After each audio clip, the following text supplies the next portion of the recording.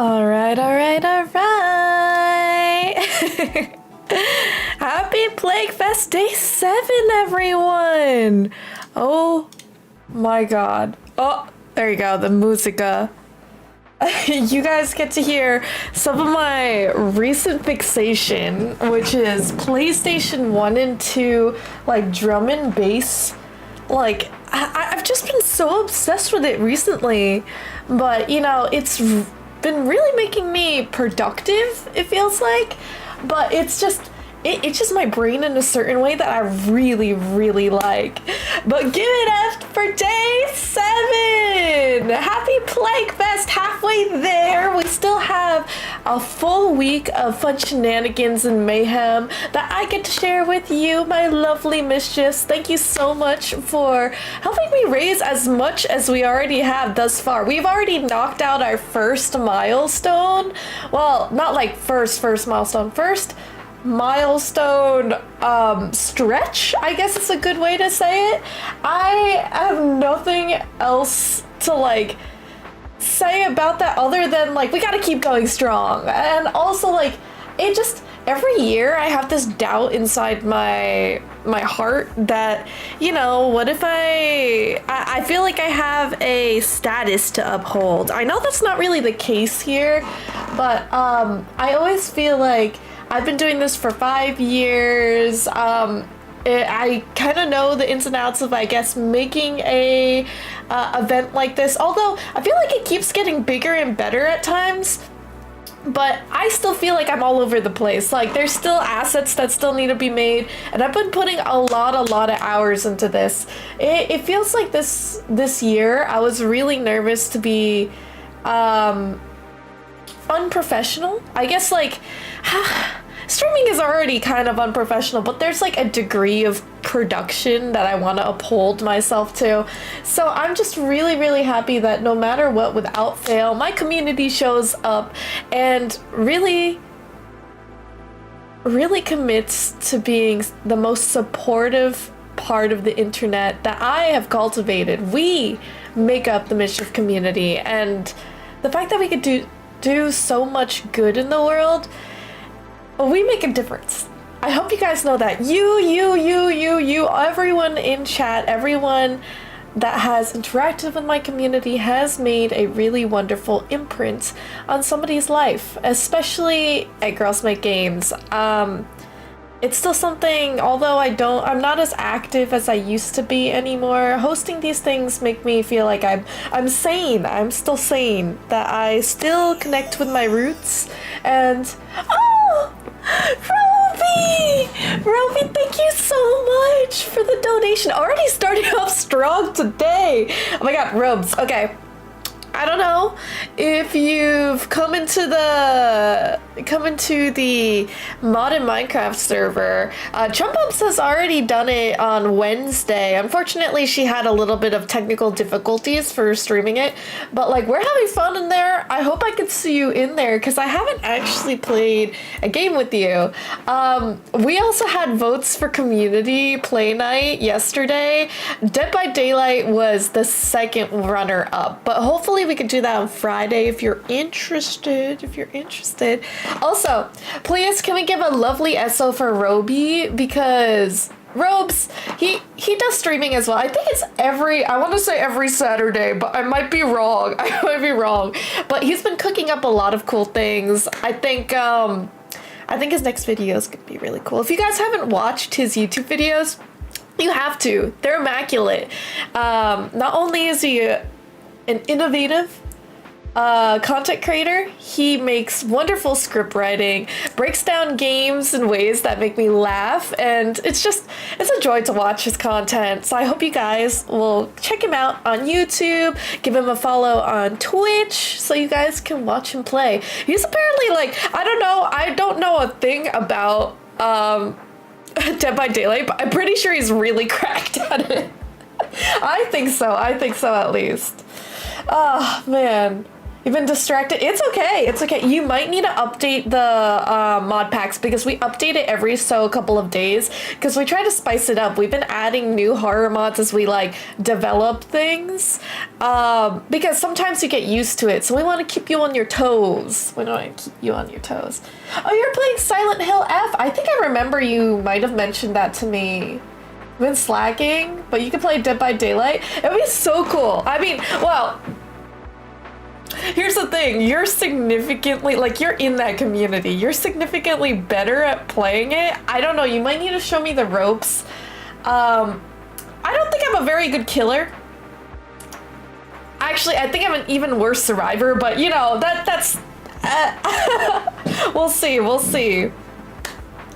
But yeah, actually, Storm, we have more than 3. We have 3 confirmed ones. I have not experienced the other ones. They only come out during the rain. We're slowly adding more. I'll show you the robes. The robes. I love that.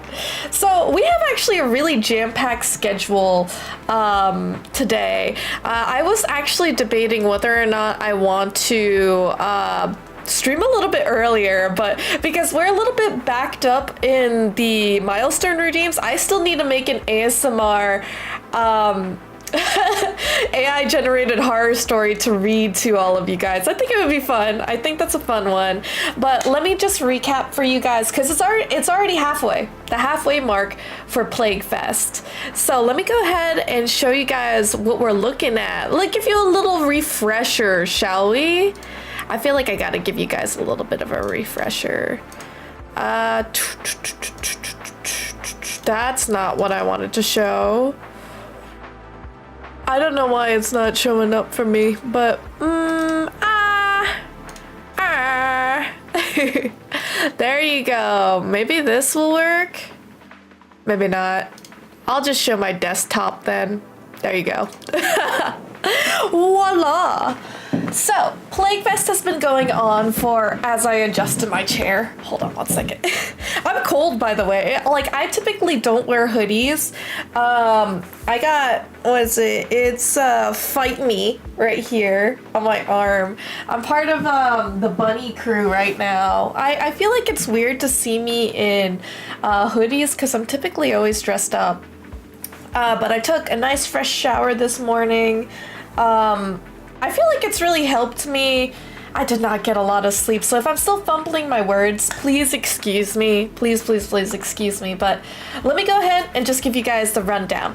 It is Plaguefest Day 7, so that means we've already knocked out 7 days of both Discord events as well as live streamed events for you guys this whole week. And that's in the midst of me working, so full-time job, Nez corporate by day and then streamer by night, just to do this because it's a thing that I have always loved doing. It's a super big passion project of mine to make maybe Plaguefest into this huge big bonanza. Hopefully, like years from now, I could have multiple streamers in on it because I'm just passionate about raising funds and awareness for the Girls Make Games Scholarship Fund, where your funds and everything that we raise goes directly to the future female game developers.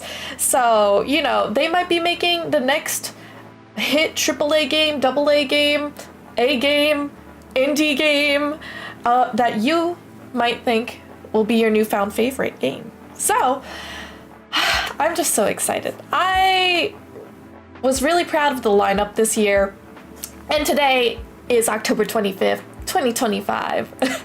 It's Saturday. We started at 1 p.m. Eastern time and we're going until 7. So that's about 6 hours of me time with you guys. But it's not only just me, because we're actually going to have our guest speakers number 2 and 3 today. But first, we're starting it off dipping our toes in the water as we have another indie game showcase. But it's not just anyone.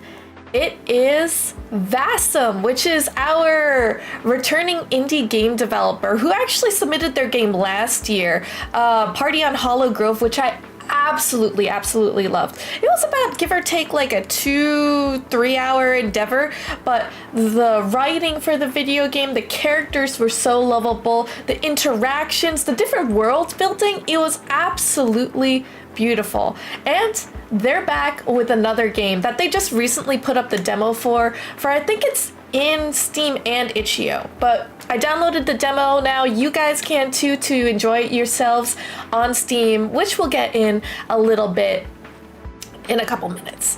But it's called Trash Dungeon. I can't wait to show you guys because I think it's the cutest example or experience. I think it might look like a bullet hell, to be honest, so I'm really excited. But we're going to be doing that from the very beginning of the stream, which is like right now, up till 3. We got a hard stop because our second guest speaker, Renee Gittins, is going to be here on stream with me as we get to interview her for 30 to 45 minutes, sharing her journey into the indie game space, but also the gaming industry. She is a really prominent developer, but also just person in the gaming space, which, if you guys don't know who Renee Gittins is, she is a board alumni from the IGDA, so that's the International Game Developers Association.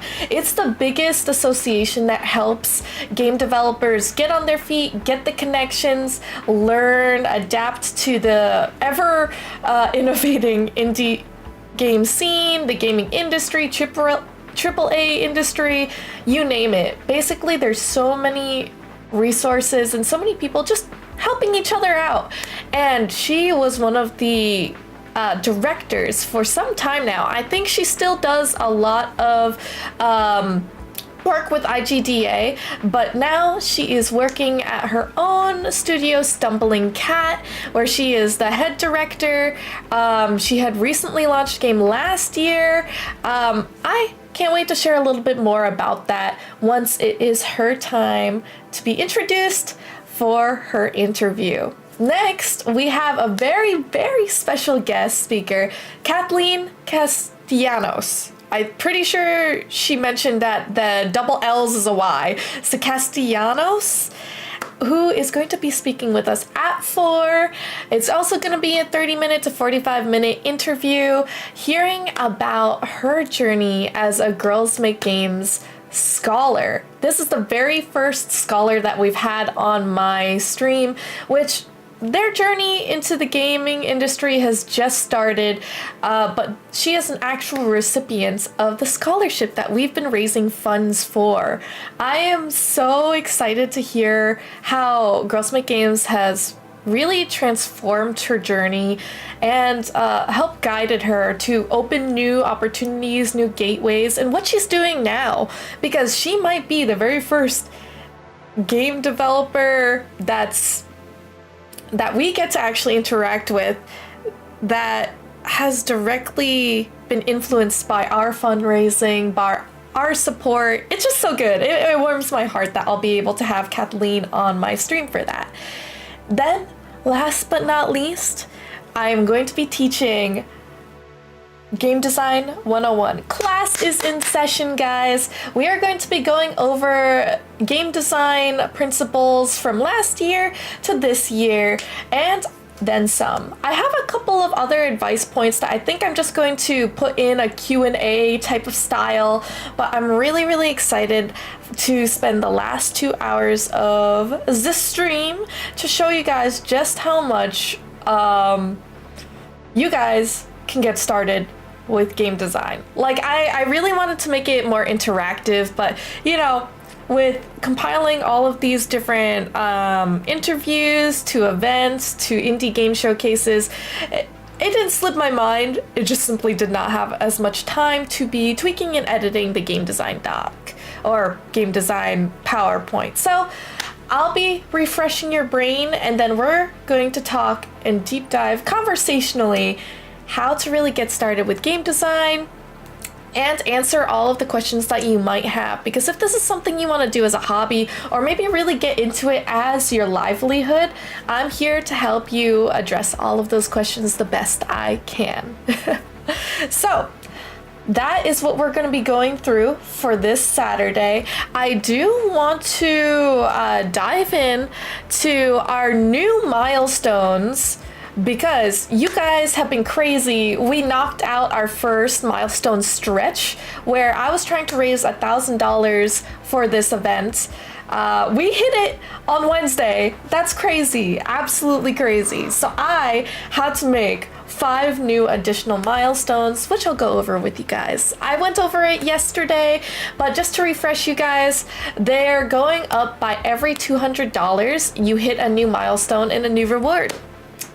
Our next milestone that you guys can hit is at 1200, where I get to make an art book. I have a lot of sketch art that never sees the light of day, but I feel like they can make their debut in an exclusive Nez Art sketchbook. I've been inspired by one of my favorite artists, Rose Betch, where I had bought all of their sketchbooks. I'm pretty sure I have all of them. I might be missing one, but as an artist, it really helps me stay inspired and see the different processes that they utilize in their own art to really make mine pop, unique, like extrapolate those different techniques to make my art better and I guess change into something that I could be really proud of. And who knows, maybe you guys just like the art that I make, or maybe you're an artist yourself. I hope I can pass on that same inspiration and love for art to you guys in an art book that you guys could definitely purchase. Hopefully I can figure that out, but that's if you hit that milestone. At 1400, I will then make a lore video for you guys. That's right, it will be a day in the life of a Mischief. It's gonna be kind of a slice of life animatic for our Mischief critters, whether we target one of our fan favorite characters like Mincy or Unova. You get to see a day in the life with them and what it kind of is to be a Mischief. If we hit it, I'll get right on my way to find an animator to develop this short little video for you guys for YouTube. At 1600, I will attend a game jam. I have done game jams previously on stream before, but this time I might join just solo and you guys can see me suffer with the given time limit live on stream to make another video game. I have been working so long on a video game for my company and with my team that I've kind of, I don't want to say gotten rusty, but I feel like I've lost sight in just making really fun games and not really trying to be a perfectionist with it. So I hope that if we hit it, I'll be able to attend a game jam of my choosing. At 1800, we will do an in real life cooking stream in 2026. Like, you guys have never seen me cook. Can I even cook? You know, your guess is as good as mine. This year I do have a lot of life events happening, but next year I, in confidence, if we hit this milestone, will set up a cooking stream where I get to show you guys maybe some Filipino recipes that you can cook at home. It will be a little bit of Mama Nezu's cooking that you guys can have and enjoy yourselves.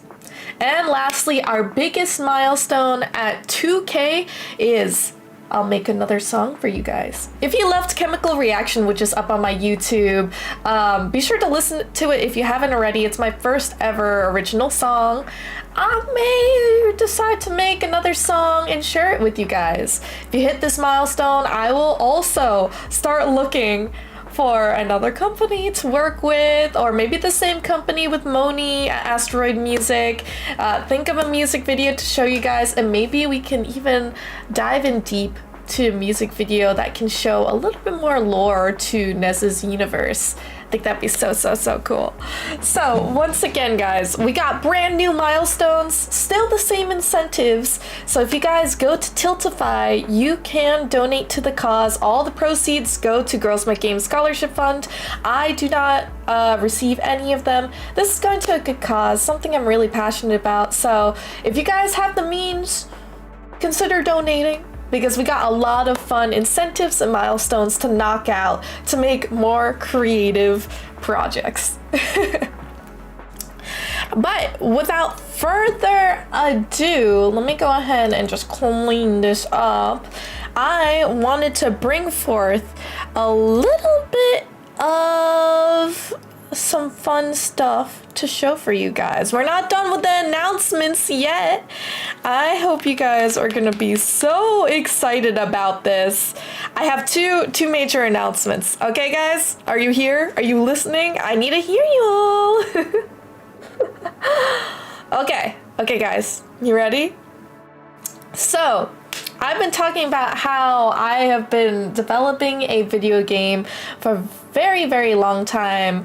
I have had the dream to make my own indie gaming company, and I'm happy to say that legally, I have succeeded in making Kuneho Studios an official indie game studio. I got the LLC, I got the paperwork to show you guys, I got the business contracts, all of that. I am officially the CEO and founder of Kuneho Studios. But that's not all, guys. That's not all. We are nearing the point where we will be able to share with you guys our own Steam page, which, I'm excited. I wanted to actually be able to showcase it for Plaguefest because it means so much to me and it's super hype. But of course, with crunch time, with Plaguefest, it kind of derailed a lot of the development and final touches for Rhythmic Radiance, the indie game that I've been working on, a rhythm-based game, and we've been in development for a while now because, you know, all of the developers are even less than part-time working on this, but I really want the Steam page to show you guys the hard work that we've been having together. It needs to look a certain way. So I'll be showcasing the Steam page hopefully by the end of this year. This is what I want to do. But next year, the game has to come out. I'm telling you, it's functional. We got a lot of the art. It just needs to start getting put together. So guys, you might need to wait a little bit longer, but I have some news for you now. So, since I've made an official gaming company, I wanted to introduce to you, ta-da! It is the newly revamped Kuneho Studios website. Okay, guys, you guys can look at it. It's in the link in chat right now. But Kuneho Studios, I enlisted and commissioned somebody because branding is everything to me, okay? And this is where you guys can keep up to date with the devlogs, with when the Steam page comes out, all of the cool updates for our company, because now I got the infrastructure here, guys. I am so excited. Just look at, okay, you guys can't see, oh, you can see it. The little bits that I've been asking for design, like, look, it looks like a little cartoon bubble for all of like the different sections. You guys will be able to see chemical reaction from here.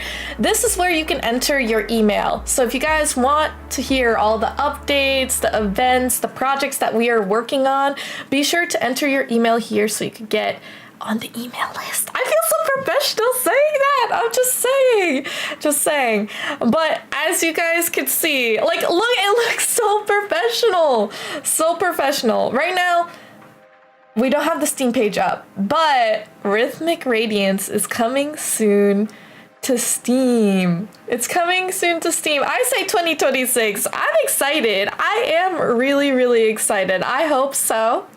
But here, you guys can see all of the game developers that are currently working at Kuneho Studios. And given we're an indie game studio, it looks professional and stuff, but I'm still looking for funding. We talked to Jenny, who is also their own founder and CEO of their company, Talofa Games. I hope that we can stay in touch and maybe I could find a way to really make this an official company where I could pay my developers what they are owed. I can make these wonderful games to just like launch everywhere. I'm excited. But you guys can see all of the game developers who have been working at Kuneho Studios on Rhythmic Radiance so far. You can also hear about the whole story, by the way, guys. All here, super interactive. I just love it so much. I just love it so much. And if you guys want to see, we have our very own blog. We have our own blog, so you guys can hear about Rhythmic Radiance, a little bit more about it, because I've been keeping it very covert ops, but hopefully I'll be able to share little tiddlywinks to you guys on my socials for Kinea Studios. Also, we went to GDC last year. I don't know if you guys actually got to see a lot of the blog stuff, but you guys can see that we were there. Like, you could see how many people were at GDC, the Game Developers Conference, and our experience so far as developers. I can't wait to do this because I want to make more logs, some developer stuff. Like, it's just something I really, really love. I know, they grow up so fast. I'm gonna cry. But, and then I feel professional. We gotta contact us. Little section, by the way, if you guys ever want to do collaborations, if you guys got ideas, or you just have inquiries for Kinea Studios or any of the games that we develop, you guys can contact us. I even have press kits. I mean, Rhythmic Radiance is not yet up, so as you can see, it's still work in progress. It's coming soon. It's coming soon. But we got official socials. You can even see my little mischiefs popping up. Oh, it's so cute. So, reminder, guys, now that my new amazing website, I'm so happy for it. You guys can enter your email to subscribe to the mailing list and get notified for when the Steam page comes out, any events that we have, and any of our future projects. So I'm so excited! I'm so excited. Please spread this around for anybody who might be interested in being a part of our community as a Cuneo rabbit, which is funny because Cuneo translates from Tagalog to rabbit. My whole family has gamer tags that are associated with rabbits. My sister, her husband, my dad. Like, my mom's not much of a gamer, but like, me as a little mouse girl running a company that represents rabbits is kind of funny. I'm not gonna lie, but I hope you guys will support this new endeavor as I am now an official company owner. Kinda wild. Kinda wild. But that's not all, guys. That's not all, guys, because if you do exclamation point giveaway, we are hosting a giveaway. So it was a little bit of time to get this up and ready, but for the rest of the week, we're in the halfway point of Plaguefest. GMG, Girls Make Games, wanted to give back to all of the wonderful supporters. So we wanted to share the love, and we'll be giving away 6 branded t-shirts of your choosing, whether it's Girls Make Games or any of the games that they have published, as well as 10 plus game keys for each GMG published games. So that's Finds Me, Shredded Secrets, and What They Don't See. So that's actually 30 different game keys. We're gonna be doing this in a spin the wheel type of style, where basically whoever wins, we're gonna speedrun this, whoever wins the giveaway gets to spin the wheel, and whatever they land on gets one of these prizes. No, we have a bunch of prizes, and to be honest, I feel like there's just so many.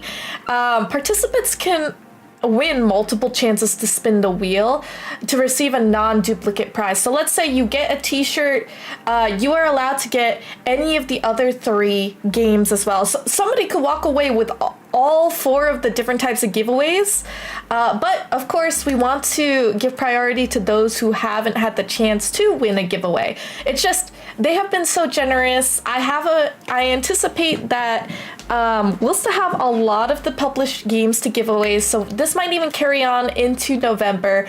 But I'll be pulling at least 5 winners each day, starting from, I'm trying to do the math right now, starting from Sunday. So get your entries in. It is 500 Parmesan points. That means you guys just have to watch the event, and you'll be able to earn points to enter this giveaway. So be sure to do exclamation point tickets, I think, and then you put in a number so you can get your first ticket free, but you can also purchase more to be a part of this giveaway. So we'll be doing this every day. I think it will start a new giveaway each time. We'll see. We'll see. Hi guys! Hi! It's good to see all of you. It's good to see all of you. You could see all of these stream elements perks for this giveaway on the side. I won't go over all of it because I don't want to compromise too much time for our indie game showcase. But want to tell you, we have giveaways going live. We'll pick at least 5 winners each day starting Sunday. So be sure to rack up those Parmesan points and join in on the giveaways to get free merch or free Steam game keys for Girls Make Games published games and branded t-shirts. So lots of notifications, lots of announcements. It's so excited. It really is. You guys, I feel like, have a lot of Parmesan points. You probably do have a lot. There's a cap on tickets. There's like 5,000 that you can buy. Yeah. But once again, I actually forgot. I haven't even said thank you, or I haven't even said hello to all of the mischiefs in chat right now. Oh my god. So hello everyone. We had Robes earlier in chat. We got Storm, Key, Rosie. It's always good to see you guys in here. I'm pretty sure I spotted Sir Senate in chat. We also got Bot. We got Luke lurking in. Hello. Oh, and then Unkindled is here. Thank you so much for playing on community night. I had so much fun. You aren't the cheese master though, unfortunately. Your crown has been usurped by Curse James. That was crazy. Scrubs, it's so good to see you yet again in chat. Thank you so much for coming by. It's always great to see all of you. We got Amu. Okay, am I saying your username right? Amu da derp. Like Amu da derp. That's how I read it as. I just want to know. But we got Average in here. We got Evan. Hey, Evs. How you doing? You're a bit too poor to buy all of them? No, Storm. I think it's 5,000 each person, so we'll see. It's such a cute username. By the way, guys, Amu in chat is going to be one of our interviewees for today. It's our 2024 GMG Scholar. Let me go ahead and make sure I notified. I just remembered I need to make sure I notified the game dev for Trash Dungeon Bassam. So please give a warm welcome to Amu, aka Kathleen Castellanos. Hopefully, did I say your last name right? Did I say it? Because I'm pretty sure you said the L's were like a Y. But I can't wait to interview you on stream in a little bit. I didn't know exactly how much I should put it up for, so that's how it's pronounced. Well, okay, it's good. But I am just so excited for today.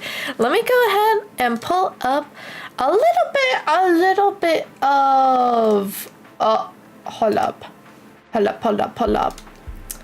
I'm pulling up a little bit of information for today's indie game showcase. It was here. I accidentally exited out of it. So let's see. Start page. Oh, wait, somebody donated. I can't read how small. Hold up.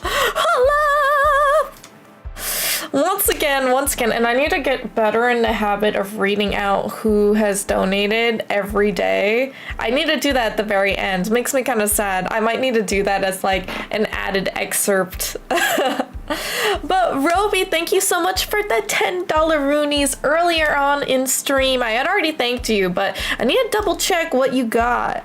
Okay, a kindness hex, which if any of you guys got the incentives, a kindness hex is a written, designed like little motivational line, speech, or kind words given to you, personalized by me.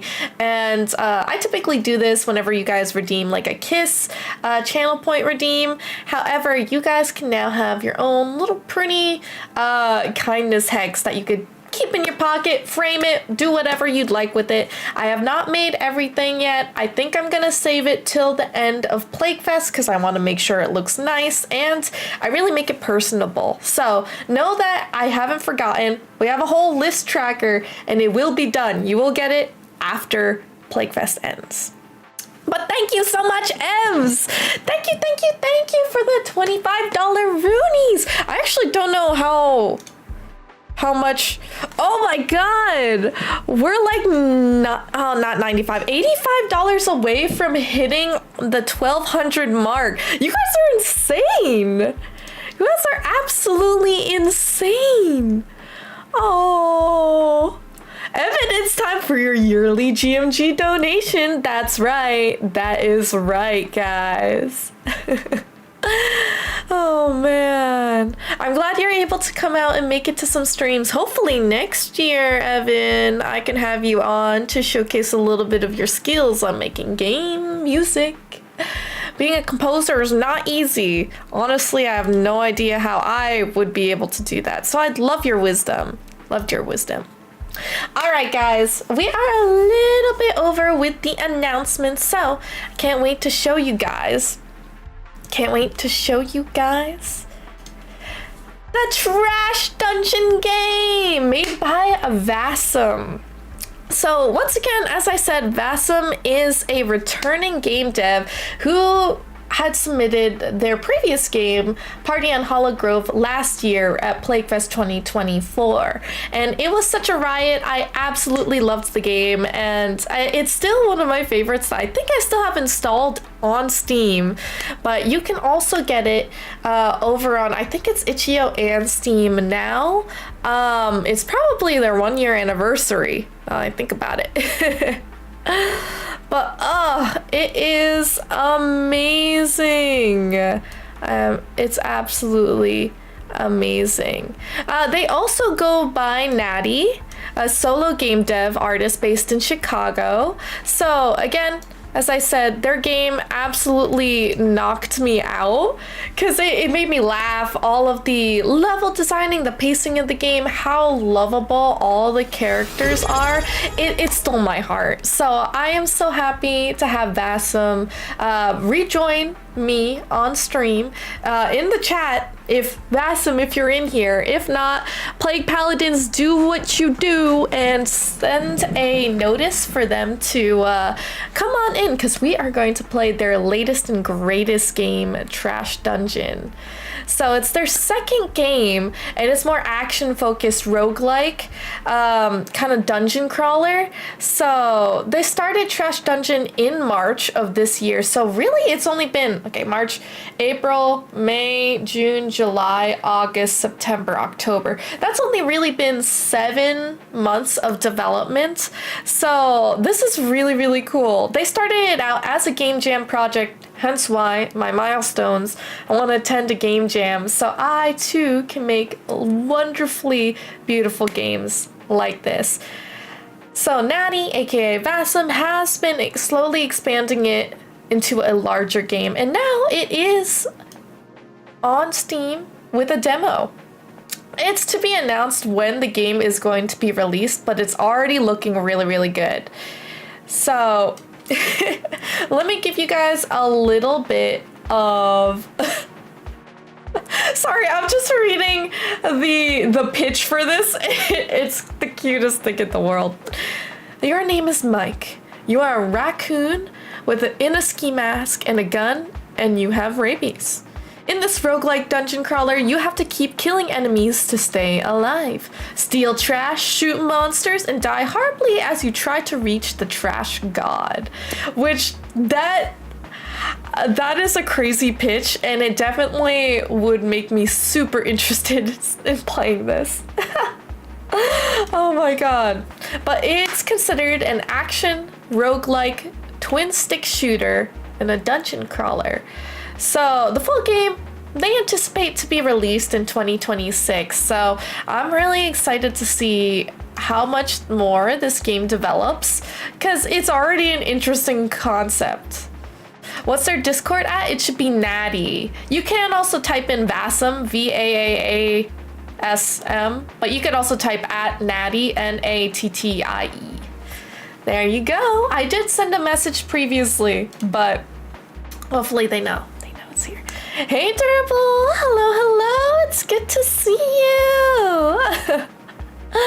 Oh, this is so good. Good morning or good afternoon for most people. So, Trash Dungeon Demo. I want to watch their trailer, because trailers always are a pleasure or a riot to watch. So let me go ahead and make sure the audio comes through loud and clear. Let's see, we got Steam. Let's double check. Does the music come in? All right, let's make it a little bit louder. Okay, before this actually starts, let's see, guys. Oh my god. Okay, hold on. I feel like we gotta at least move the chat box. The chat box, because I want you guys to be able to read all of this. Okay. Your name is Mike. Oh, you're freebies. Oh, her tummy hurts. Ooh.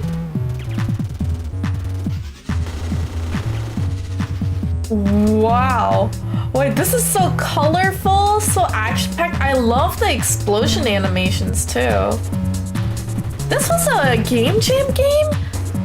How long did it take you to make a submission? I kind of want to see what your original first iteration or concept to be. This is crazy. Rack up your combo. Ooh. Find powerful treasures. Kind of reminds me of Binding of Isaac. And also, I've made a roguelike before for my senior game capstone. So it's really giving me those vibes. Mine was 3D though. I really love the idea of like a 2D. 2D would have been really cool, because this looks so beautiful. Maximize your treasures. Ooh. Was this all in the first iteration? I would have not think so. Game jams are pretty small, so. The Trash God. Oh, no! Or become one. That's so cool. It really gives me retro vibes, which I really like.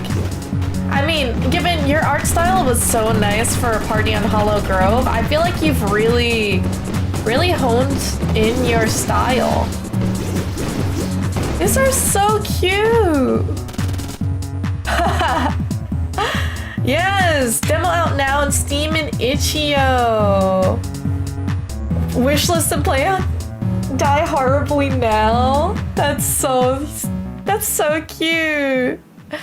This is the jam version. Oh no! Okay, Vassam, I'm so sorry. The links are forbidden in chat. The forbidden linkage. It's for the safety of my community and the safety for all of you guys, you know. So, safety for me and my community. So feel free to just send it through the Plaguefest Discord and we could shoot it out here. It's just because either my mods will vet it or we just, you know, protect my community members from harmful links. But it was a 3-week game jam, so it's just about like less than a month. That's kind of crazy. Oh my gosh. Wait, but that's crazy. I already have it installed. It looks like it has full controller support already. Single player as it's shown. It looks like there's only one level. I wonder if you actually would consider making more, because, you know, a party on Hollow Grove had so many different scenery and settings. I wonder if you're just cooking up in the background some new levels, or maybe the demo is just in one level, so that's gonna be pretty cool. You could post it in in Plaguefest the game features, because I'd love to see that. But let me just read a little bit about it. I'm gonna add this to the wish list, by the way, because I really would want to. I want to play this.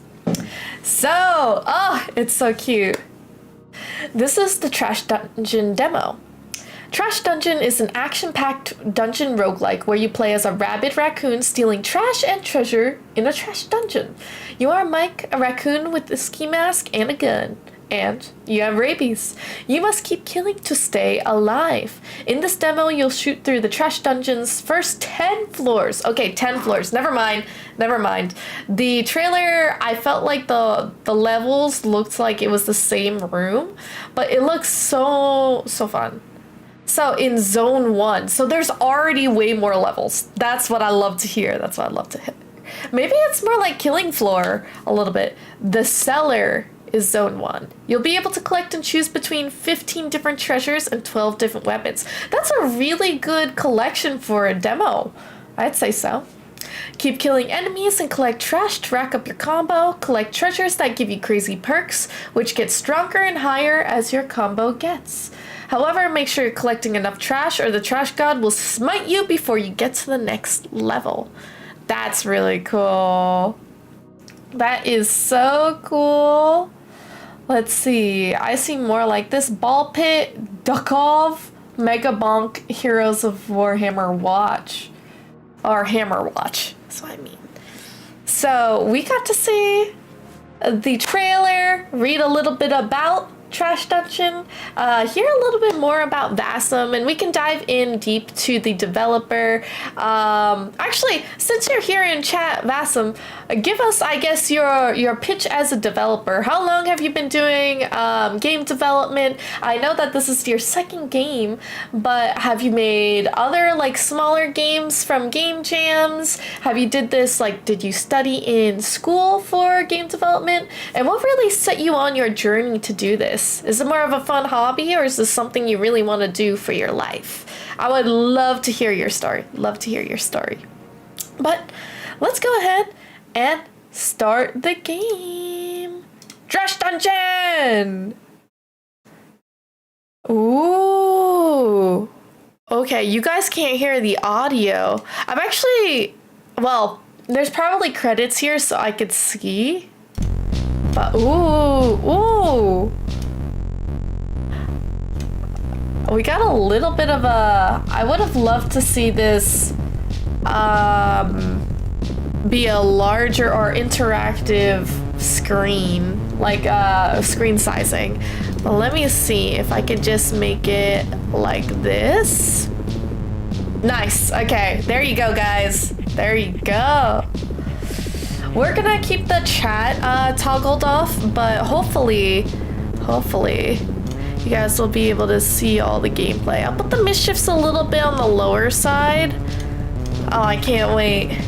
There aren't many options. I understand, Vassum. Like, you know, the gameplay comes first before the options. Then again, when I was doing my senior capstone, I found it really prevalent at least to give the basics, like the resolution, the audio, the ability to change the audio, mainly because of I'm a really big advocate for accessibility, and like if the audio is too loud, it can be pretty jarring to play the game that way. However, it's hard because I did that at the very last thing, and then my UI just like could not dynamically change. It could not size to the same settings. So that's why I always think about doing it at least midway through or a little bit earlier than that. So I'm excited. You first started making games using Game Maker when you were like 10 or 11. A lot of people seem to start when they're like in like, is that middle school age? I think that's middle school age. I did not start making games that early. Honestly, I wish though. I know, did you make this music? You can wishlist it now on Steam. I'm just looking, ooh, so the copyright is, oh, that's like a nice little touch because this goes over the wishlist now on Steam, but you could see it's almost like a 2D level. Ooh, wait a minute. That's crazy. Oh, there's a black box here that covers the cursor design. I didn't know that. I don't know, Vassum, if you knew that either. Let's see. Vassum here, it's also covered a little bit.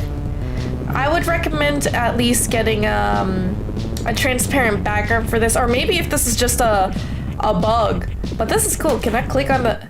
Wait a minute! Oh, well. The mouse going under is definitely not intentional. Why for every indie game I end up breaking it? Even all the games that I have actually showcased so far, I have been breaking. I'm so sorry. You did do the music. I think I might have asked you that for Party on Hollow Grove as well. Would you like to have a tutorial? Would you like to have... I can't read. I can't read, guys. Would you like to have tutorial slides on your first run? Highly recommended? Yeah, let's... Ooh! Whoa! Okay. I love the visual and auditory feedback. I know this is a really small thing, but it like leapt out on the screen for me. This is so good. Your name is Mike. You have rabies. You must keep killing to survive. Oh, this makes me so sad for Mike. Also, this hand is so cute. Let me see. Everything looks good. Click to proceed. Zone 1, the cellar. Even just damaging enemies bumps up my combo meter. Oh, look at it! It's like dancing! Okay, we got health. We got our weapon here, which kind of looks like an Uzi. We could switch it out with a secondary weapon. 96, I assume, is the bullets. Trashy. So I'm assuming these points is kind of like what I need to appease the trash god, but also like, I guess, my high score combos. Different treasures are like the power-ups. I'm not entirely sure what that is, but zone 1, floor 1, pretty good. Let's see. 7 rooms to the elevator. That's cool. It says this room is safe. Ooh. So all of the information for the UI is at the top, it looks like. And the only thing on the bottom would be the, oh my god, I'm blanking right now. It's the dialogue system. The trash god. Who dares to ransack this sacred dungeon? A rabid raccoon child. Very well. You must collect 300 trash to leave this floor. Oh, okay. Even though it's a demo, I love the tutorial. I love the tutorial already. Looks beautiful the way that you guys are illustrating this. Oh, we love it. WASD to move. Some tutorials or some games do not really have as robust as this. Just love it. Let's see. Use the mouse to aim, left click to shoot. That's good to know. I would say that the notification of what floor you're on came a little bit quick for me. I would also prefer the option to, like, let's say somebody needed to grab water. They weren't expecting to be lunged right into the storyline or dialogue. And it looks like that the dialogue, at least you have to click to proceed. It doesn't just automatically proceed, which is good.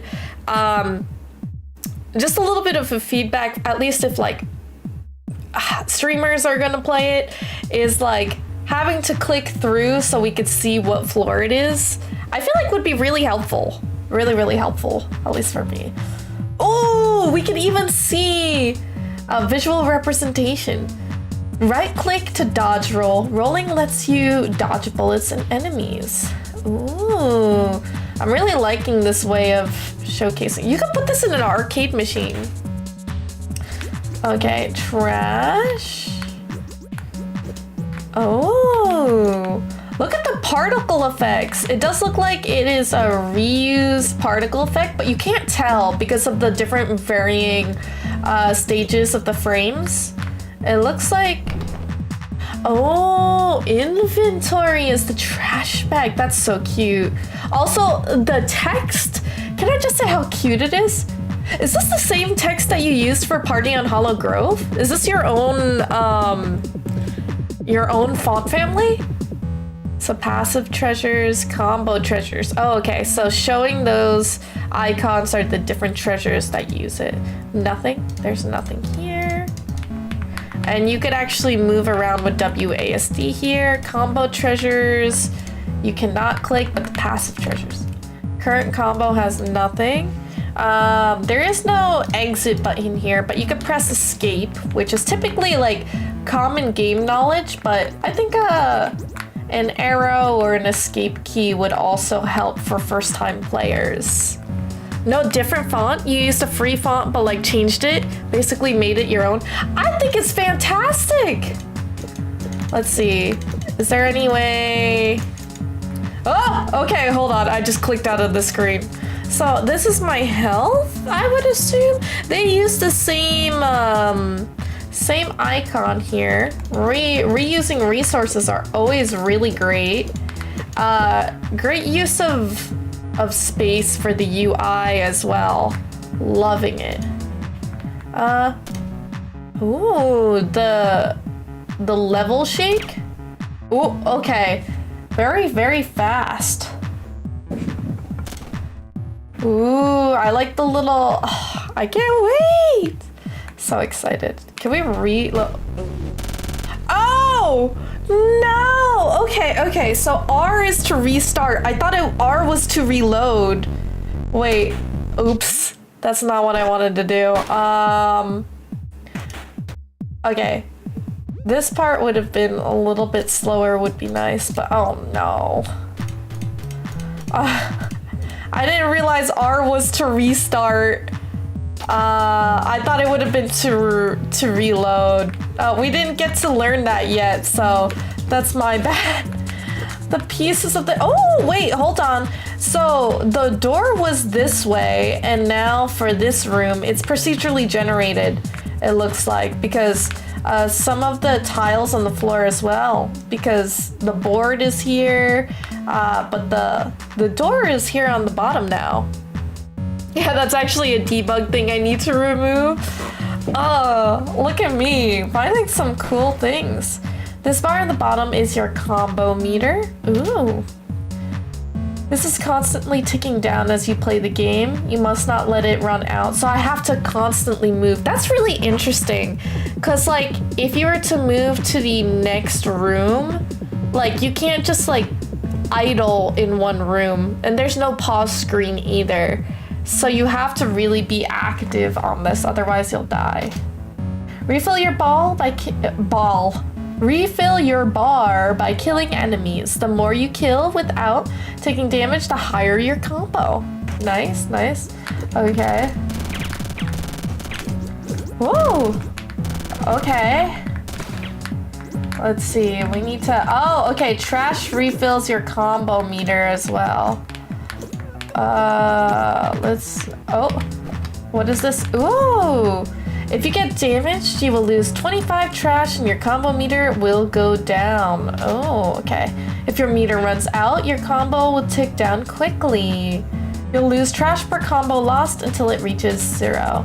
If your combo reaches 0, a 5-second death timer will begin. You can only save yourself by getting a new kill. This will set your combo back to 0 and fill your combo meter. Oh no! Wait, I wanted to... Oh! No! Wait, oh jeez. Okay. I see. Oh, this is really cool to see though. You were killed scouring the trash dungeon. Kills, highest combo, trash. I wish they could spawn too. Ooh, okay, recycling of animation here, which I like. No audio cue for this, but let's see. You can pause the game if you need to, press enter cue. Oh, they didn't teach me that. That's crazy. Let's see. Okay, so this was the safe area. We need more trash. The little trash icons look so cute. I really love it. Oh, okay, let's try this. Oh wait, there's a little more. Okay, let's save a couple. Oh, oh no, okay. Alright, let's see. It kind of reminds me of Pac-Man. Oh no! Okay. Let's get this. Ooh, let's get this. Okay. Ah! Okay, we gotta get this.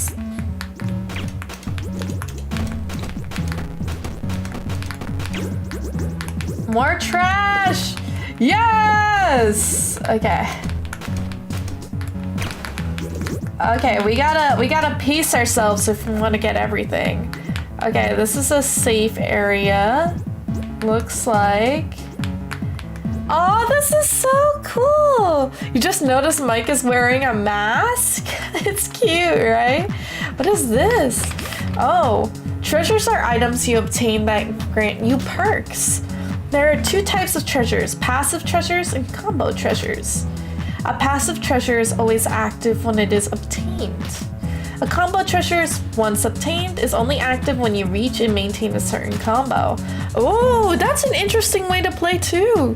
Combo treasures are placed in slots from 1 through 10 and are activated when your combo reaches that slot times 10. Oh. For example, a treasure in slot 1 will activate at the 10th combo. However, each slot number also indicates the strength it will have when activated. So a treasure on slot 2 will activate at 20, but it will be twice as strong, and so on and so forth until slot 10, which requires a 100 combo. Oh wow. At the start of each floor, you can use the treasure bag to reposition or discard your treasures. This way you can make awesome treasure combinations and become crazy powerful. How did you... Basim, this is a really interesting, mechanic. Are you inspired by any other games? Or, how did you decide this, I guess, feature? Or, passive treasures and active treasures? Because, when you thought of, the combo treasures, I thought that I would need to press them because the numbers 1 through 10. But it's actually once you gain the combos. These are all conditionals, which is really, really cool. Looks like you switched your weapon, by the way. Press shift if you want to cycle through them. Ooh, okay, that's why. That's why I did it. It should have shown you how to do that, but I think it didn't since your timer ran out when you picked up a new weapon. Oh, that's my bad. Oh my god. But this is awesome. Okay, cleaver. Enemy corpses and blood splatters count as trash. Ooh, okay. Let's see. So those weapon, I would love to hear the different change. I know there's no visual change to the raccoon, but the weapon you could see, ammo is trash. Oh, I see. Okay, okay. Healthy, you got 3 different hearts, so if you get hit again. Oh. Okay, let's try this. Okay. Okay. Let's see. We're gonna make sure.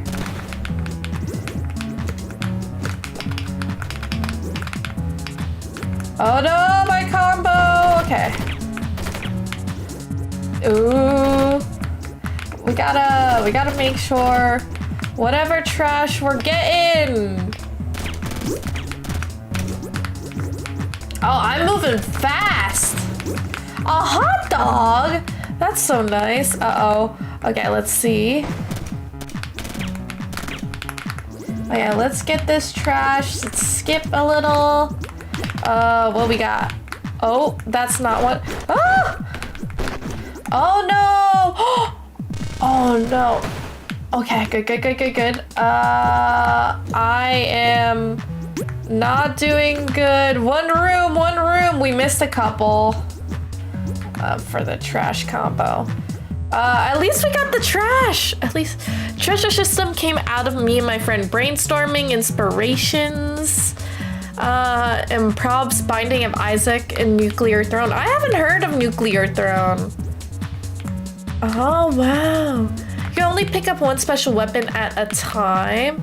The others will be your trash pistol. Can I roll and grab a couple more trash pieces? Okay, good. There we go. Oh yeah, okay. Oh, we got a lot of trash. Oh, floor 2, we got 10 floors. That was only about 5 minutes. I love trash. Oh, you must collect 600 trash to leave this floor. Oops. I see that like the bar on the bottom actually kind of like moves a little bit as we add trash. I don't know if that's intentional or not, but okay, let's see. We got the cleaver, count as trash. Wait, what? Back? Okay, if you press back, there's a button where it just removes all of the other visuals. Vassum, I just meant to check it out. I don't want to discard it, but this is kind of interesting. Okay. Okay. That's interesting. That part of the menu. Honestly, so good though. So good. This is already, like, they're not game-breaking bugs, Vassum. This is really good. Let me see, I'm having a good time. Ooh. What the? Oh my god. Oh, no! Okay. What is that? A trash can? Okay. Oh, no! Oh, I thought I could have dodged that. Ooh. It's still the disrespect on my body from the trash goblin. He's like the Cookie Monster on a bad day. My god. Oh, wow. That's crazy. My combo, though? Wait, okay. No! Don't say sorry that there's a lot of bugs going down. Oh, so there's a lot of different voice lines that it cycles through. Oh my gosh. So you do all the programming, the art, or did you work with somebody with this? Because I haven't seen the credits yet. I'm just bad at my game, I guess. What the? Oh! Oh no! Okay. Okay, let's go.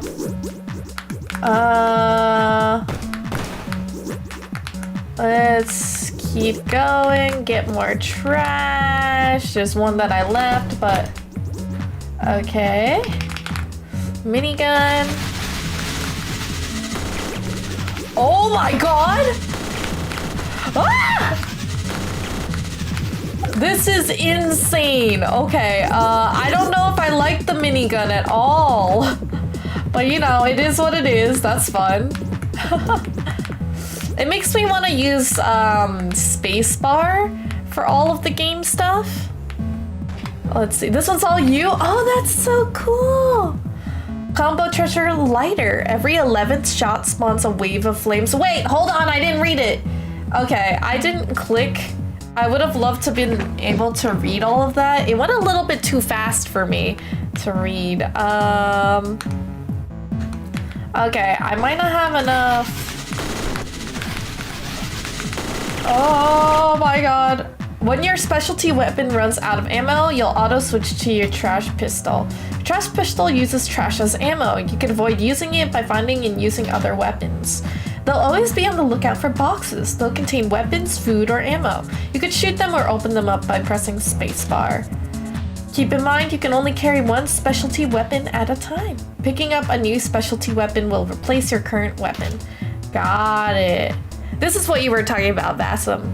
You can always switch between your specialty weapon and your trash pistol by pressing left shift. I would love to see if you also added the left shift key. Okay, let's see. Please. Oh no! I wanted the new gun! Wait, no! I want to play again.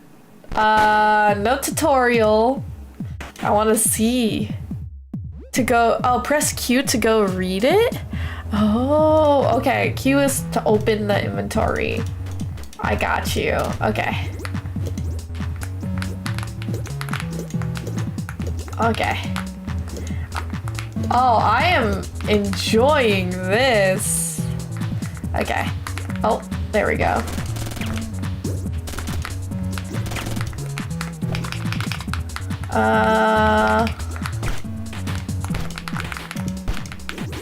Okay. Let's make sure we get all the trash we possibly. Okay, there you go. We gotta make sure we got that. Assault rifle? Ooh.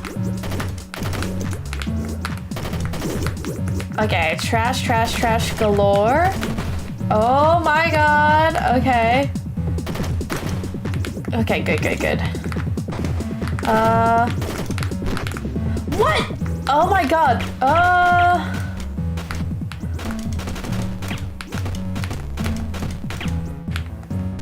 okay, why is it so hard to do this? Okay, this makes me sad. Very sad, actually. Oh no! 4 rooms until the elevator? I don't have any more ammo! This is a tough one! Okay, let's see what we got here, guys. Cleaver! Okay. This one's a good one. I like this one. Yeah. Oh, okay.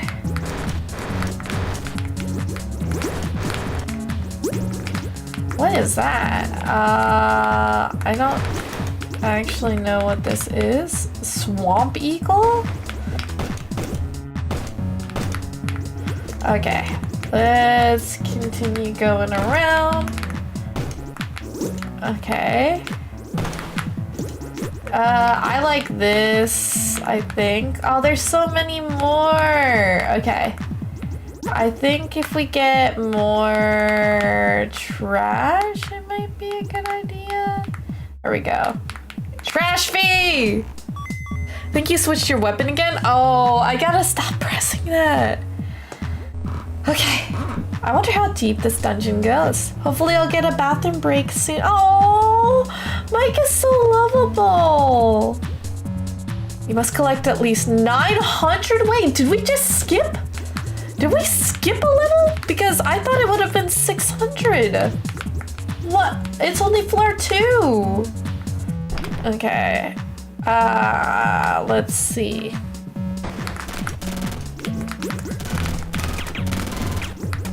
Okay.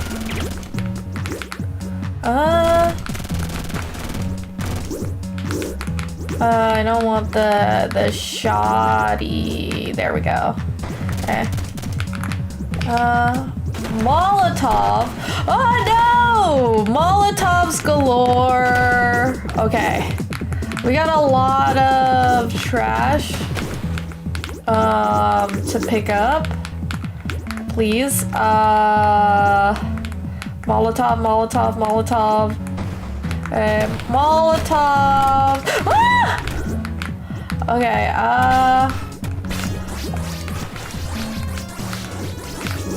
oh, wait, what is that? That was cool. Really like that. We're going fast right now. Oh, what is that? Vampire teeth causes 1 bite damage to an enemy that damages you and those near it. I can't seem to read that. Oh, there you go. Combo treasures, vampire teeth, used in those near it.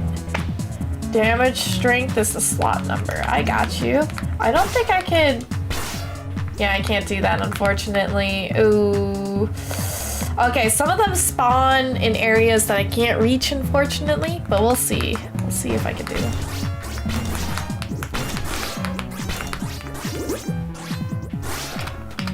Oh! No! Ah! I was so good! I will never be able to get to floor 10 at this point. My butt's kind of itchy. Oh, okay. I just gotta be good at this. I don't think oh man, I'm so slow now. Okay. I'm just bad at roguelikes, guys. I know I am. I could be like dodging Nancy. This is kind of interesting that we got the first one. Ooh, a new one. Mirror Shard. Every 11th shot shoots backwards. As well. Oh, it's a combo treasure. So, combo treasures grant their perks when your combo count has reached the slot number. Every 11th shot shoots backwards as well. Shot number is reduced by the slot number. Oh, okay. So,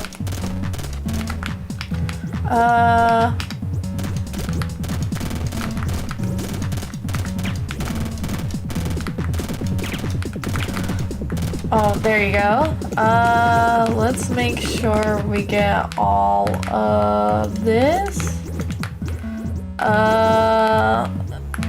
Enemies. Okay. Okay. Let's make sure. Okay. Nice.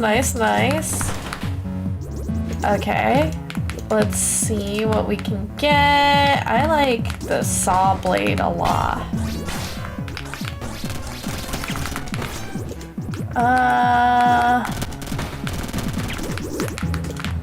Oh no, come on. We gotta get more of that trash in here. Okay.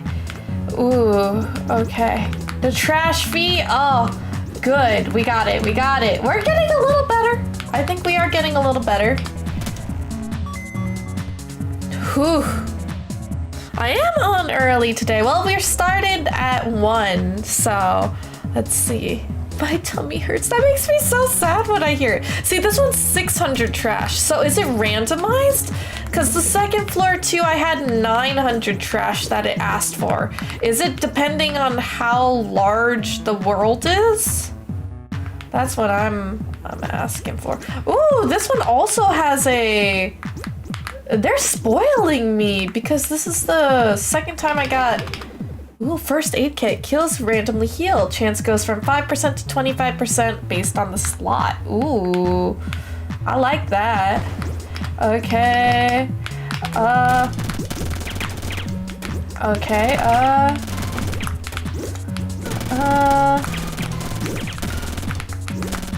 okay, let's make sure we gather all of these. There we go. Whew. We're going fast. Okay, some off shotgun. Okay.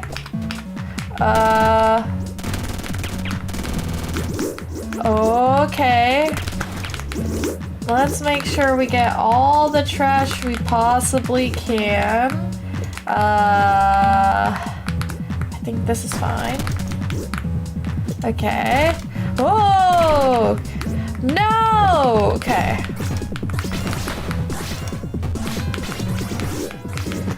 Okay, let's make sure. Oh, we got hit once. Okay, let's make sure we get through. Ooh, Molotov. Ah! No! Damn it! Okay, well, this is not the easiest to do, I will say. Okay. Ooh, okay.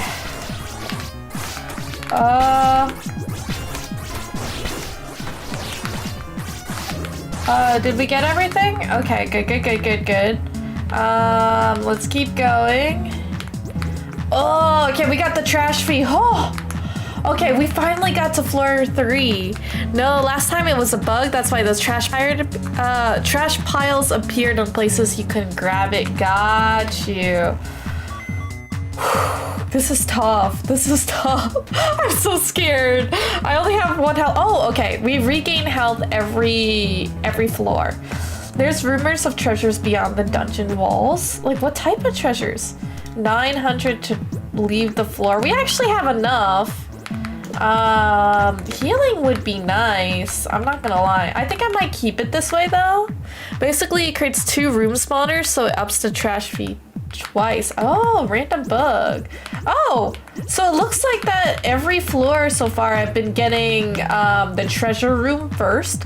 Is it supposed to do that? I feel like it's not supposed to. Roadkill makes you extra rabid. Strength is multiplied by slot number. Let me see this. Makes you extra rabid. Strength is multiplied by slot number, but countdown and combo are much reduced faster. Okay, I think I want to keep it. Oh, it's already activated. I'm so scared.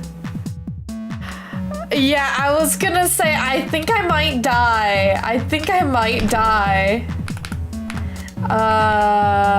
You mean the roadkill? I'm scared. I wonder if I could do it. What if I move it to the first one? I like the heals. I might keep it to this. I think that might work. Let's see how it goes. I might just be really bad at this, but okay. Ooh, what are those moths? What? Okay. Okay, they deplete a little faster, but I think it's fine. Ah! Okay. Oh no. Oh, I have a shoddy. Oh no. Okay. Ooh, let's make sure we get the trash. Ooh. Okay, I hate that one. Let's get that ammo. Let's make sure we get everything. Okay. Ooh, I'm scared. Okay. Oh no. Where am I? No! Oh no, I couldn't see. Oh, I was doing so good too. Okay, we need to make it to floor 10. We need to make it to floor 10. I'm getting better. I'm revving up. Okay. Oh, that's I really like this. I think what you should do if you want to make this like a super big hit for streamers is if you did like a little bit of integration too. Like it'd be really cool for players to interact with this, kind of like what is it called? Dead Cells? It'd be really cool to see players be able to like spawn in enemies. Spawn in enemies or give you like benefits or health or different items. I feel like roguelikes are really good with that. Yeah, games could do that, like a Twitch API integration. Basically, you would have commands so people can type in !heal and it would like show as a bar, let's say. So, ooh. Oh. Fireworks. Bullets sometimes combust in fireworks. Higher the slot, higher the spawn chance. That's sick. Viewers. Yeah, sorry, my bad. I meant viewers would be able to like do commands and help vote on like what the next, I guess, difficulty of a dungeon. Like Dead Cells does it a lot. They could have people as companions. So like, let's say you're a chicken that heals you or something like that. It's kind of a really cool way to like you can even say remove a treasure. Like if the chat wants to punish the streamer, which is honestly makes for a really cool interactive experience.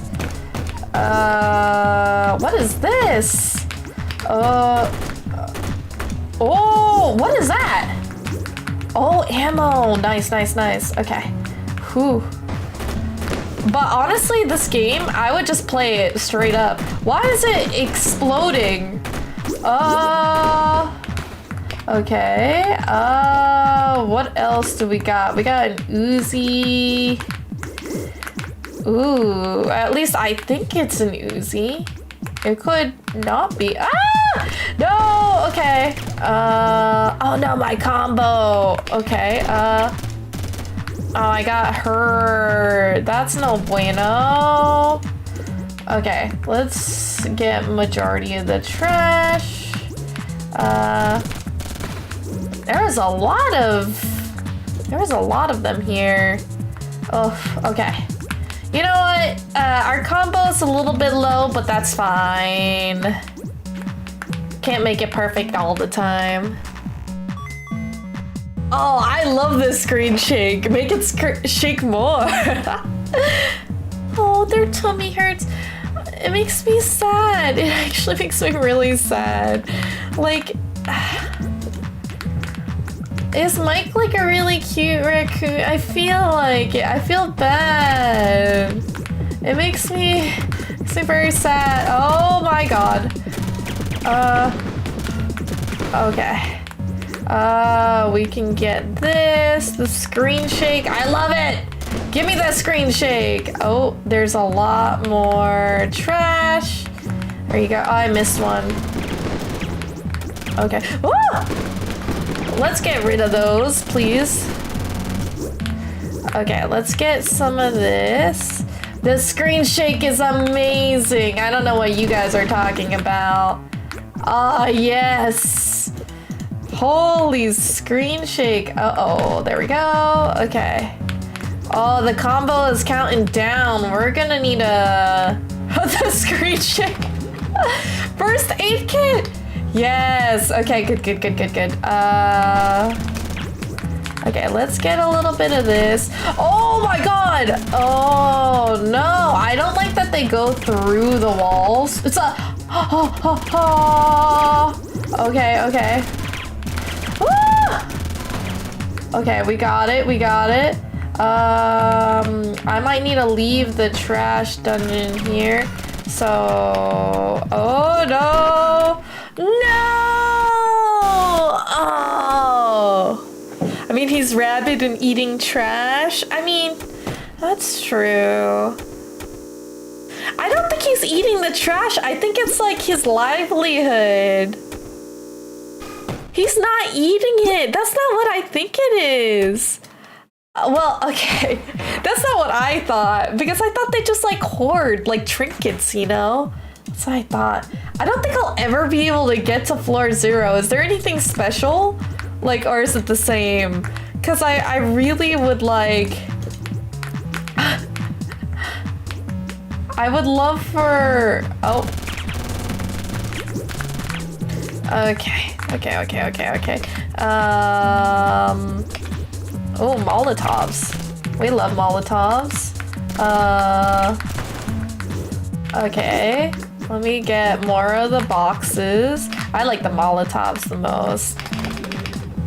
Ooh, gasoline. Player leaves a trail of gasoline, higher slot, higher frequency after slot 5. What did that say?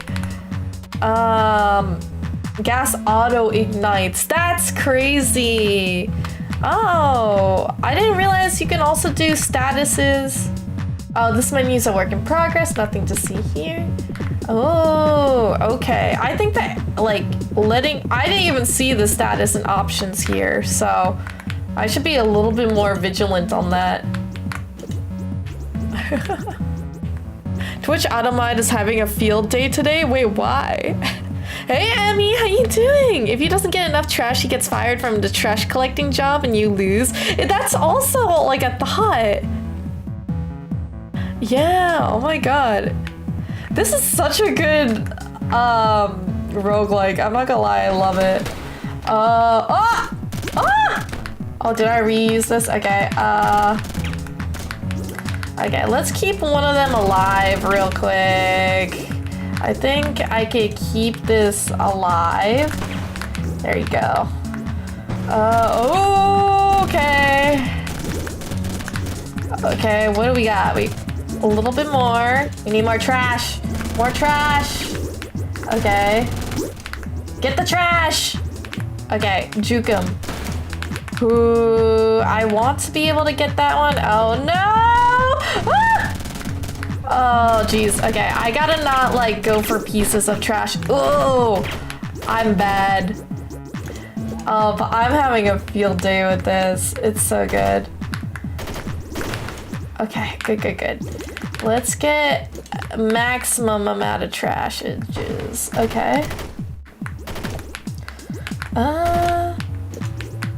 I think what I want to do... Oh, I'm so fast now! I'm so fast! Super good. Honestly, I was playing Jenny's game, Monster Walk, the other day. I want to get on my walking pad so I can actually continue with the game, because the currency of how you progress is your steppies. So I'm really excited about that. Honestly, I've been loving every indie game that I've been able to play. I can't wait for most of them to be released. It's hit trash, you're trash, and who's trash? Oh man, I'm so sorry if it started hitting you with that. Oh. No trash talking, I guess. I miss drinking water. Oh, this makes me so sad. Does that mean rabid raccoons? No, they have to drink water because raccoons wash their food in water, right? Floor 2 says I need to collect 900 trash. We hit another bug again. So far it happens every so often, not all the time, but we'll see. We'll see. Man, having a combo of 40 before was pretty good, I guess. Oh, roadkill. Oh, we're gonna need to change that real quick. Let's move this upwards. Okay, good. Extra rabid. Oh, okay. Oh no. Okay, let's get the sawed-off shoddy because I hate this. Ooh, okay. Oh, come on. Oh, okay. Stop hiding! Stop hiding! Okay. There you go. Ooh, okay. We need to find a different gun. I don't want the shoddy. Okay, nice. Let's get majority. Oh! I hate this thing. Ah! Oh no. Okay. Oh. Ah, damn. Okay. Oh, this is hard. I'm glad we got a hot dog to heal ourselves. That was scary for me. That was scary. Yeah, I want to make it so treasures like roadkill are cursed, so you get them through cursed chests. That's really cool. I like things that like give you a lot of bonus to it, but you know, nip you in the butt. Ooh, that's kind of nice. Okay, let's see if we could do this.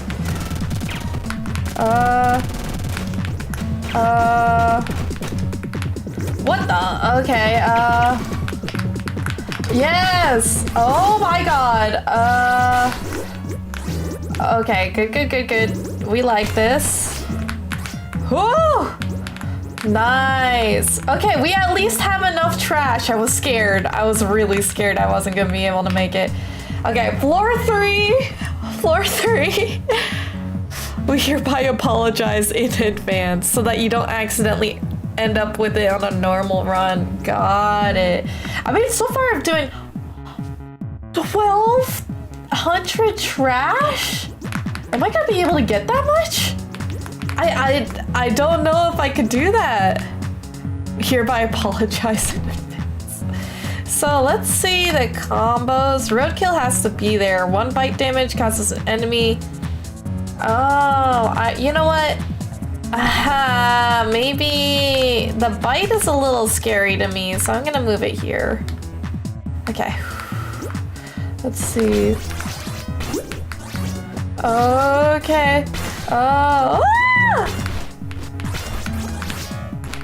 Oh. What? Come over here. Okay, there you go. I do like Molotovs, but this might be better my time. No! Oh my god. Oh, no! I got cornered. I got cornered. I could have used the gasoline. I'm never gonna get past floor 3. Has anybody actually gotten past floor 3? I'm sad. Okay, I think this might be the last run. Maybe, mayhaps. We're gonna need to see. We're gonna need to see. Oh, let me double check real quick. I need to make sure everything is up and readied for our interview in a little bit.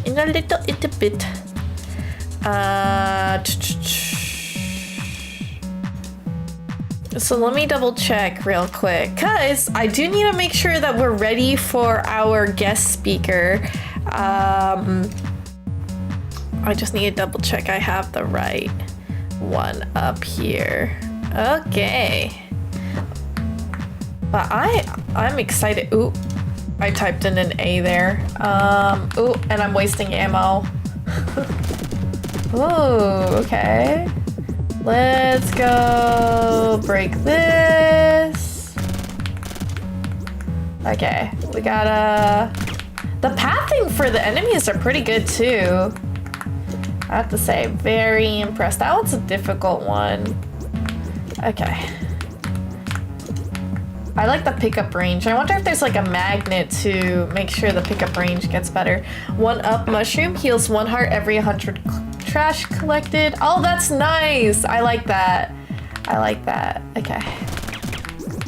Okay. Ooh, okay.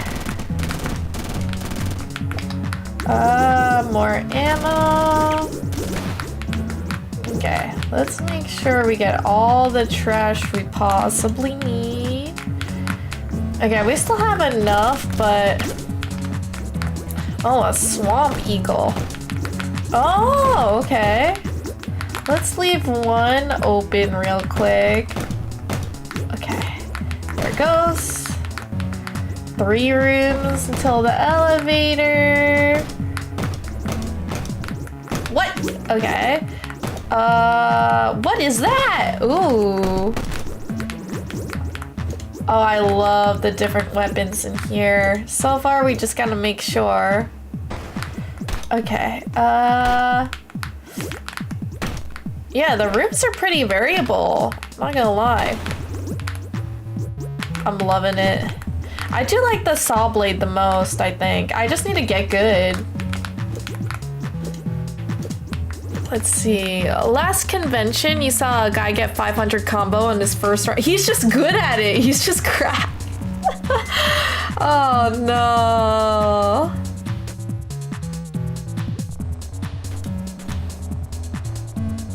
Oh, Mike is so cute. I can't.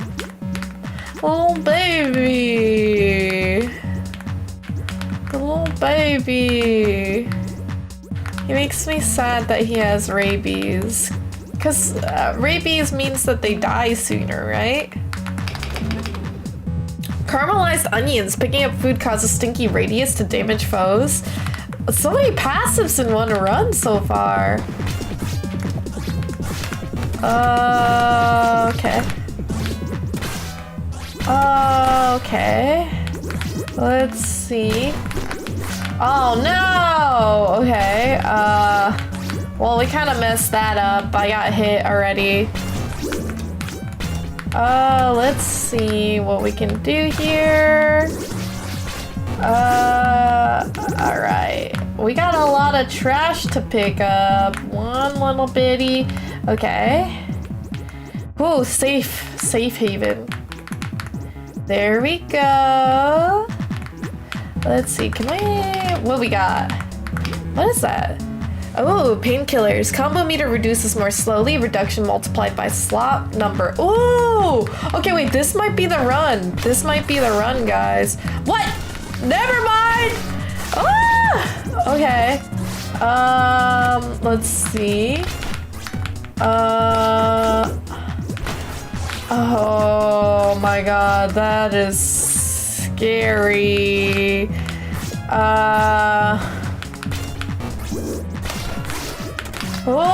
Okay.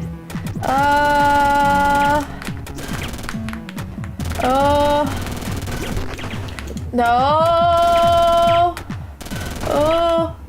Oh no, that's not what I wanted. Okay, those, they are stronger, which is a problem. Oh, Molotovs. We love Molotovs.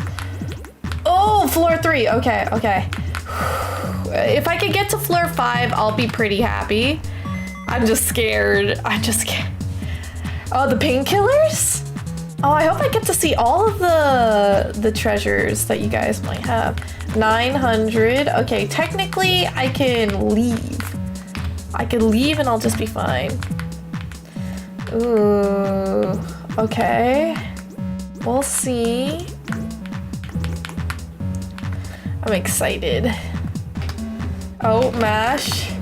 Blood bag. Gain an extra heart. Food drops less often. Levels up when you find another one. Oh. Okay, I just got a lot of passives.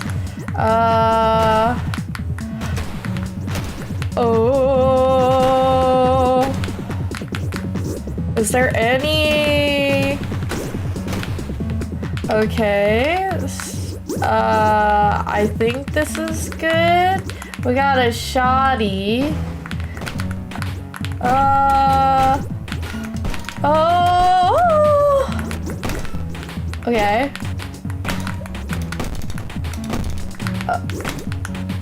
Oh, okay. Ooh, the walls be really getting to me. More Molotovs. I do like the Molotovs.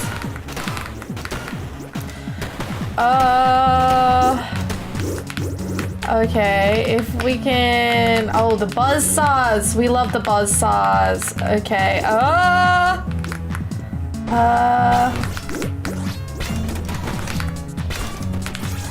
Oh no! Okay, what is that? Oh, a spray? Oh, that's nice. I need to make sure whatever I'm doing is fine. Oh no! Okay. Okay, I gotta wake up! Wake up, samurai! Ah! Okay, buzzsaw! Okay, good. We can't use that trash real quick. Wait, I might be cooking right now. I might be cooking. Oh, if you put the painkillers, right, I gotta remember, I might be able to do it for number 2. I like going for boxes. They have stuff in them. Oh, that's right, Mike. That's right, Mike. The demo can go on forever, actually. And oh, right, I don't have slots for that. Oh my god!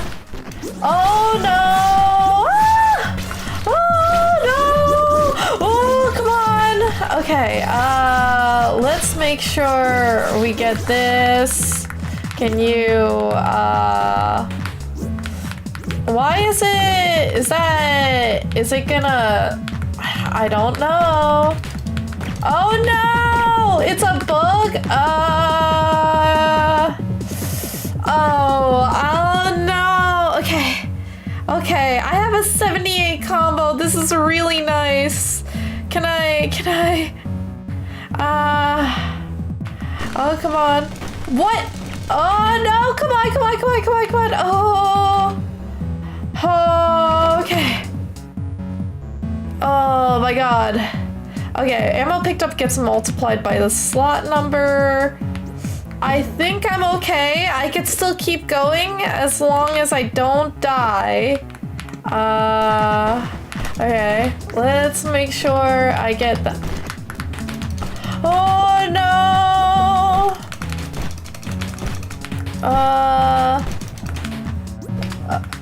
Okay.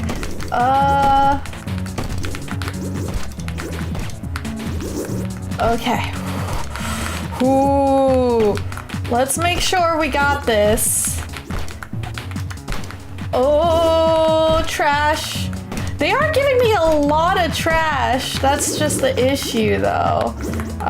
We're getting fast. We're getting fast.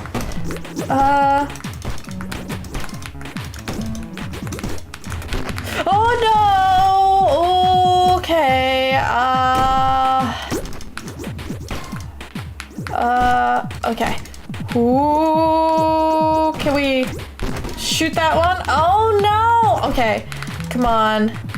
I think we're fine. I think we're fine.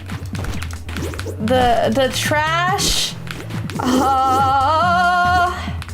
Okay, we're getting a lot of trash. 1 up health. Okay. Can I? Ooh, Molotovs might be the way to go with this.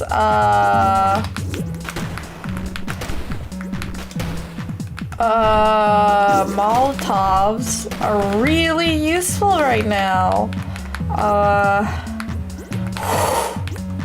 Okay, we got it, we got it. What is that? Oh, the mirror shard. Nice, we actually have a bunch that we could switch around. 1 more floor. If we get to floor 5, please. I'm so hyped. I really am so hyped. Oh, I'm stressed. This is so good. I also switched my, Oh, that's okay. I think we're fine. Technically, we just have enough as well. So let's make sure combo treasures. Move here. I think this is probably the best setup I could do right now. Okay. Oh no. Okay. I like the saws a lot. Okay. Whoa. Let's get the. What? Okay. I do like the saws though. Oh, roaches! Ah! Ah! Oh no! No! Okay. Oh, I'm getting hurt. Okay. Oh no! I clicked out of the screen. Can I? Okay. Oh, we're fine. We're fine. I clicked out of the screen real quick. Oh my god! Stop reaching for me! Ah! Oh no. Okay. The roaches are so terrible right now. How are they not getting hurt right now? What? Oh, that's crazy. Okay. 4 rooms. Okay. Oh. Ooh. This is terrible. Okay, I think we could survive off of this right now. Oh, max health.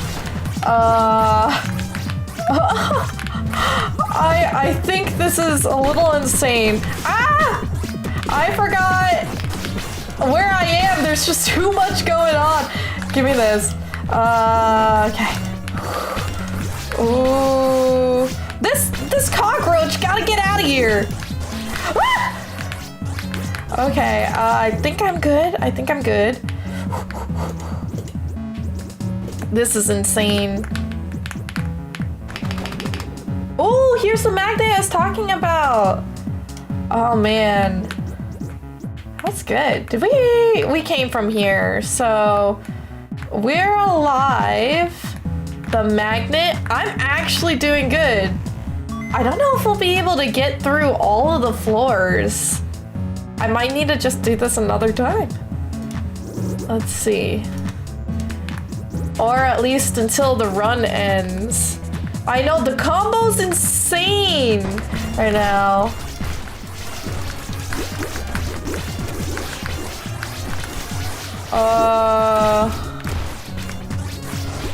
What is this magician? Holy! Was that a banana magician? Oh no, I gotta heal myself.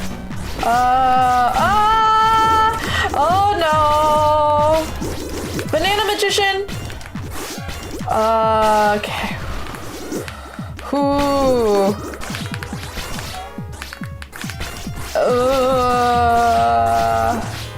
Okay. We need more. Way more. Vampire teeth, not bad. I think I might need to move that though.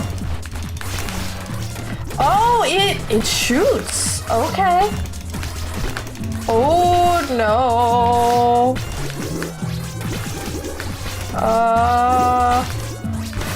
Oh, got it. Okay. Ooh.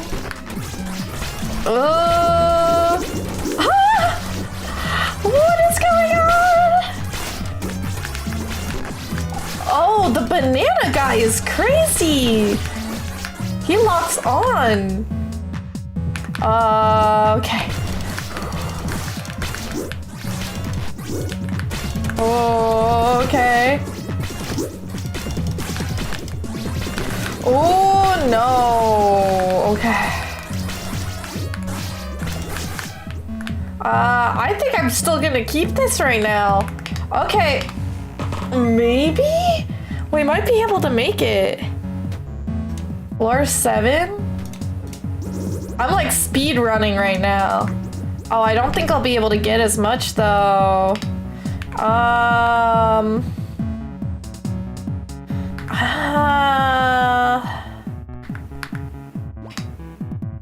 I think I can move this to be higher up.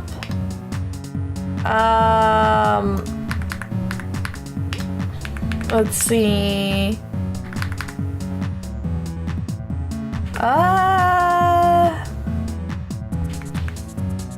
I don't know.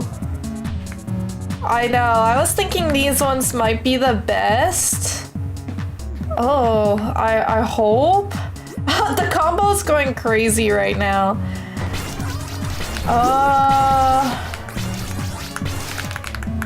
Oops, that's not what I wanted to do.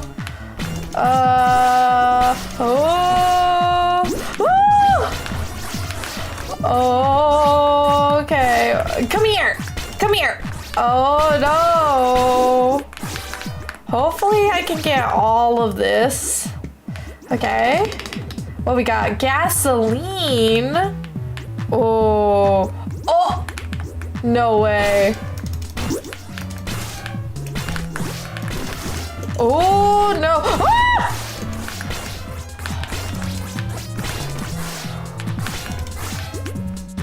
Ah! Oh. Why won't it die yet? Okay, there you go. Oh, okay. Oh my god. The cockroaches. Okay. Let's get through this way. Oh my god.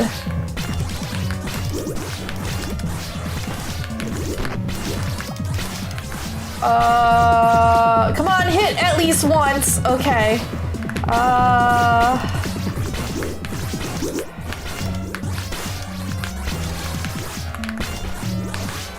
Okay. Okay. I think we got it. Okay.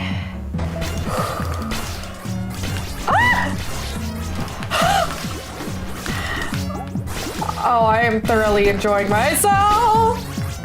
Although the butterflies are actually kind of crazy right now. Do I have enough trash? I might make it to floor 10. Might make it to floor 10. Okay. Renee, I see that you're in the waiting room. Thank you for being patient. I really want to pay tribute to Vassum here, so hopefully we can knock it out. But if you don't mind me, it's a trash ball. Honestly, you're right.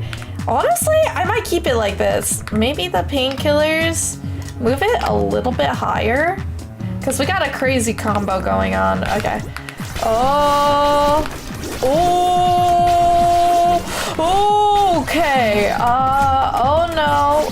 I can't click. I can't click. Okay. I couldn't see. I clicked out of the... hopefully the resolution can change, because I keep clicking out by accident. Okay, first aid kit. Oh, that would make me so happy. This is insane. No! Ooh! I don't know how I feel about this. Okay. Oh no, I'm clicking out! This like scares me so much.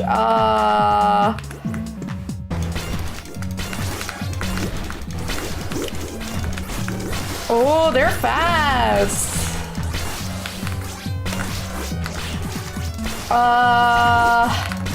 Am I gonna get enough trash for this?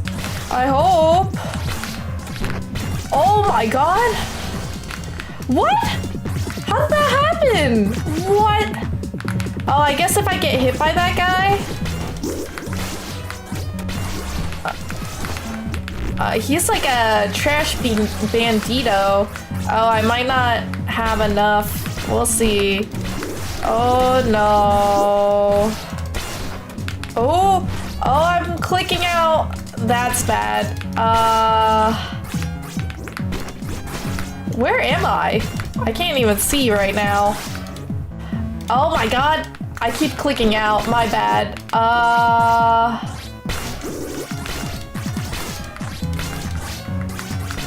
What the? Okay. Was there any other enemies here? No? Okay.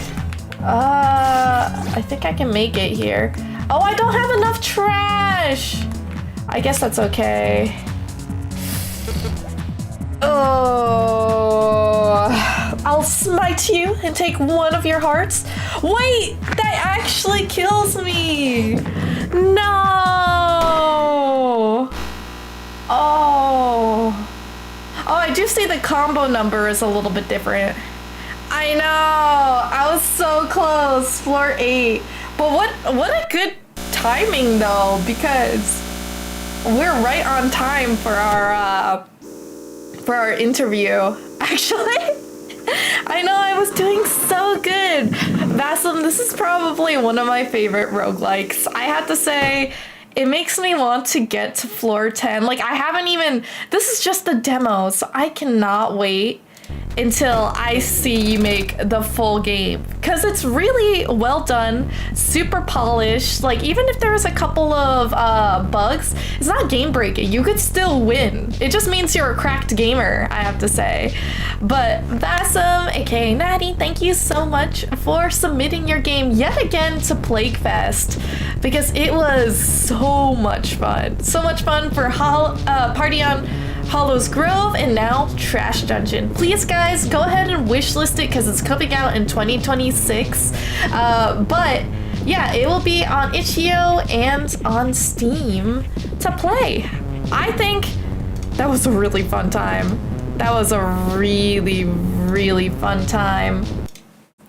But as I was saying, we are going to be transitioning over to the beautiful Renee Gittins for an exclusive interview with her. I want to do a proper introduction to her. So like, if you're watching the stream, Renee, then hopefully I do you justice. Hopefully I do you justice. But thank you so much for being patient. Let me just double check that my stream is gonna be up and ready.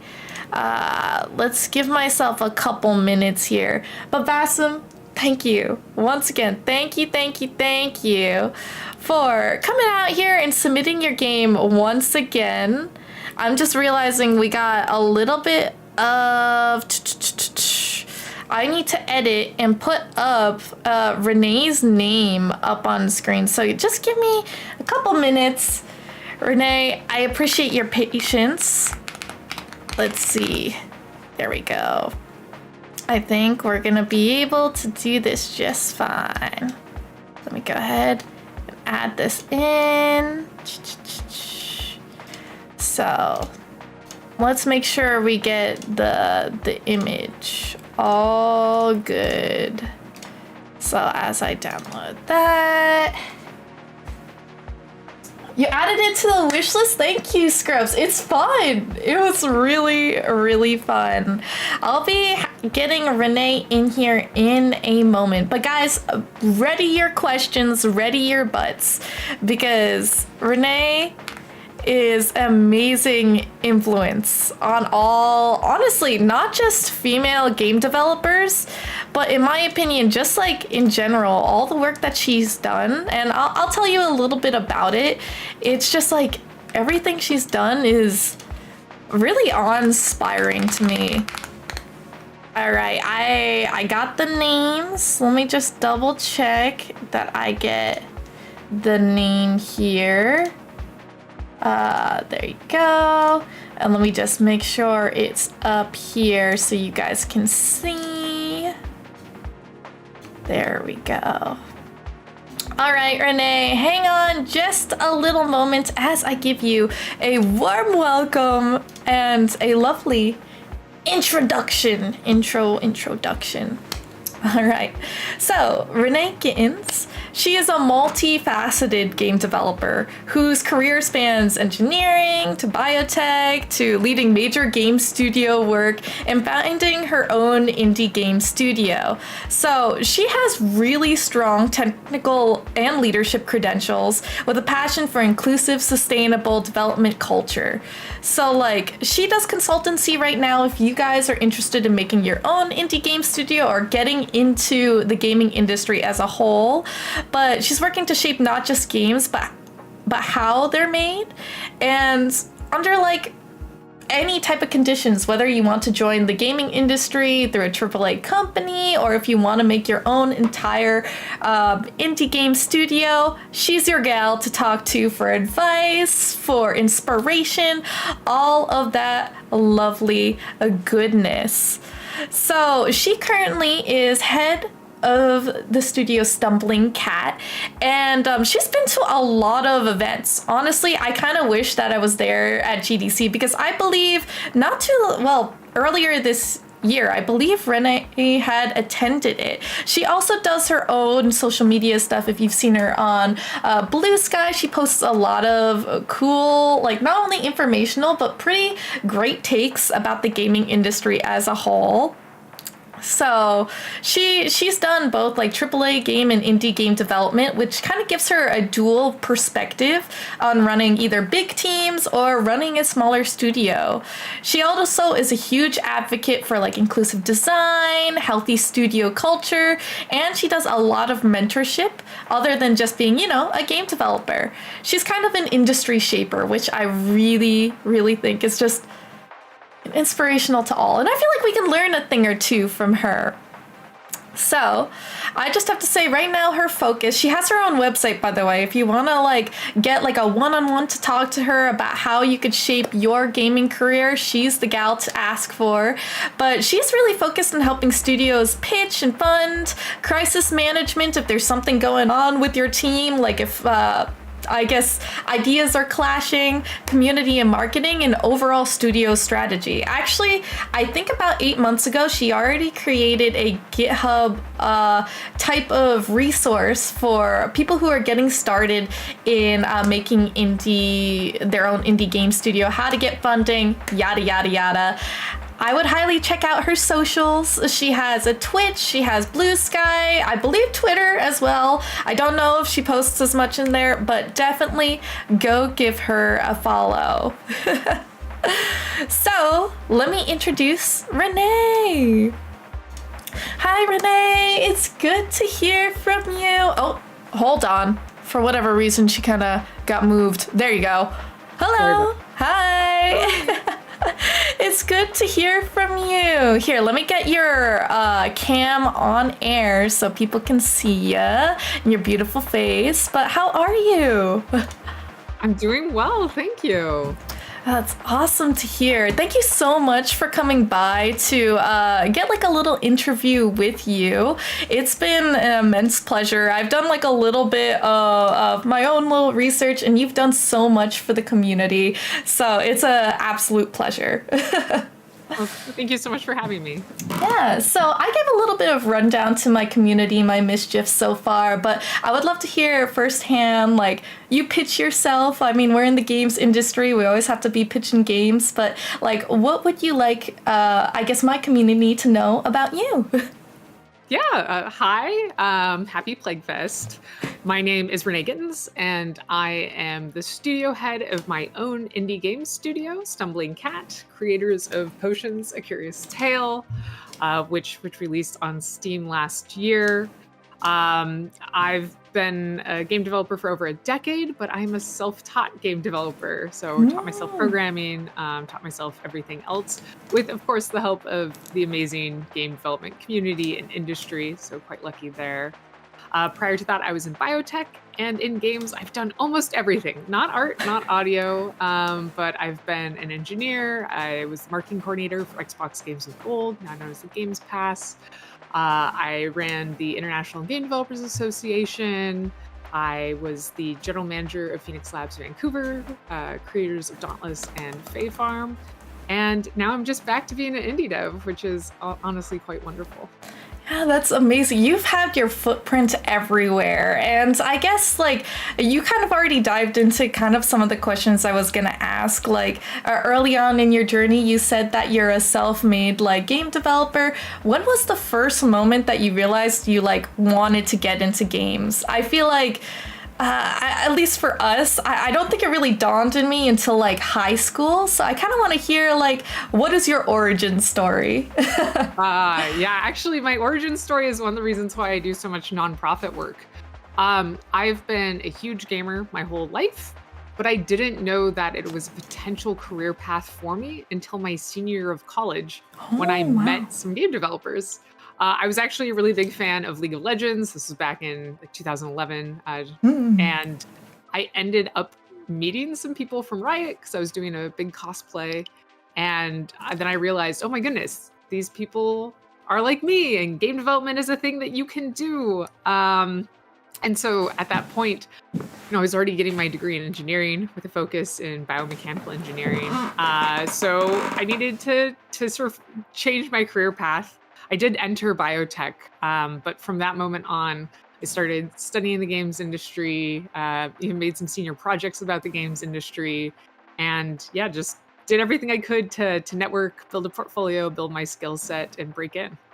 Oh, that's amazing. I honestly, when I was doing some research, like biotech, that is a really hard field to get into. Is that also one of your passions? Like, if you were in a game developer today, would you choose that career path for yourself? Yeah, honestly, I think it's hard because I have so many passions. I think right now, if I had to pick a completely different area to be in, I would probably go into sort of like advanced food science because I've really gotten into like culinary nerd stuff. Yeah. Biotech was great. I did a lot of work on like concussion prevention. So I was working with like the NFL and NHL rugby teams as well. So it really felt like my work was valuable. But I feel like my work in games is super valuable as well. So I certainly love games, but I don't think I would be unhappy if I had to leave games. But just because I have passion for almost everything, I'm easily entertained, thankfully. Oh man, you and I both, because like I often call myself like an amoeba because I have so many different like facets of like interests, and I would love to see like I guess you probably could combine your knowledge in like biotech to make like a really cool game, but like I would love to see what type of game you would make through that. But you're right, you've kind of made such a large footprint on like IGDA, right? You were I think you're now considered a board of alumni, right? Do you still do a lot of stuff with IGDA? Yeah, so I'm no longer getting technical. I'm no longer in a voting role. I'm not technically on the board of directors. I'm on the alumni board, which basically means I'm in an advisory position to the organization.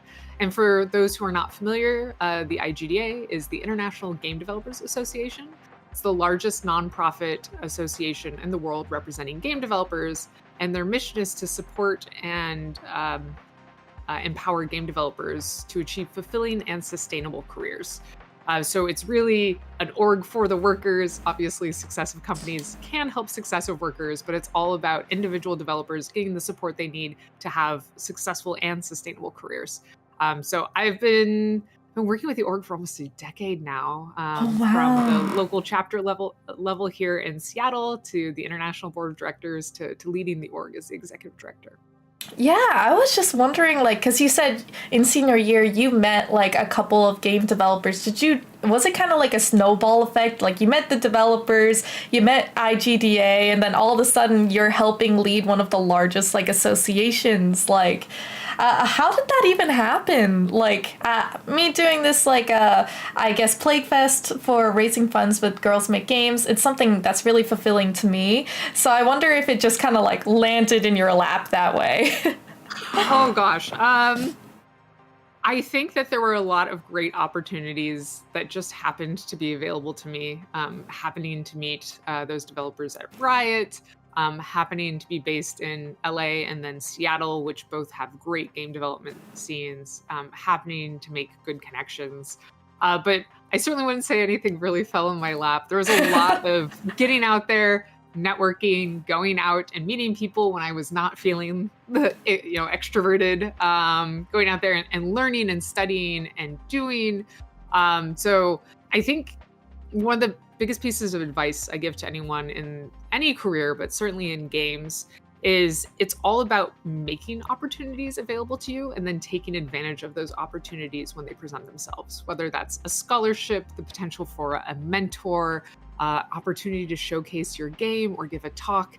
Even if it seems scary, even if it seems like you'll be over your head, just going through it, toughing it out, can really help you lift yourself up. And in my position, I've been able to lift up many other people with me in my efforts, and that's been a true pleasure. You're not the first person to say that, like, you had to really put yourself out there, because I guess all of us have started a little bit on the introverted side, really making our own opportunities. That's like some of the most motivational, I guess, pieces of advice that I've been hearing so far. And it makes me so happy because, like, I feel like a lot of people feel like we make a game and then all of a sudden, like, all of these opportunities and doors open, but we really put in like the elbow grease to make these things happen, which I really am loving that. You're kind of like an inspiration to me as like one indie game dev to another. You are like the founder of Stumbling Cat, and like, what kind of inspired you to go indie or like make your own indie studio? Because like, I feel like that's a really tough hurdle to start. And like, even myself, I'm overwhelmed trying to think of like the ins and outs of making this business work. Absolutely. I completely understand that. Honestly, one of the reasons I created Stumbling Cat and started working on potions was to build a portfolio, because people didn't want to hire a biotech engineer into games. So I was having a hard time getting my foot in the door. So I made my own door and stuck my foot in that.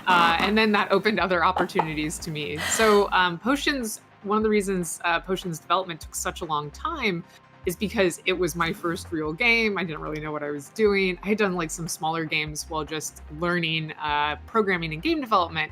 But it was my first portfolio piece. And it just happened that people liked it. I ran a Kickstarter that was popular. And then I went forward with the full game itself. But it was never intended to be a commercial product. It was just intended to be a portfolio piece because it was something I was interested in. And I knew I needed a portfolio to get hired in the games industry. Oh man, that's actually Wow. Okay.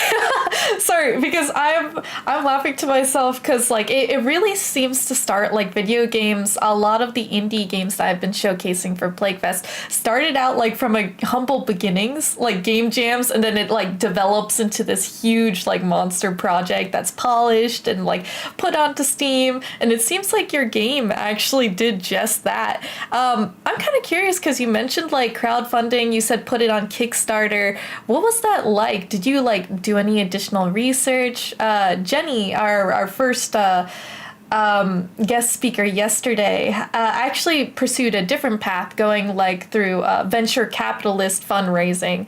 So like, why did you go for Kickstarter? Did you just were like, YOLO, like I want to see where this takes me? Yeah, I had a lot of different reasons behind it, and it's great that Jenny was one of your interviewees. I actually talked with Jenny when she was still in college and was looking to break into games and things. Yeah, so I was like one of her first mentor calls.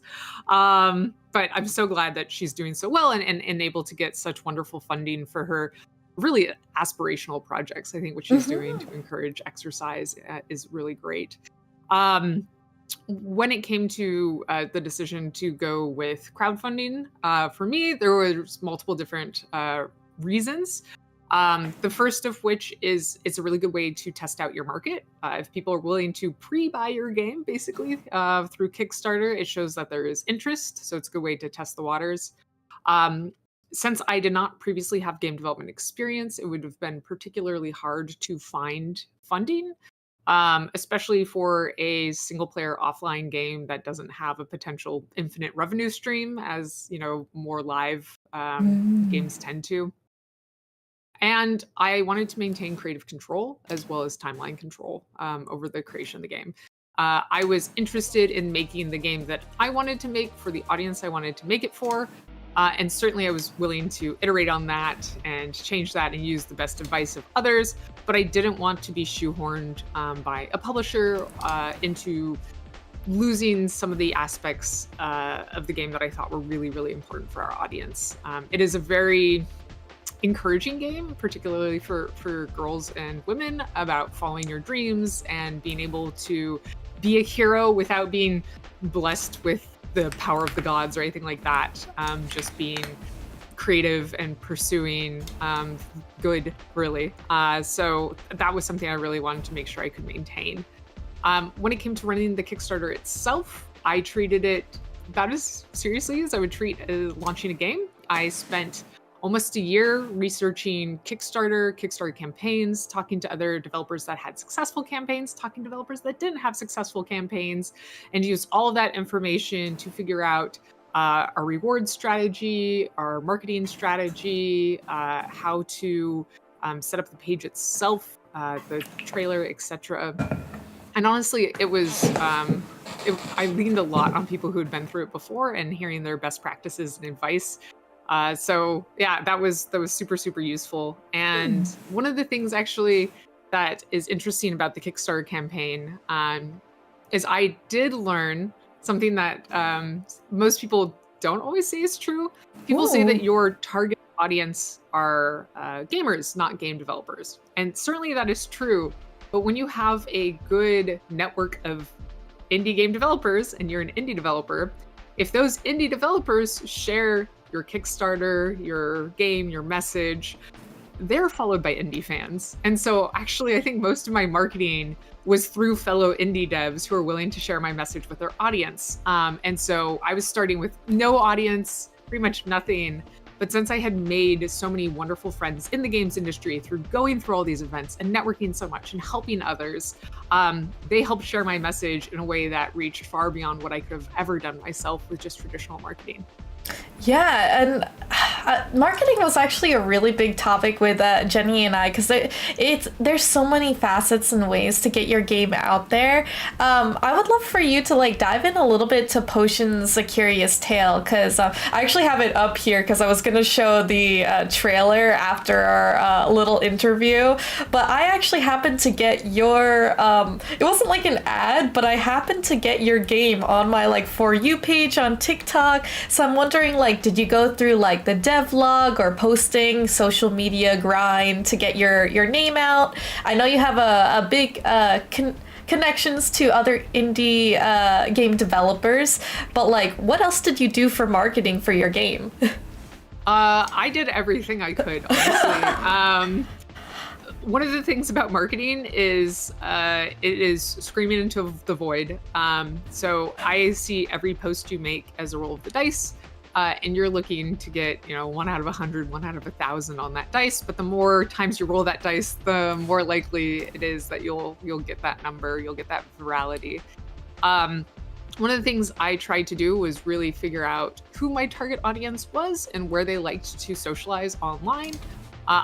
For example, I use Reddit a ton. Ooh. My target audience doesn't tend to use Reddit a ton, so Reddit posts were really not the best place to connect with them. It turns out that TikTok and Instagram were the best places to reach them, and so I started making short-form video content, prioritizing creating more amounts of content than really polished content with lots of things. And so I played around with that, and I started sending out lots and lots of posts, and I did hit virality with a couple of them, which got me to the wish list numbers I needed to successfully launch the game, and then more virality after that, which is a kind of different story. So yeah, it was analyzing my audience, figuring out where they hung out online, kind of figuring out what vibed best in those communities, and then making that type of content and making it en masse. In fact, even now when I make content for like TikTok, I will set aside a day, and prior to that, I will write multiple scripts, and then I will go through and record everything, 20, 30 videos in one day. And then I will release them over the next few weeks, because I don't know about you, I don't like putting on makeup and sitting in front of a camera every day. Like, I like going 100%. full goblin mode, and if I have to get dressed up and like talk at a camera, I try to get as much of that in a day as I can stand, and then distribute it over time.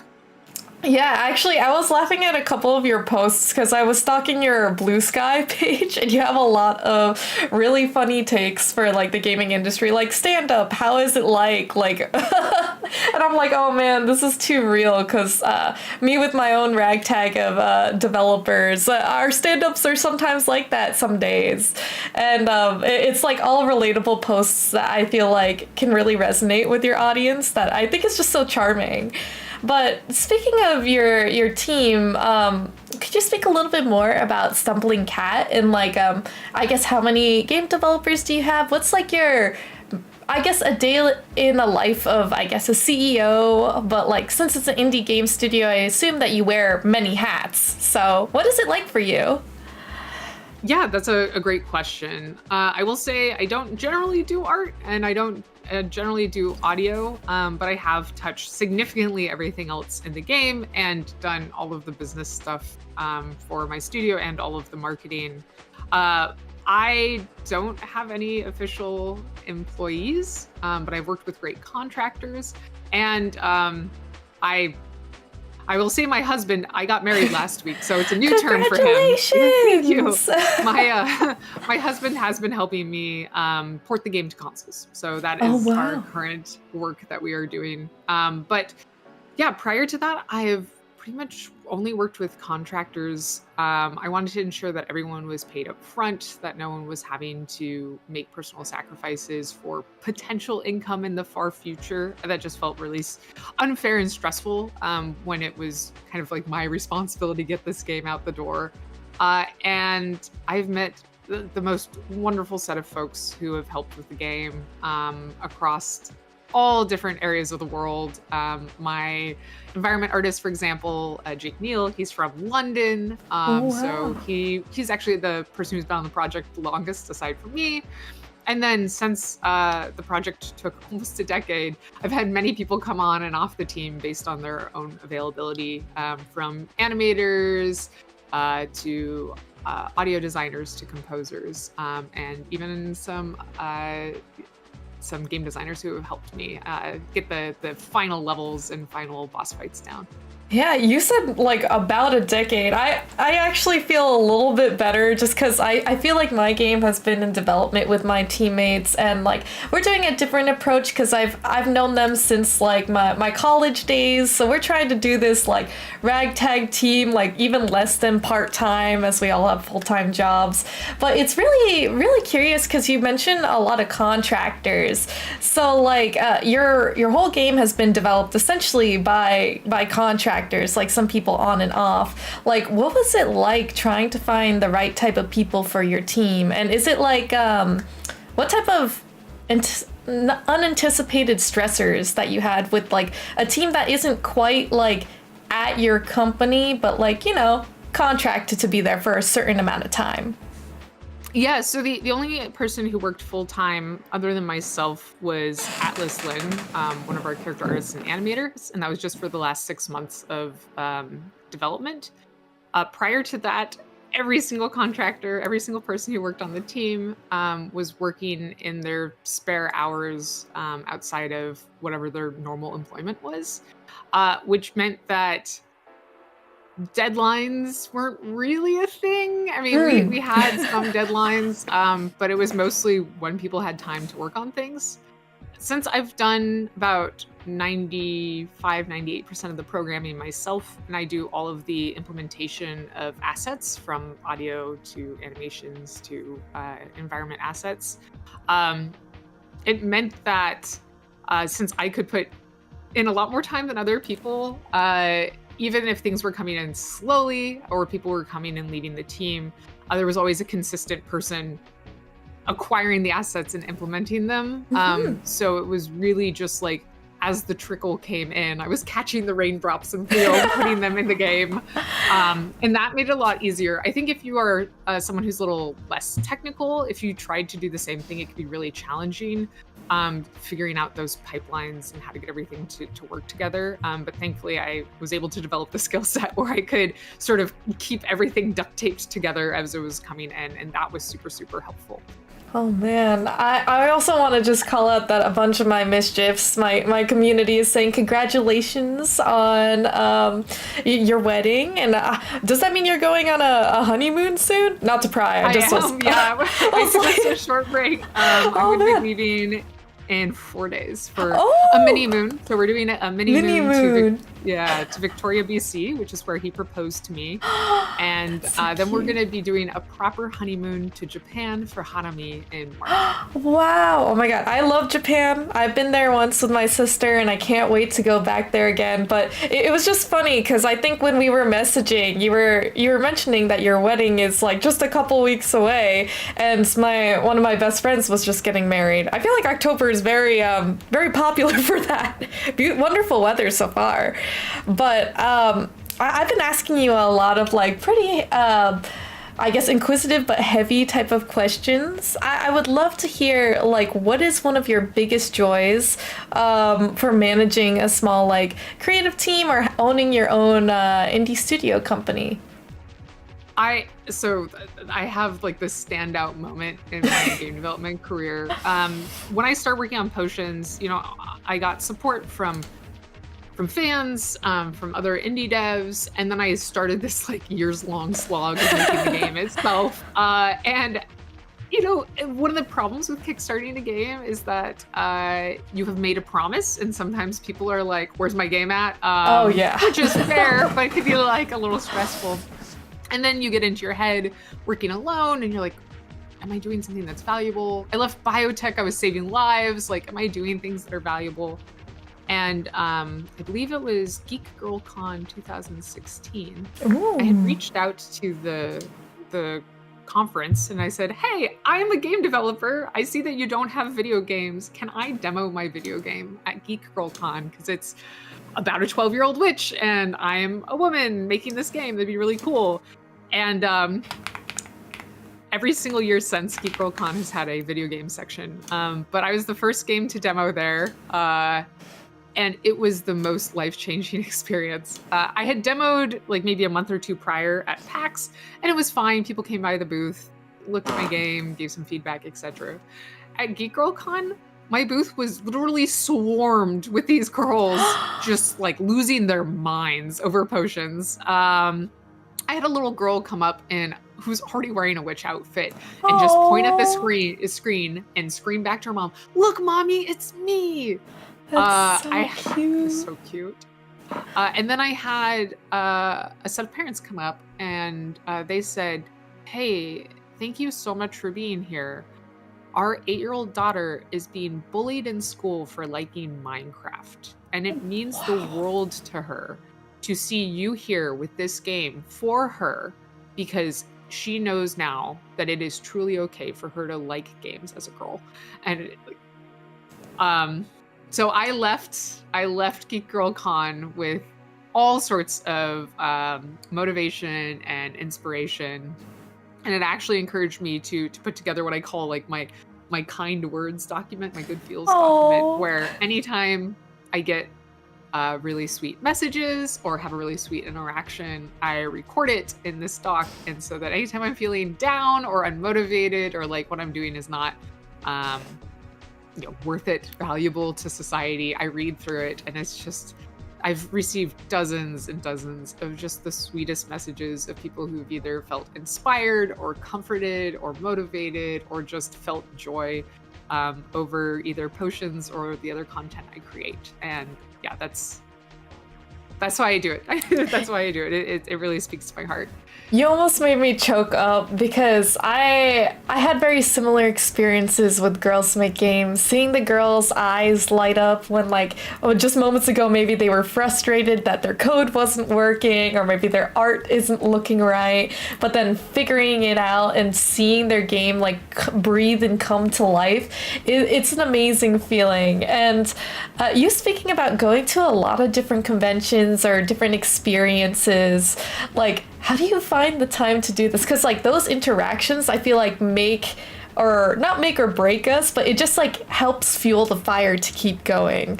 So I know you're doing game development, you do consulting as well for other people who want to tap into the gaming industry. How do you find the time? Yeah, it's all about priorities, right? I will say that, unfortunately, throughout my career, I think I've definitely put in far more than 40 hours a week. But doing something like going to a convention and demoing the game, yeah, that takes a ton of time. But I've always found it to be super, super valuable. One, because connecting with fans refreshes my motivation and my joy. And two, because game development is iterative and playtesting is super important, and nothing is more valuable than playtesting in person. So I never treat conventions as marketing. I always treat them as playtesting and connecting with fans just for the fun of it. And yeah, that's just something I've tried to prioritize. Similarly, just tried to prioritize going to networking events and going to conferences when I can. I will tell you that I don't generally have proper vacations.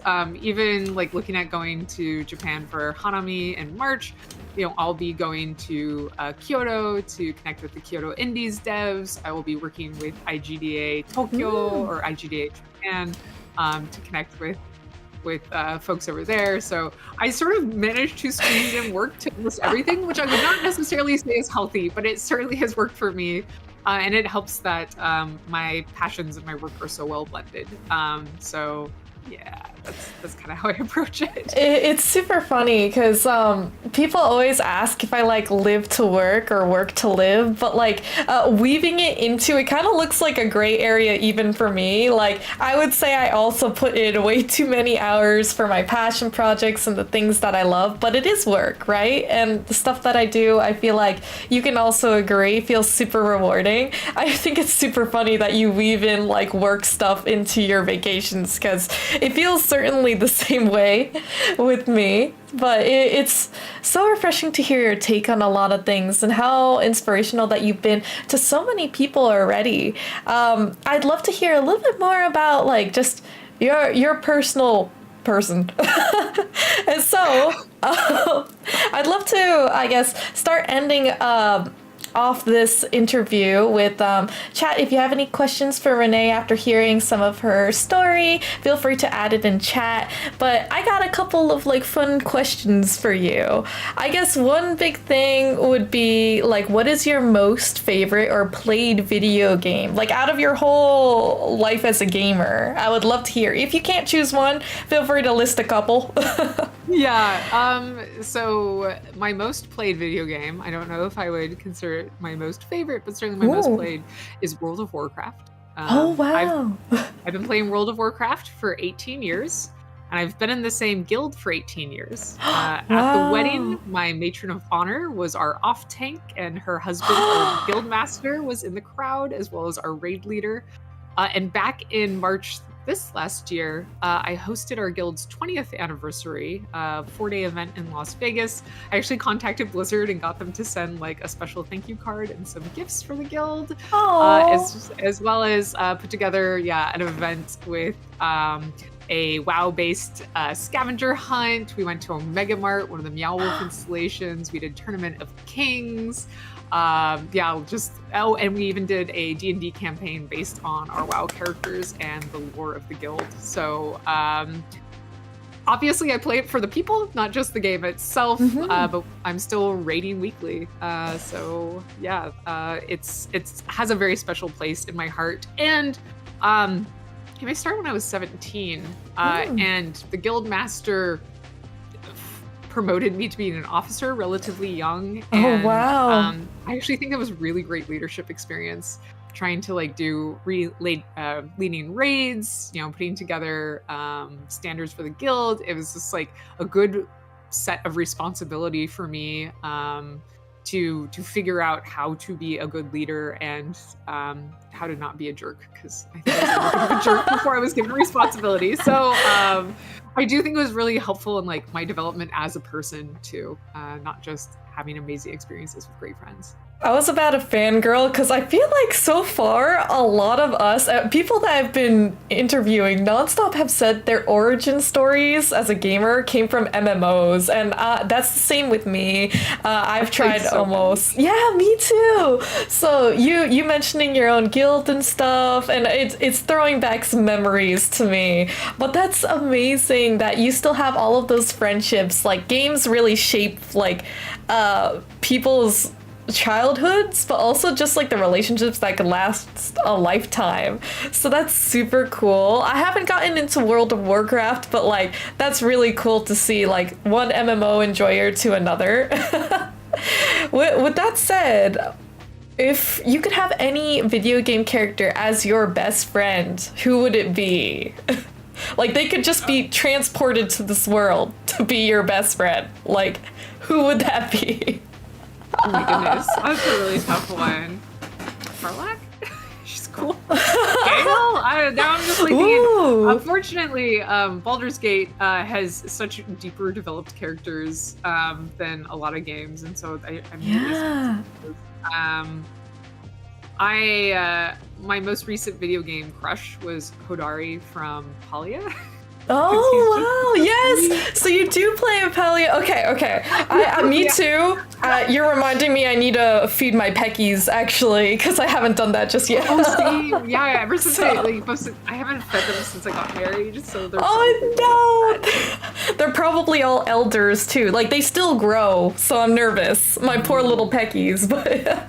Oh, yeah, you need to like keep breeding them or else you're gonna lose them. I know. Apparently you can remake them into a baby, but that's for another time.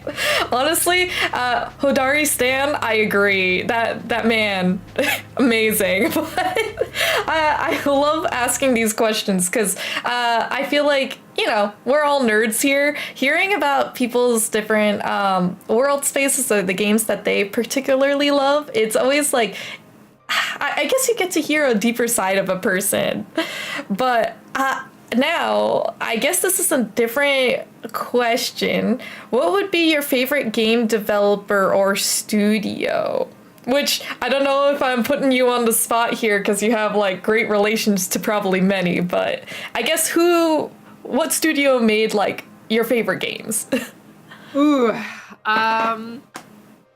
obviously I'm a pretty big Blizzard fangirl. Mm-hmm. I think I'm gonna have to go back to my OG favorite studio though, Valve. Ooh.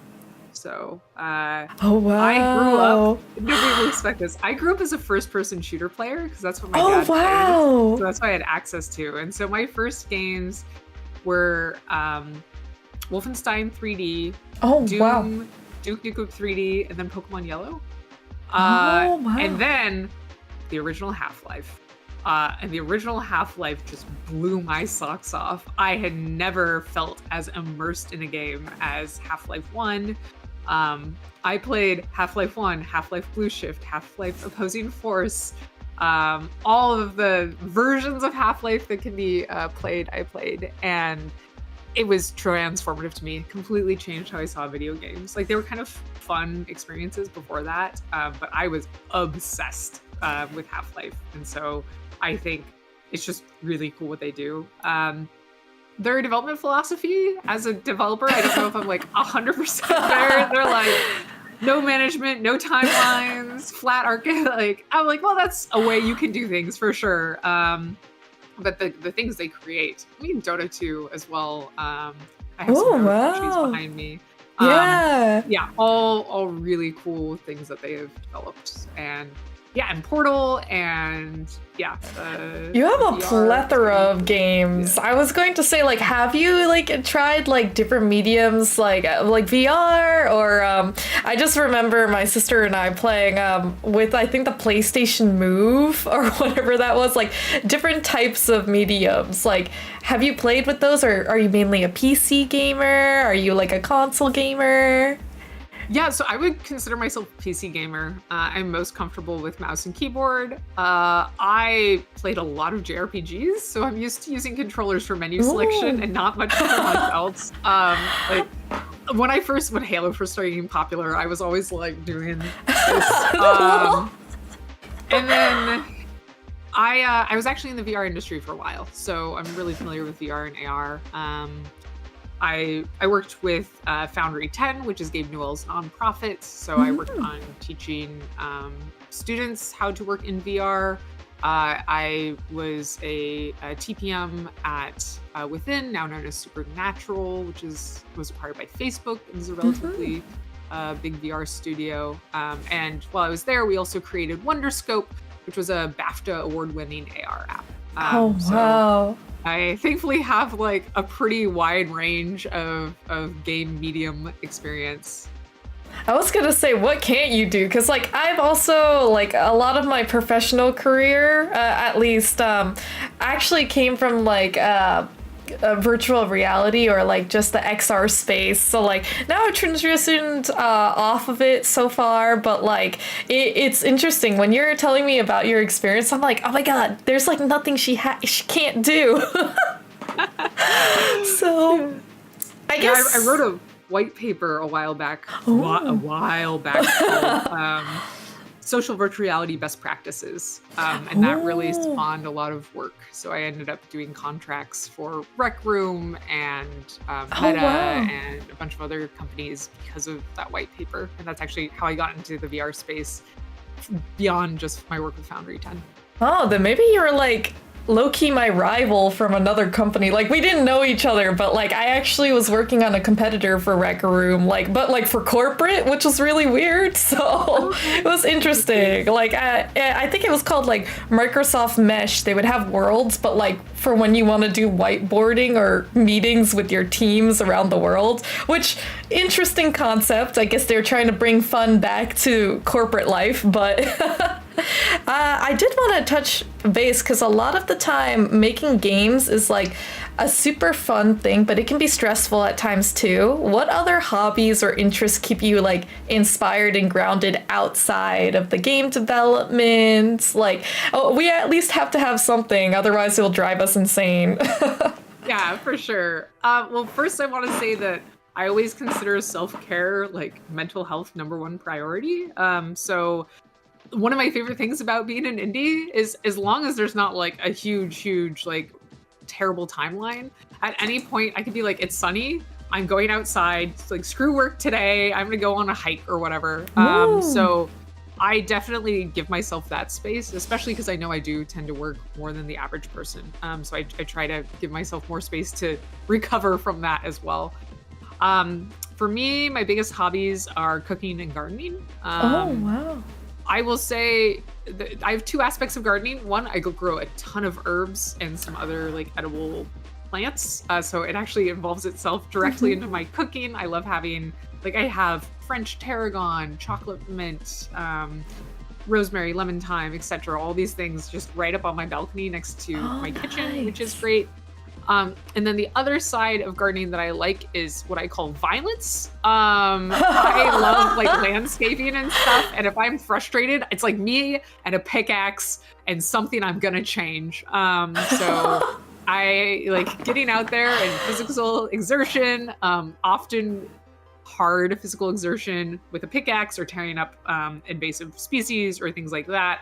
I really enjoy just getting out there and getting sweaty, burning off some frustration. I think it's healthy, burn off that cortisol. And yeah, so those are my two favorite hobbies. I also, of course, love video games. I love hiking.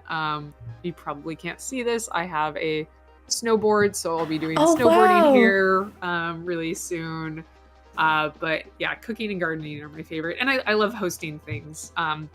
I actually planned my whole wedding myself, so there was a lot of fun planning and a bajillion spreadsheets and documents and things in that as well. So yeah. I'm starting to see like a pattern, but first of all, this is great. You're actually doing Minecraft in real life. Like you saying you choose violence, which is like terraforming your outdoors, made me want to cry because like for whatever reason, I too also wish to do that. I was thinking you were gonna say grab a shovel, but the pickaxe, it's like a funny imagery in my head.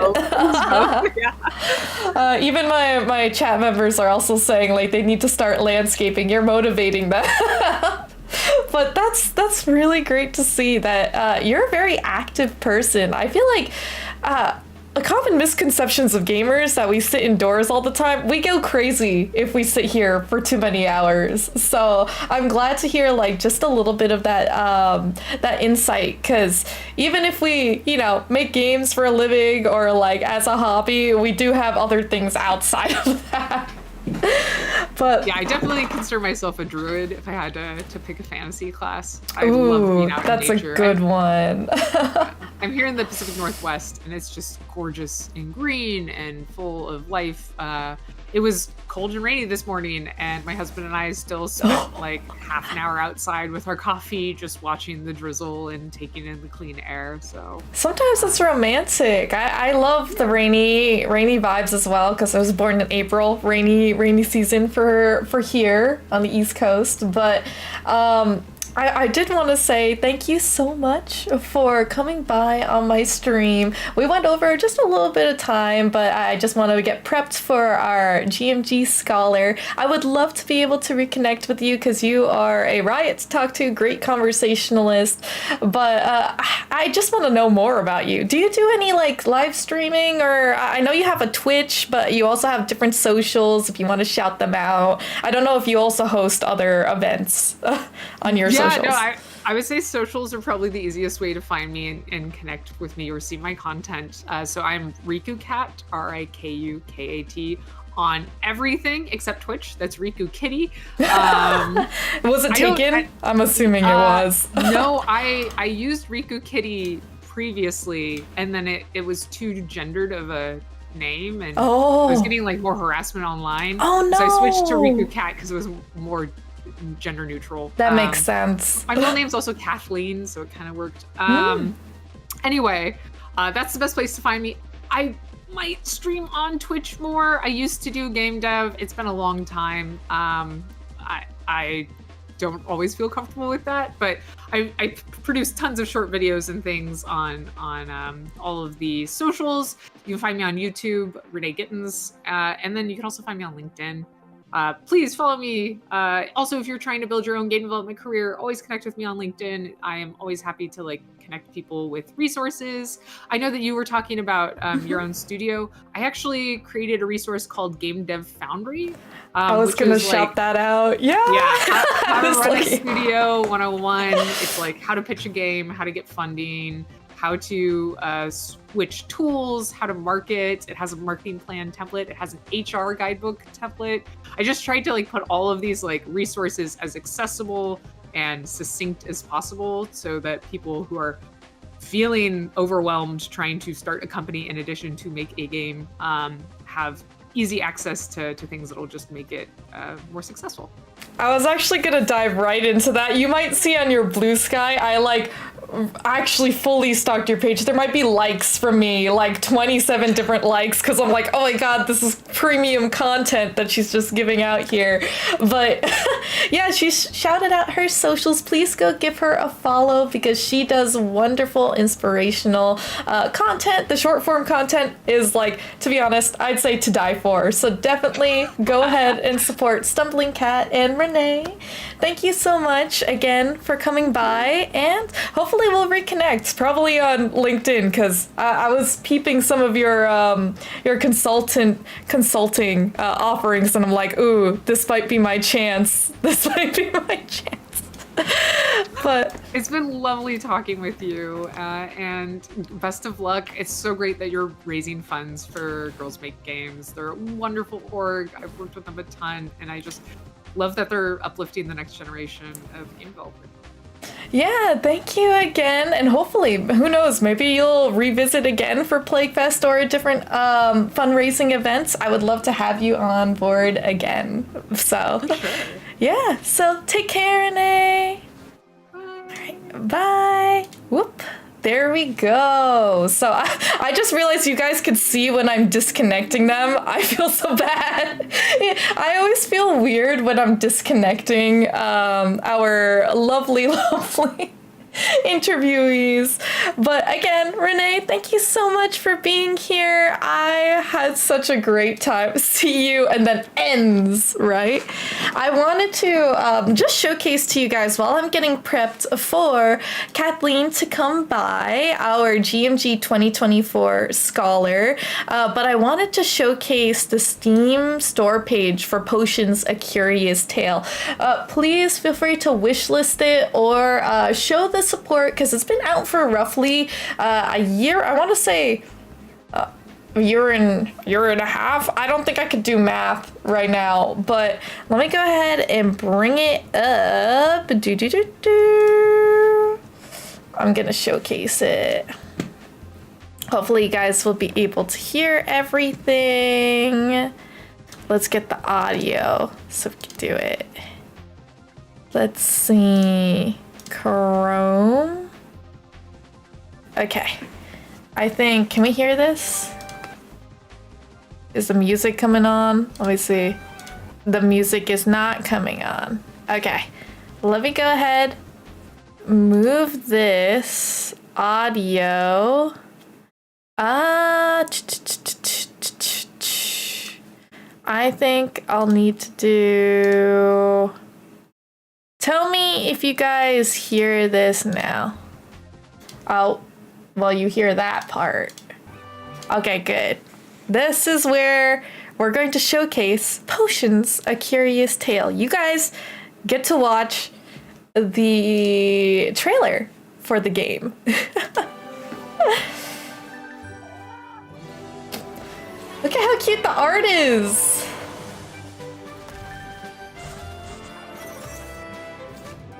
They're adorable. Oh wow, look at the potions.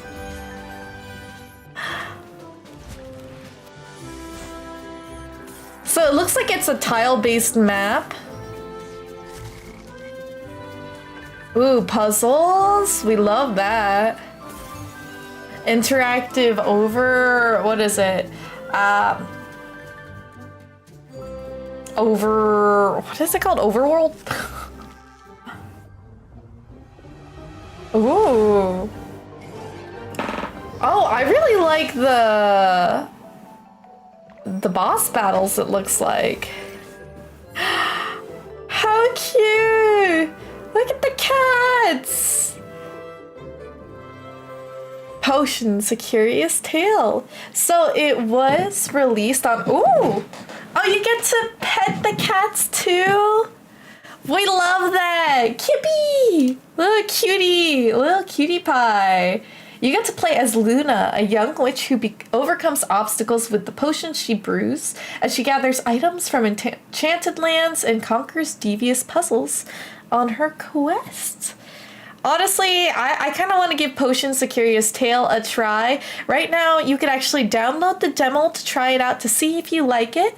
It's available on Windows, Mac, and Steam. I mean, that's where you could grab it. I'm assuming that means Steam Deck. Maybe. Maybe is it Steam Deck compatible? It does not. Okay. So, on Windows and Mac, but it is out. You could buy Potions The Curious Tale for $19.99, or you could buy it with the Resourceful Witches bundle, which is all witch themed. Honestly, it's topical because it's Halloweeny season right now. Is it very Steam Deck compatible? Oh, yes. Okay, I was right.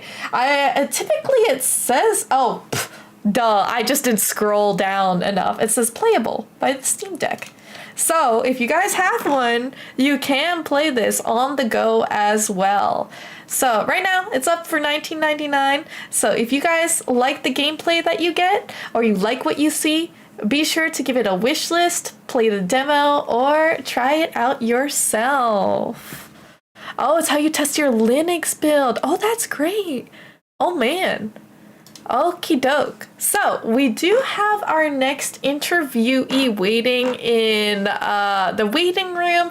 I do want to take a brief break just to go to the bathroom, but I will be introducing our lovely Kathleen Castellanos, which is the 2024 GMG Scholar. So the recipient of all of our fundraising hard work, but I do want to, read a little bit about her backgrounds, but we're going to be getting to know her and her experience with GMG, as well as her emerging journey into the game development sphere. So super duper excited about that. Let me go ahead and just put on some brief music while we get set up for that. So Amu, aka Kathleen, do you have a nickname? Feel free to just type it in the chat. I will get right on ready with you, but I don't want any interruptions, so I'm gonna go to the bathroom. Bathroom break, real quickie. There we go.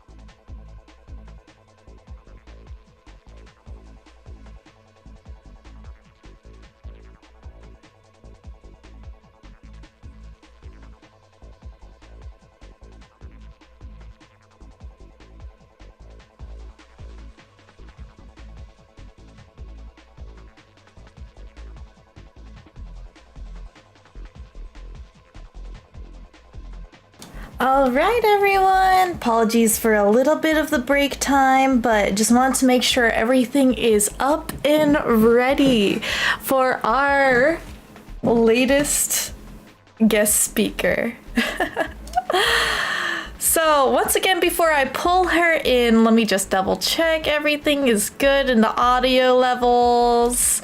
All right, so Amu, aka Kathleen, let me give you your well-deserved introduction. So once again, Kathleen is our Humble Bundle Scholar. So every year, Girls Make Games Scholarship Fund selects a special 3 to be a recipient of the scholarship award. So from here, and I'll send the link in chat to, if you guys want to read up on the other scholars who have won, or if you want to read on Kathleen's background, here are the 2024 scholarship winners, which all this information is on the Girls Make Games Scholarship Fund website, but just want to make a little bit of an introduction for her. So she is a multimedia artist. If you guys see her socials from Amu da Derb, she is a brilliant artist. She specializes in all types of arts. Her dream is to become a concept artist in the gaming industry. They were born and raised in San Bernardo, and has a really rough childhood, experiencing homelessness for several years during middle school and high school.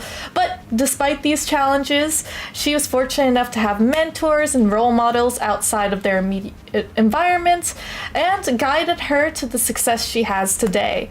Growing up, she's been observant, learned a lot of valuable life lessons by just watching others and understanding what not to do. But just like a diamond in the rough, she developed resilience and determination despite the tough challenges that are surrounding her in her childhood.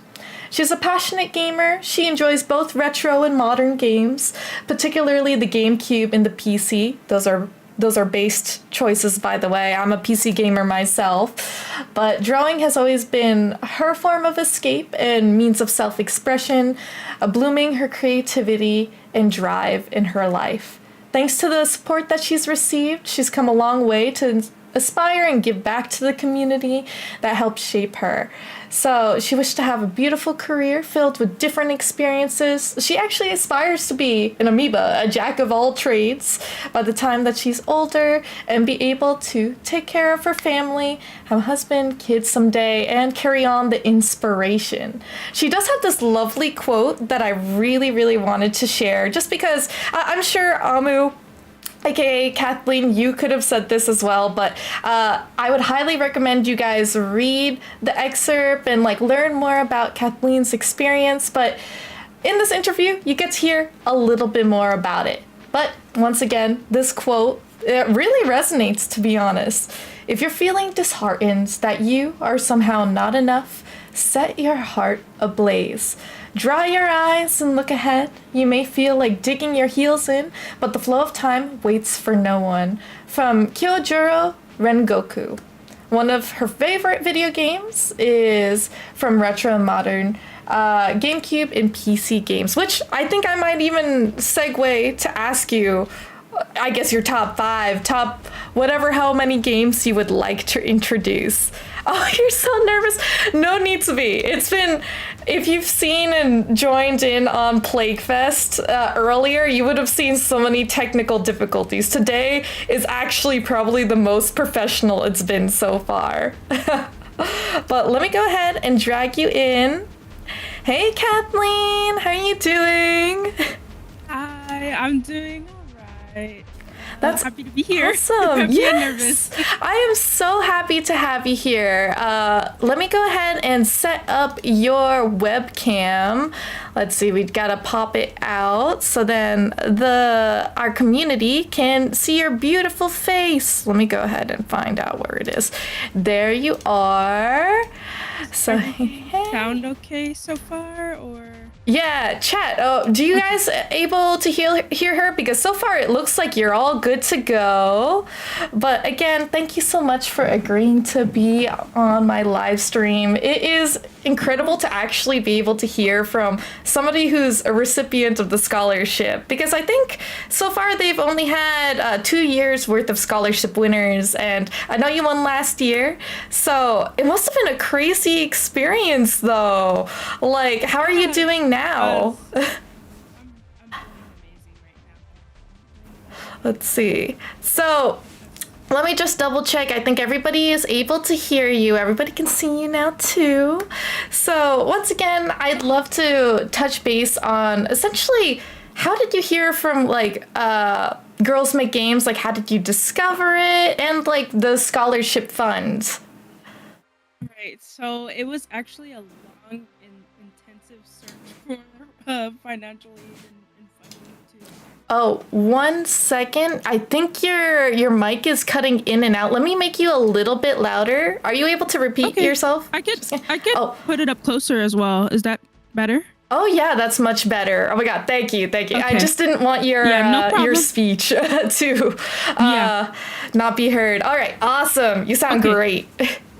All right. So it was actually a long and intensive search for scholarship funds to get me through into college because I was really discouraged at first because I'm like, oh no way, but I didn't know how recent GMG the scholarship funds had came up to be, and then I had read the stories from the previous winners before me because from my understanding, there was another year before me as well.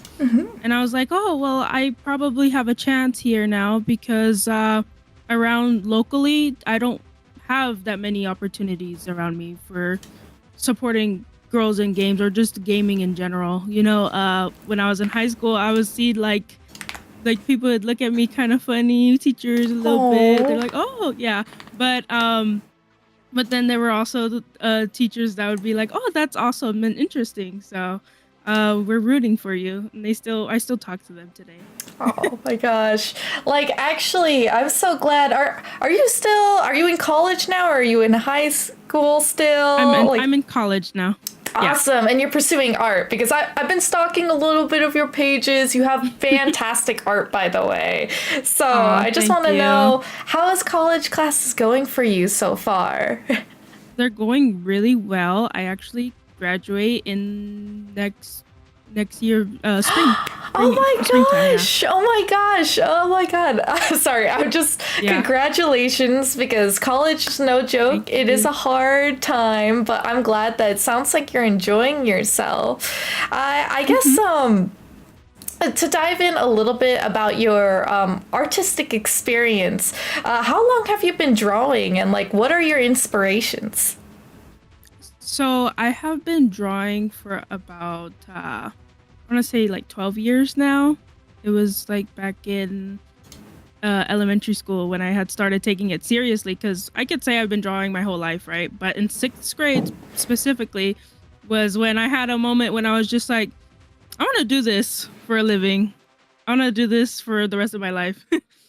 Oh my gosh. Speaking of Yeah. which, like, what was like the turning point that made you realize you want to pursue games? Because are there any particular like games you want to make? Like, what really set you off on this path?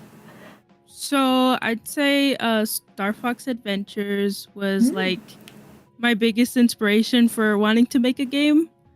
I didn't know this before. Before I was just playing it. I still surprisingly haven't beat the game. But that's why I'm doing a playthrough series on my YouTube, right? And I'm revisiting it from my childhood. And that the game is really colorful. I love the world it's in. I didn't know before that it was seen as like the black sheep for Star Fox games Oh, because wow. originally it was supposed to be a whole different game called Dinosaur Planet. But yeah, it inspires me and it's my favorite game anyways. Oh man. It's a puzzle and it's a puzzle action story based game, yeah. Oh, awesome. I'm gonna need to pick it up because I haven't played like from the franchise or any of the games before, but I love that I like you would have say it's a good defining game to games. pick up.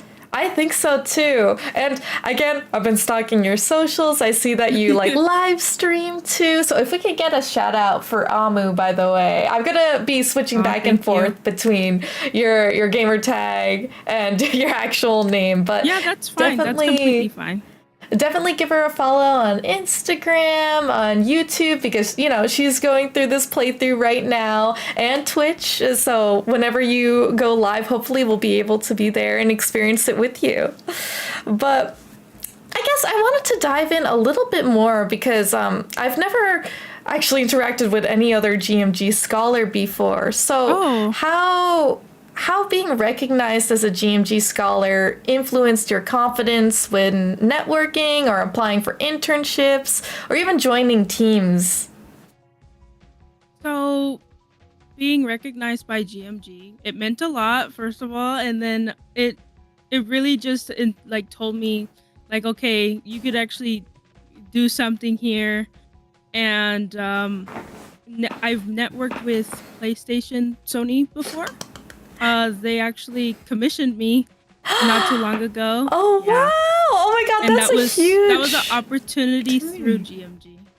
Oh wow! Congratulations on that. I've met a lot of my other connections from like PlayStation, Nintendo, and they are always 100% on board to bringing new talents. And I have to say, you seriously got it. I think your latest piece was of Panty, right? Have you watched the series or the? Yeah, I have. Yes. Yeah. You're a woman of culture. Don't worry. I love the Yeah. series.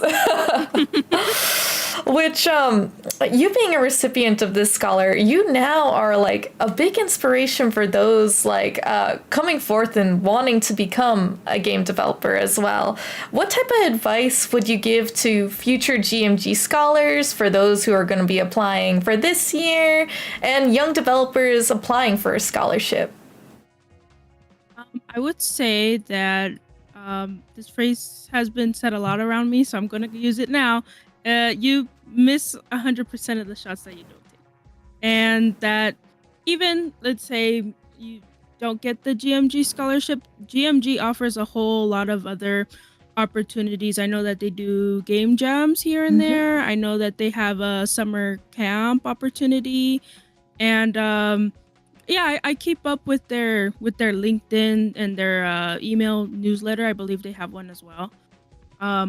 They have plenty of opportunities, honestly. Oh yeah, I actually love that phrase because I guess a little bit like because I don't think you've known me, but I've been a GMG fellow for a very long time, just like you actually. I 100% did not think that my story in like becoming a game designer would come true until I guess senior year of high school. So for me, it actually came from my professor as well in school. We were just doing some type of activity. Sometimes Girls Make Games has like activities you could do in the classroom educationally. And my professor pulled me aside and was like, yo, your game idea is like actually really good. I think you should apply for this. So you saying, take a shot. I would have not been here if not for GMG. I'm glad that you took the shot and now you're an inspiration and you're here almost graduating with your degree in, is it going to be in art, bachelor in science? Like what type of? A bachelor in the arts. And the art's amazing. I mean, you're already being commissioned by PlayStation. I'm looking forward to seeing that piece. Hopefully you'll send it over because I would love to see your artwork. But I want to ask, what personally do you define as success in your creative and academic journey? What I define as success would be just getting your ideas or the project that you have in mind started or even out there, and then coming back and perfecting it or making your fixes to it later.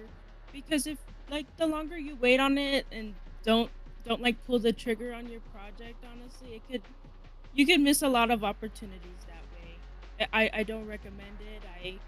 I'm all for charging into what you want to do, Oh yeah, 100%. I'll say your mic is cutting a little bit in and out, but we Oh, I'm heard so you. sorry. Don't worry. No, we heard you. Don't you worry, girl. Okay. But that is great advice. Just because I think I'm a fellow artist as well. Actually, did you start off with digital art? That's always a really Yes. curious question. Oh wow. Okay. Because for me, I had the hardest time learning how to draw with like a tablet. Do you draw with like mouse, tablet? Like, what's your medium? I use a XP pen tablet. It's a pen tablet, so there's no display. I have to translate that onto my PC screen.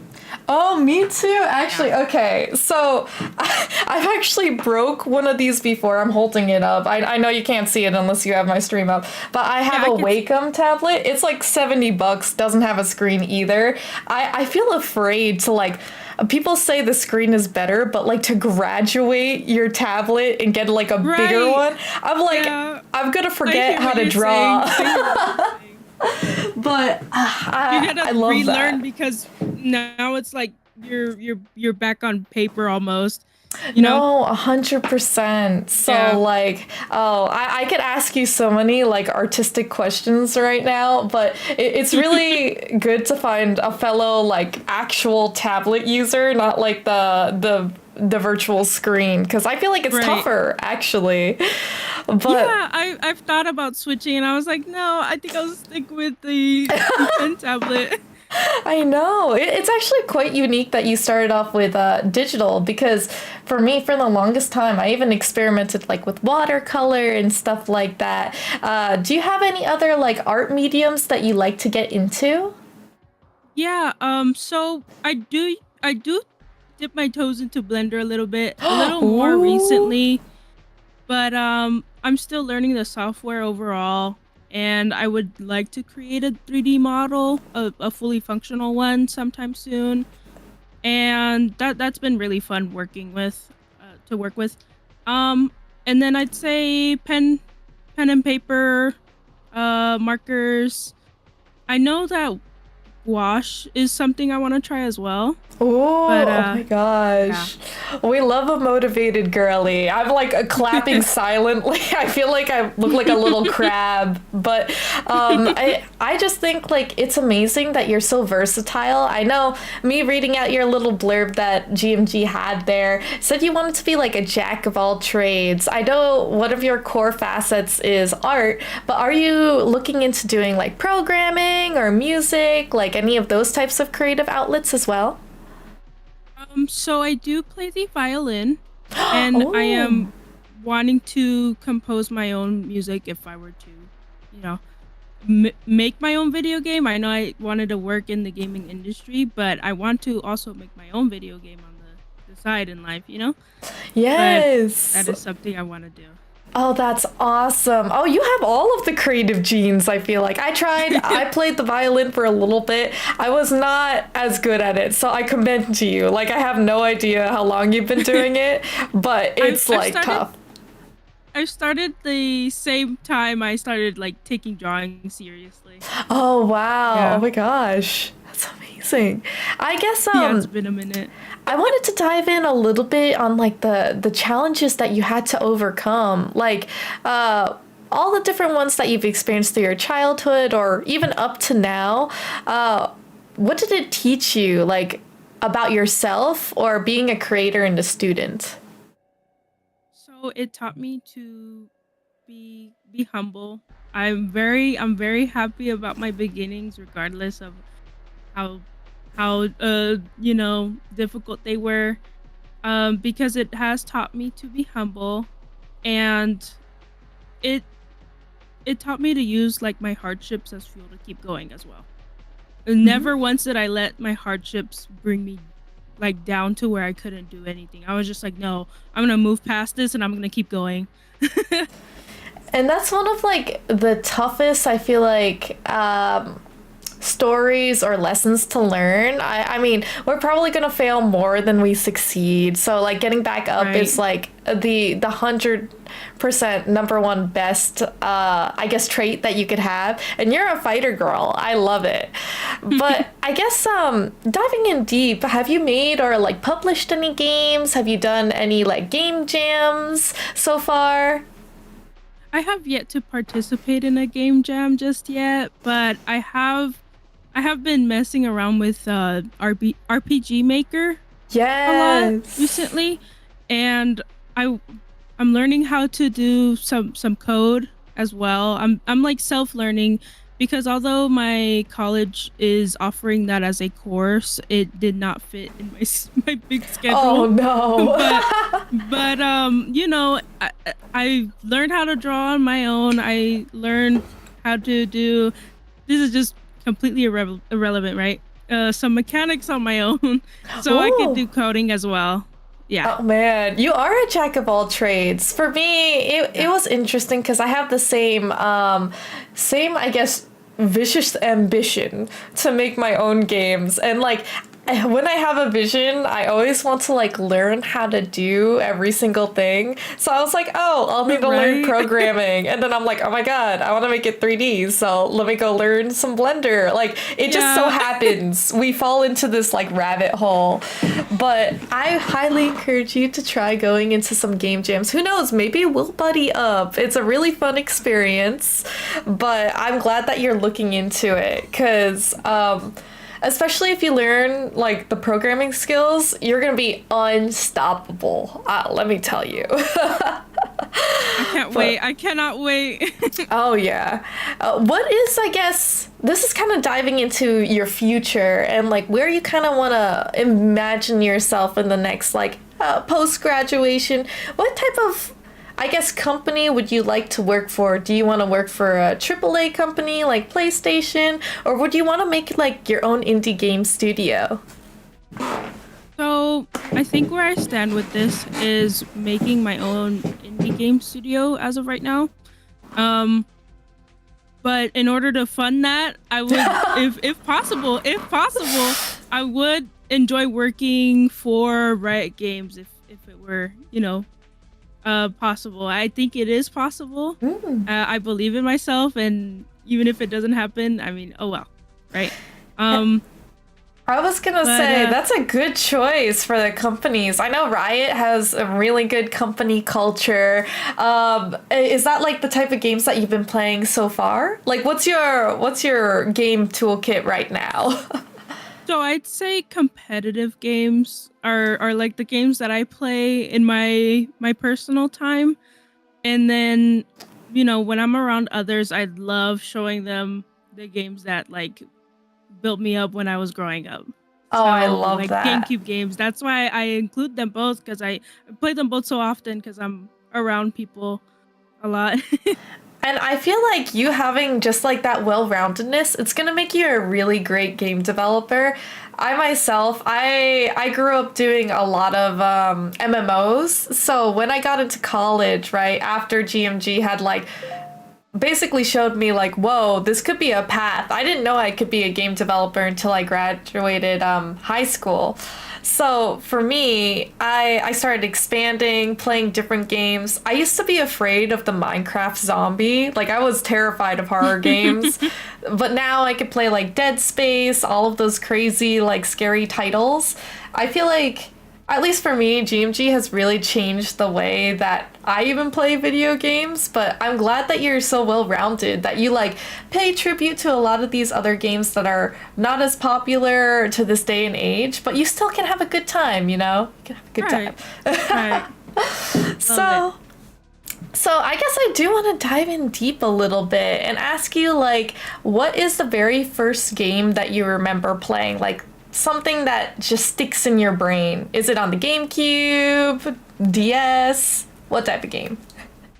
So I would say I remember on the N64 Pokemon Stadium. Oh, Pokemon wow. Stadium with my cousin.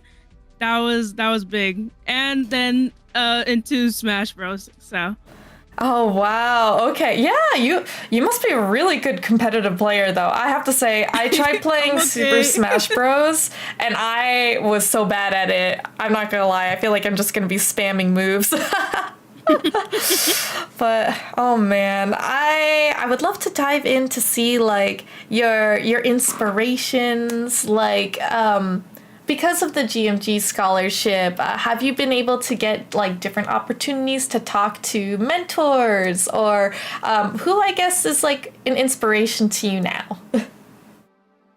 So I would say I'm so sorry if I pronounced this wrong, Oh, um, but I want to say it's pronounced Lilia or Lilia. I'm so sorry. it's okay. I've been in touch with her a lot throughout my scholarship journey through GMG, and she has helped me a lot. And she was one of the interviewers when I was applying, and I felt like I could kind of like relate to what she had told me early on, and yeah, she's inspiring to me. Oh, that's Yeah. amazing. Like, I feel like, well, that's one of the questions I love to ask because I feel like we're all interconnected some way. I don't know if you were here for Renee's conversation, but she actually knows Jenny, which I didn't know we're all interconnected like that. This is great that everybody knows each Right? other. But now you're a part of that web. You basically get to know me and then by extension, everybody else who supports GMG. So I cannot wait till you make your like debut in the gaming industry. Aw. Do you anticipate going to any of the like big events like game developers conference? I know Girls Make Games have been there before, but have you heard of it before? I actually surprisingly haven't. I'm so sorry. No, it's good. It's good because I didn't know until I was in college, and then it just so happened Girls Make Games like sent out an email for this, so you might actually get to hear about it too. So the Game Developers Conference is like a huge 1 week event that goes on in San Francisco, and maybe they might do it this year, but it depends on like budget. But typically they gather some Girls Make Game fellows, and we all go there to attend the event, and it's basically like I don't want to say like it's a glorified crash course on like game development, but it's like networking. Indie games get to be displayed, like a whole Ooh. convention, and you can even pitch your games too. So like they also have like seminars where they get to teach you how to like make, I don't know, Sounds wonderful. workshops. Yeah, hopefully you'd be able to make it out. I would love to like that's another reason why I do Plaguefest. Like, not only am I raising funds for the scholarship funds, but I would hope that one day they'd be able to like take the fellows and like the scholars and like let them get to experience all these wonderful events. So hopefully, search that up because I think you would find a lot of fun at that event. All right. I'll definitely look into that. Mm-hmm. I know we have a couple minutes here, and I think this is going to be, you're the first scholar that I've ever had on Plaguefest, so I'm actually going to turn the sheet to you to see if you have any questions for me, just because I've been interviewing you a little bit, but if you'd like to ask me a couple questions, feel free to. How have you gotten started in like have you started making a game by any chance? Yes. So I have. So I think I alluded to the fact that Girls Make Game was a huge like push in that direction. Originally, like I was very artistic minded like you. I actually wanted to be an animator before I became a game developer. So it's not too far off, but I realized I was doing frame by frame animation and I got burnt out so quickly. I'm like, ain't no way am I gonna be able to do this as a living. I But understand that. Yeah. as I said in high school, we had this opportunity. Girls Make Games was doing a collaboration with Google. It was called like the Change the Game Initiative, and you can search this up as well. I think it's still going on every year. Okay. But essentially, for everybody who's below 18, so for high schoolers, middle schoolers, they're able to pitch their game design idea. This was the very first year that they were doing it. I think I might be the oldest recipient, actually, because I was a senior. And my professor, again, he said, like, yo, your game's kind of good. This was just supposed to be a homework assignment, but, like, I think you should submit this. I submitted it. It was actually down to the wire, literally 30 minutes before the deadline, because I was afraid. Like, I'm sure that you have, like, imposter syndrome a little bit, but, right. You know, as you said, any opportunities that you don't take, that's like a failure. You got to take your shot. So... Right. From there, it was a couple of months waiting until I get this, like, really generic email that I thought it was spam at first, but it said that I was one of the grand finalists. So nationwide, out of thousands of applicants, 5 of us were chosen to make our game reality with Google. And Girls Make Games, they were a part of the whole experience. The game is actually on Google Play Store. It was an awe-inspiring moment for me, realizing, like, wait a minute, like, I think maybe this could be my calling. So I went to this school. Actually, I'm a little bit on the opposite side. I'm still, like, creative mind like you, but I went for computer science, so the programming side of things.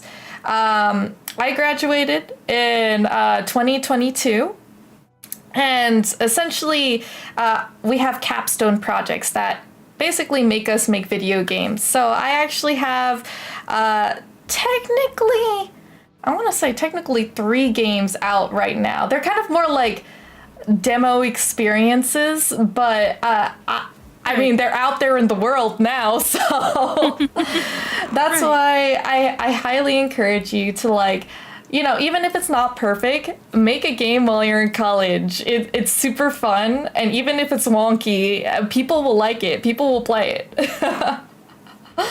Awesome. Thank you. Yeah.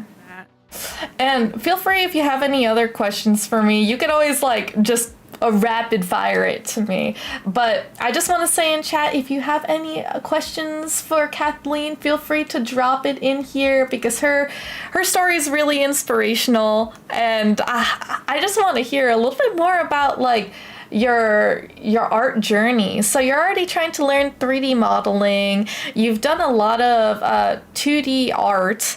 So do you make any of your original characters? What is your favorite thing to draw? Like, environments, characters, monsters? I would say that my favorite thing to draw would be my original characters, actually. Oh man.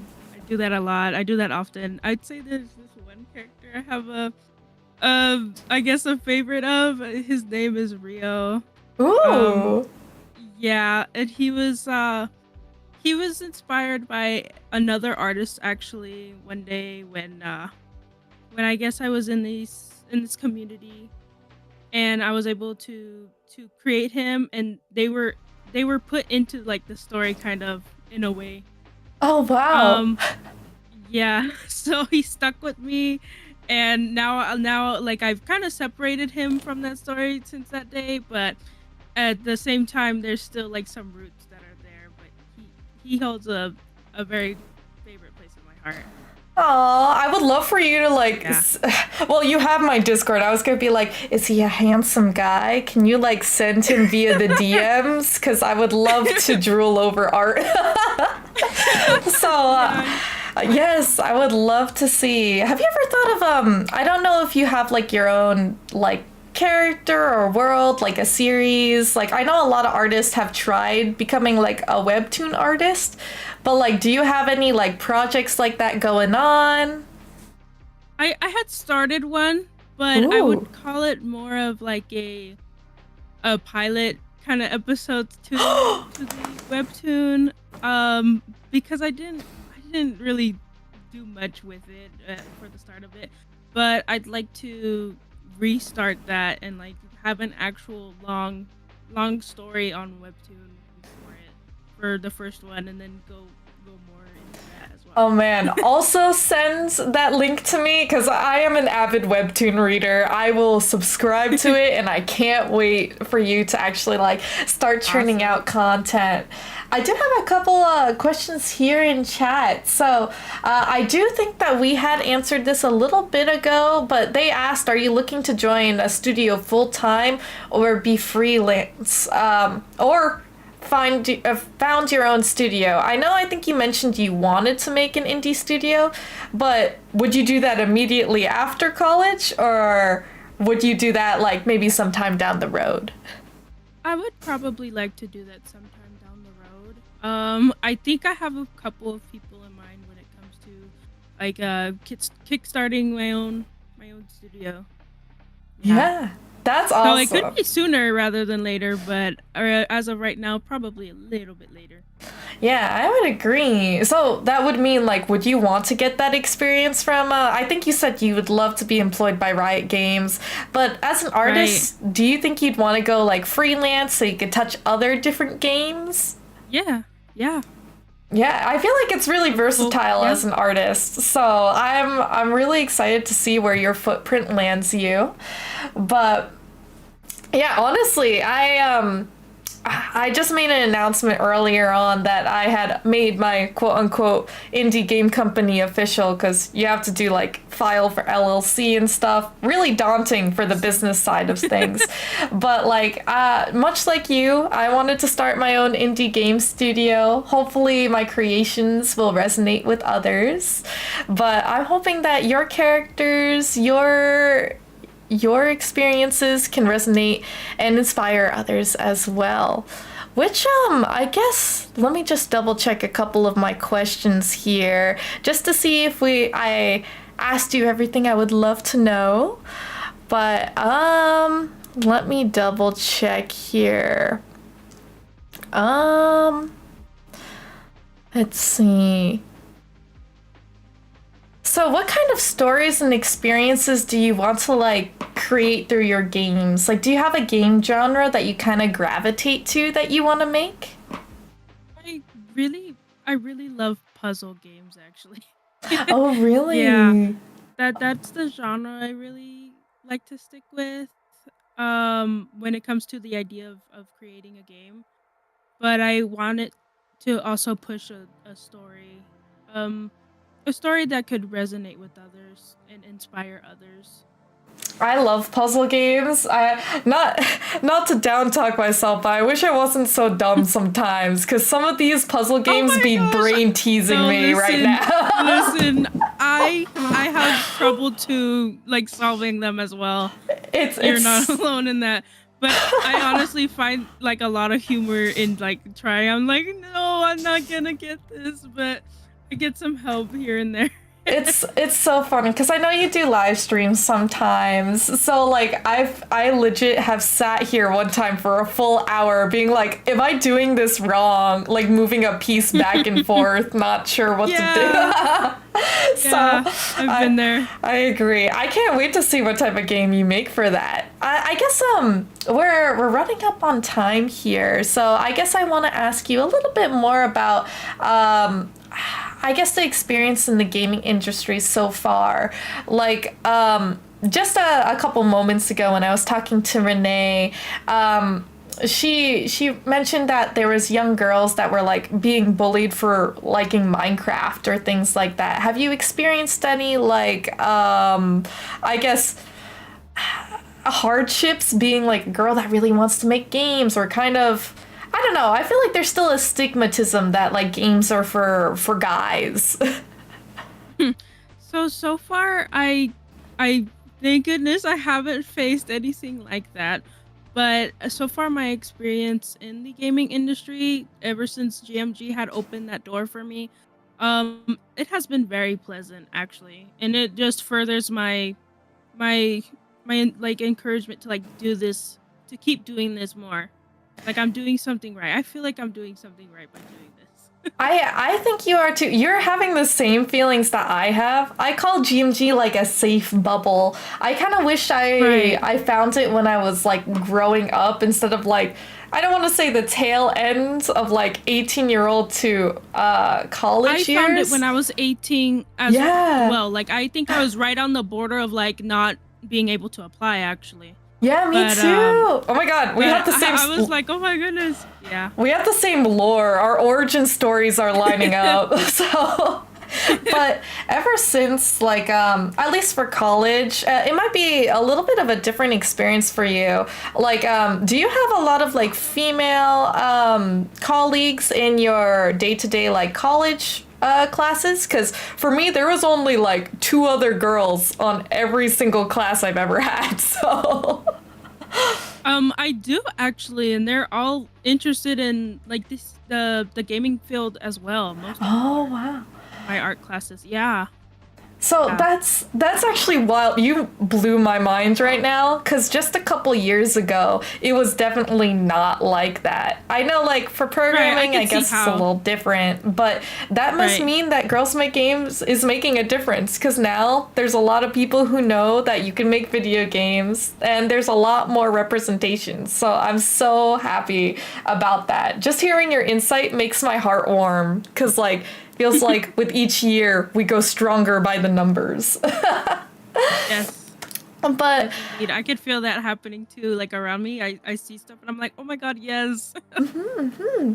so I know we are here up at time. So my mischiefs, please give a thank you to Kathleen, aka Amuda Derp. She is a wonderful individual to share her story on how she's embarking on her gaming journey so far. I can't wait. Hopefully I'll reach back to you when you graduate to see what's going on in your life, because I'd love to stay connected and help support you in any way I can. So I'm looking for you to make a video game, because I wanna stream it. I feel like you would be a brilliant game designer. So Oh, thank you. I appreciate it. yeah, of course. I appreciate your time as well. Oh, For thank having me you. here. And thank you for doing this charity fund as well, because it's funding my scholarship as well. And Yeah. other GMG scholars, you know, it's making opportunities for us. I know it has for me. So thank you. Oh, you're gonna make me cry. I cannot cry on stream. Like it's almost so foreign to me, because I've been doing the streaming thing for like 5 years plus now, and the fact that like what I do actually, you're like living proof. Like you're like the beating heart that's telling me like, yo, I'm doing something right. You waving, I'm like, oh my god. So look, this is gonna sound really weird, but like low-key, you guys are like, in a way, my babies. I need to protect you all. So so I'll be doing this Yeah. a lot more. But hopefully we could stay pretty good motivators in each other's lives. And I hope to see you around sometime, Kathleen. Don't be a stranger, Stay okay? in touch. Yes. Of Yes, course, yes. of course. All right. Well, then, Thank you guys. See take you. care. Bye. Oh, she's so sweet. I keep forgetting that you guys can see me boot her out. I feel like it's so rude for me to do that. But thank you, Kathleen, once again, so much for being on my stream. Hearing your story has really influenced me that, like, as you said, like, I feel like I'm on the right path, that we're doing good by not only ourselves, but the community. Like, we've been giving back to each other, and I hope that, you know, your classes don't wear you out. In my senior year, sheesh, did I struggle. I think I was living off of NyQuil and DayQuil like every other day. So don't be like me. Don't be like me. But study hard, keep pursuing your passions, because I think that's really how we change the world, we innovate, and we inspire others. It just makes life worth living, in my opinion. But thank you so much again. I hope you don't mind. If you want to share a couple of art pieces that you're particularly proud of, feel free to send it through the Plaguefest Discord, and I'll display it here on stream. Or if you want to share it in DMs. Oh my God! Wait, the handsome guy. Wait, hold up. Let me open this link because he is an absolute hunk. Okay, hold on. You guys gotta see him. You guys gotta see this hunk of a man. I was just talking about in the beginning of my stream how TikTok, I guess the algorithm knows me. I appreciate OCs so much. It's amazing. Here we go. Let me transition over. Look at this hunk. Look at the beautiful artistry, by the way. Kathleen, I want to ask you, this is like a question I always ask artists. How long did this take you? Because the chiseled jawline, the facial proportions, absolutely insane. It took me a while to be able to, like, 2 hours. Man, Kathleen, be a god of art for real, because I can't draw that fast. I can't draw that fast. But hopefully, who knows, maybe you'll open commissions, because I would absolutely love to see more art by you. Here, if you don't mind, I'm gonna stalk your page again. I want to see art. We're gonna look at way more art right now. Let's see. Oh, wait, okay, this is October 6th. I'm gonna put this over here. Well, this is a dangerous game I'm playing because it's Twitter. But I just wanted to say, look at these beautiful art pieces. The hair, the brushwork. Oh, OC art. I like the long hair. Handsome guys. Oh, who is this hunk? Okay, sorry. I love the art in terms of like the color palette for the hair. I think it's only one earring. That's a nice choice. You are able to draw a lot of different hairstyles, which one I'm really terrible at. So I admire a lot of this stuff. And the fact that your sketches can be rendered so well, like the hands, the positioning, the facial expressions. Oh my God. Let's see. Oh, he's actually Namor from Rivals, really? And Strange. I love Doctor Strange. Okay, well. Oh, I love it. Hopefully I'm not gonna find anything wrong in here. Okay, he just has his boxer. Wait, I like... Sorry, I'm gonna freak out because I love ships. I'm a little bit of a nut job here. I'm just don't mind me. I get really giggly when I see hot men on screen. More art. Hold on, guys. We're showcasing Amu's art. Please, you guys need to drink the nectar that I'm getting shown right now. Let me open them all up. Let's see. We're opening the links. Ooh, the moody lighting here too. Okay. Let me hold on. Why are these all oddly... Okay, the last 2 images seem to have shrunk. So I don't know if you wanna resend those. But look at this guy. I don't know. I like the muscles. I like the muscles a lot. I can't.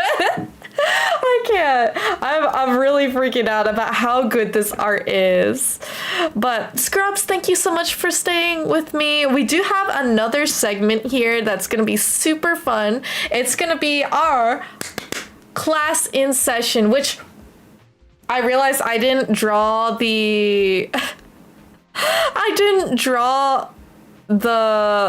classroom setting. We might need to do that before tomorrow.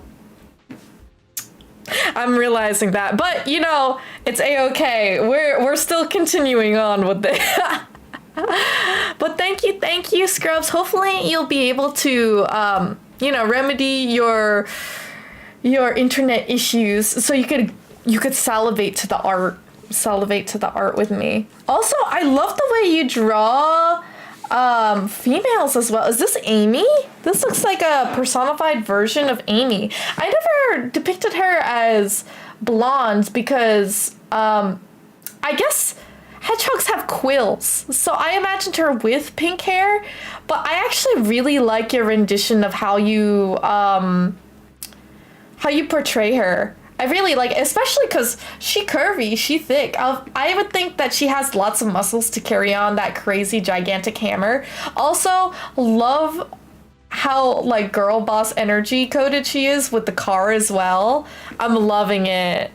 Yeah, I don't know why it's shrinking here. I can try to open it again. Oh, there you go. Okay, these are working. Look at how these are portrayed. Oh my god. I like the open back on her. I'm not familiar with these two unless they're your OCs, but the city skyline, like the lighting from the moonlight, it's romantic. I love it. And then the jealousy. Okay, I don't know why, but this one guy right here kind of reminds me of, is it Connell Sanders? Who's the KFC guys again? Colonial Sanders? Con Sanders? It's the man, the myth, the legend, the face of KFC. He's a hunk. But I have to say, wait, it does kind of look like it. I will say tastefully would, but also the guy with the long hair, not gonna lie, I like him a lot.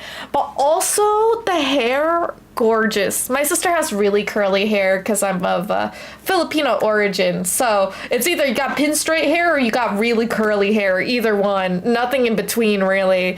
But loving the designs. Is it Connell Sanders? How do I pronounce that? How do I pronounce that? I remember my Colonel. Man, okay. I said that this is one of the most professional days out of Plaguefest. There he goes, out the window. I'm not dyslexic, but I can't pronounce anything so far. But again, thank you so much, so much to Renee and Kathleen for being number 2 and number 3 of our guest speakers. We have more guest speakers going to come and make their debut tomorrow. I was going to say next week, which is true, but not exactly what I mean. And I am so excited to share their stories as well. Like, all the people I've been meeting so far, they have such diversified experiences, but all of us have such, I don't know, kind hearts. In my opinion, the willingness to always want to support each other. Girls Make Games has truly made this network of inclusivity and love for video game development, and I'm so incredibly proud to be considered not only a GMG advocate, but a GMG fellow to do this. But without further ado, it is 5 right now. I kind of want to take a brief break because I've been talking my yapper on. I need to drink a lot more water, so I might take a brief 10-minute break to make sure everything is set up.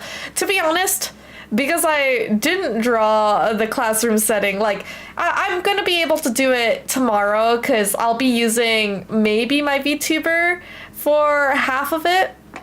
But this time, I'll be showing you guys game design 101 for anybody who wants to learn how to make video games, anyone who doesn't really know where to start, but wants to start it in their hobby journey, or just, you know, you don't have the funds or the means to go to college for it. I highly recommend going, but it's never needed. Like, there's so many wonderful tutorials and guides on how to get yourself started, but I want to be one of those individuals that helps guide and provide advice to those who want to, you know, just straight brute force it, YOLO it, and become their own game developer. Are the VODs from this stream available to see afterwards? Yes, Amu. So I'm actually live multi-streaming. So I'm actually on YouTube streaming this as well. Automatically, it gets turned into a VOD. I do have a resident editor. Well, he's kind of doing his own thing right now, but for special events like this, I may ask him to help me compile it to make it short and sweet to each section.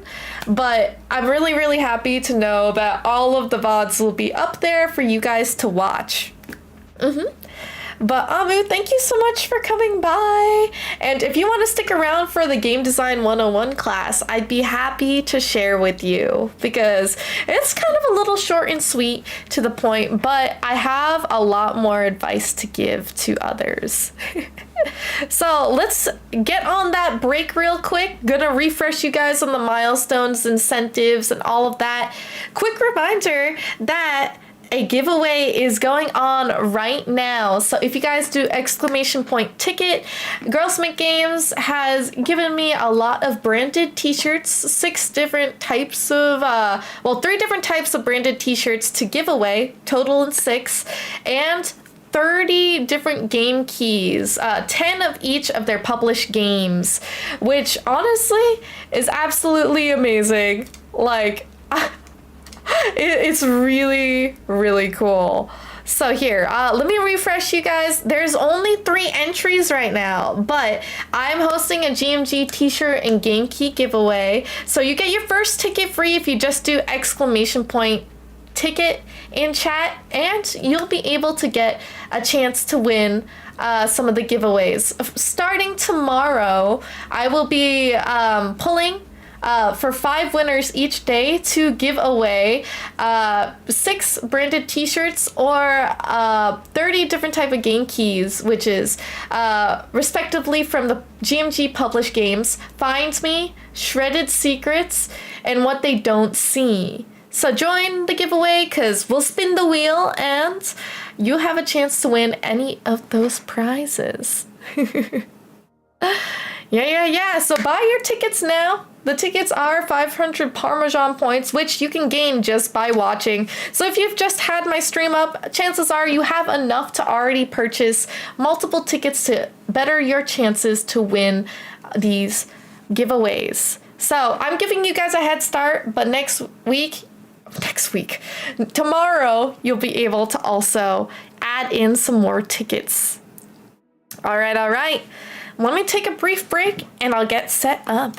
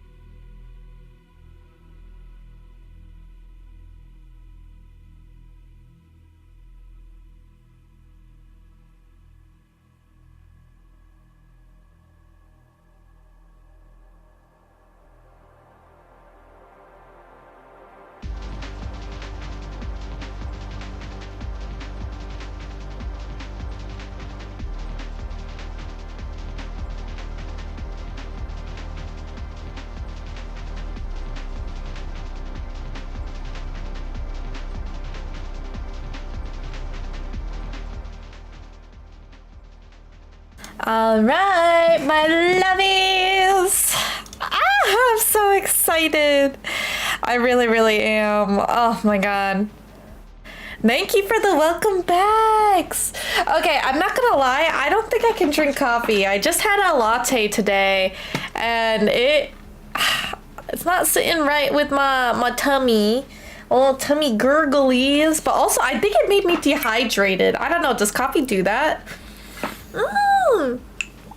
Hi Zen, hi everyone. I hope you're ready because class will be in session. I was debating whether or not to change my outfit, but I'm way too comfy. I'm way too comfy right now. It's true. It really is true.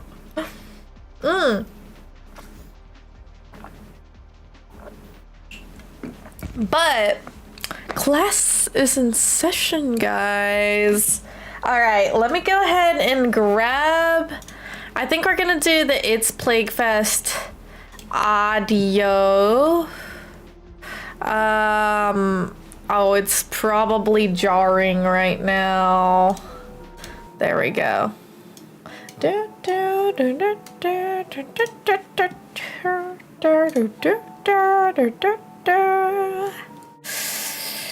Okay, we're just gonna do the webcam right now because we don't have class in session like not our outfit, but for the VTuber background, it's not yet built out, which I wish it was, but we are going to be going over my game design deck 101. If you guys haven't been here for last year, you guys are in for a treat. To be honest, I've only briefly skimmed, so I'm hoping that I remember everything. It should come back to me.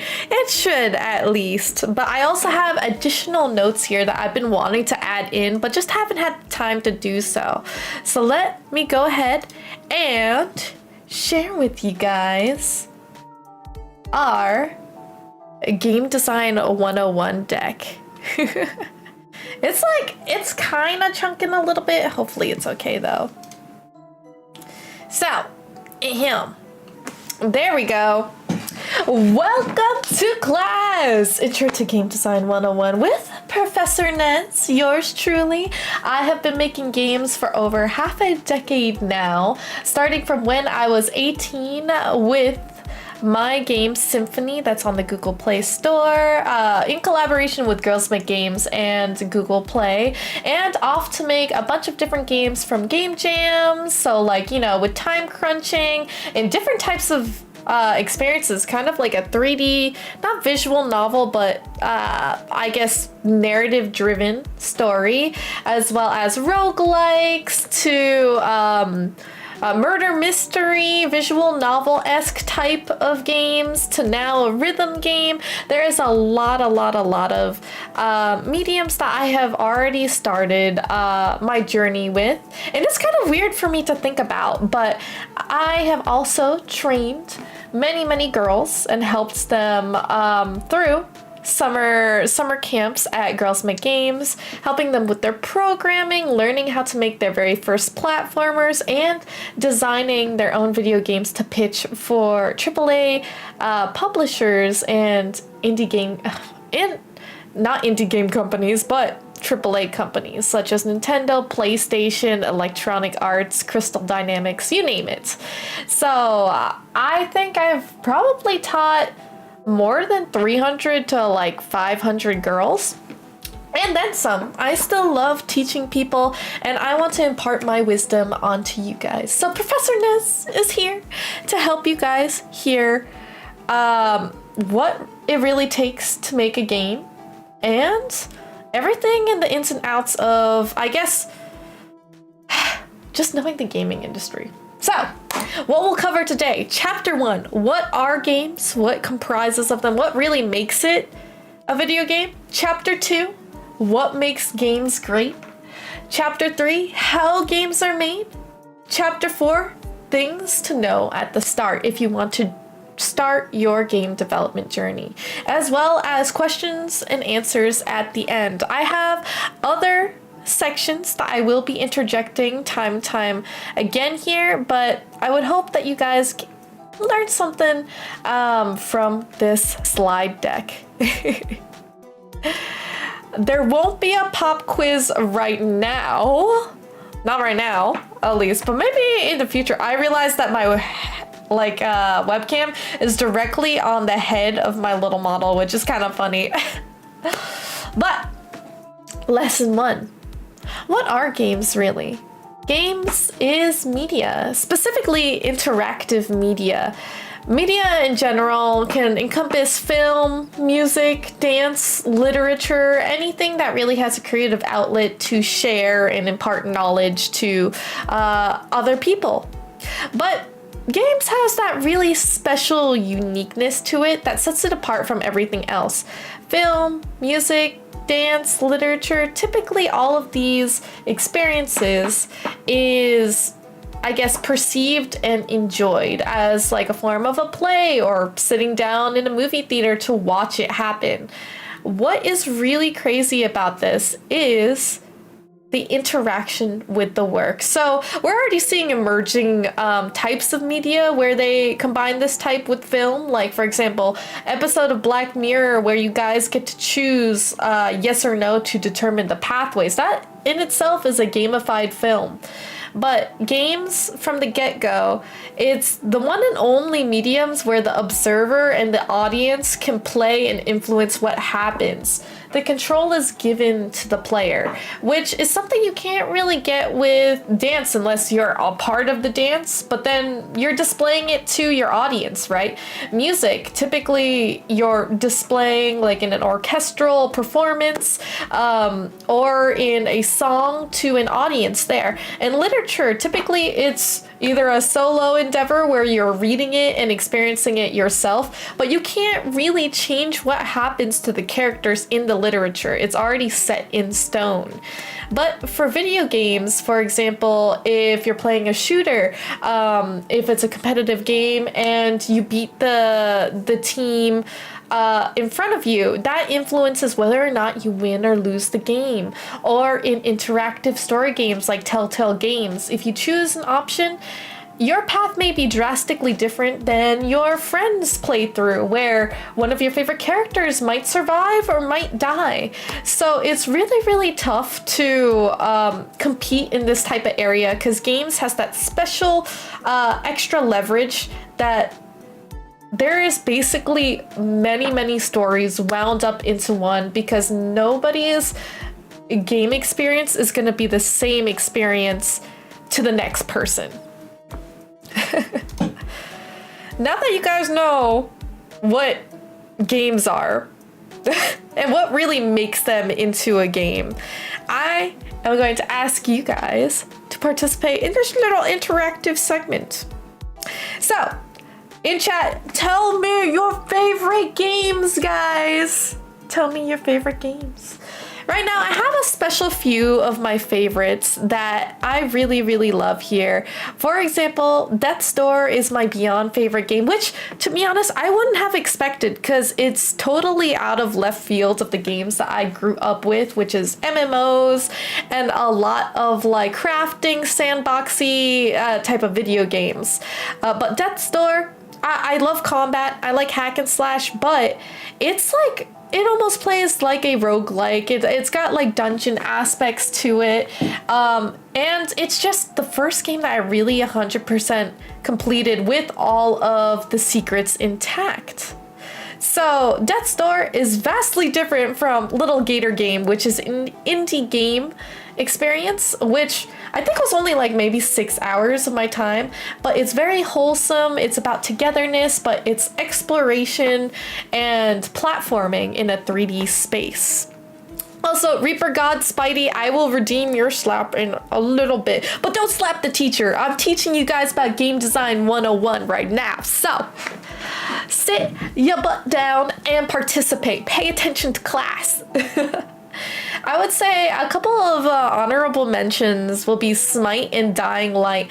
These two resonate in my heart because that I have so many core memories with friends. Smite, I used to play competitively with my friends. I was never, you know, a great grandiose player like, I don't know, god tier with my friends that were like gold or platinum rank back in the day. But it's it was something that I remember I looked forward to with all of my friends back in the day in high school, and it still resonates to me how like teamwork really made the game 10 times more fun than I would have expected. Like, I don't really like MOBA games, but Smite is one of my fan favorites.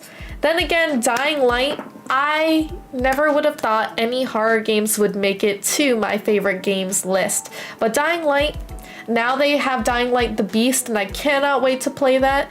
But it is definitely in my top 5 because of the experiences with friends. It has such an engaging story. Once I got over the hump of freezing every time I saw a zombie or something scary happen to me, it was some of the most favorite memories I've made, especially one of the first games I completed on stream. Makes the dream work? You mean Smite? The teamwork makes the dream work? I love it. But I see, Luke, you've participated. Good job, good job. I wish I had my glasses, but I have LASIK, so imaginary glasses push up.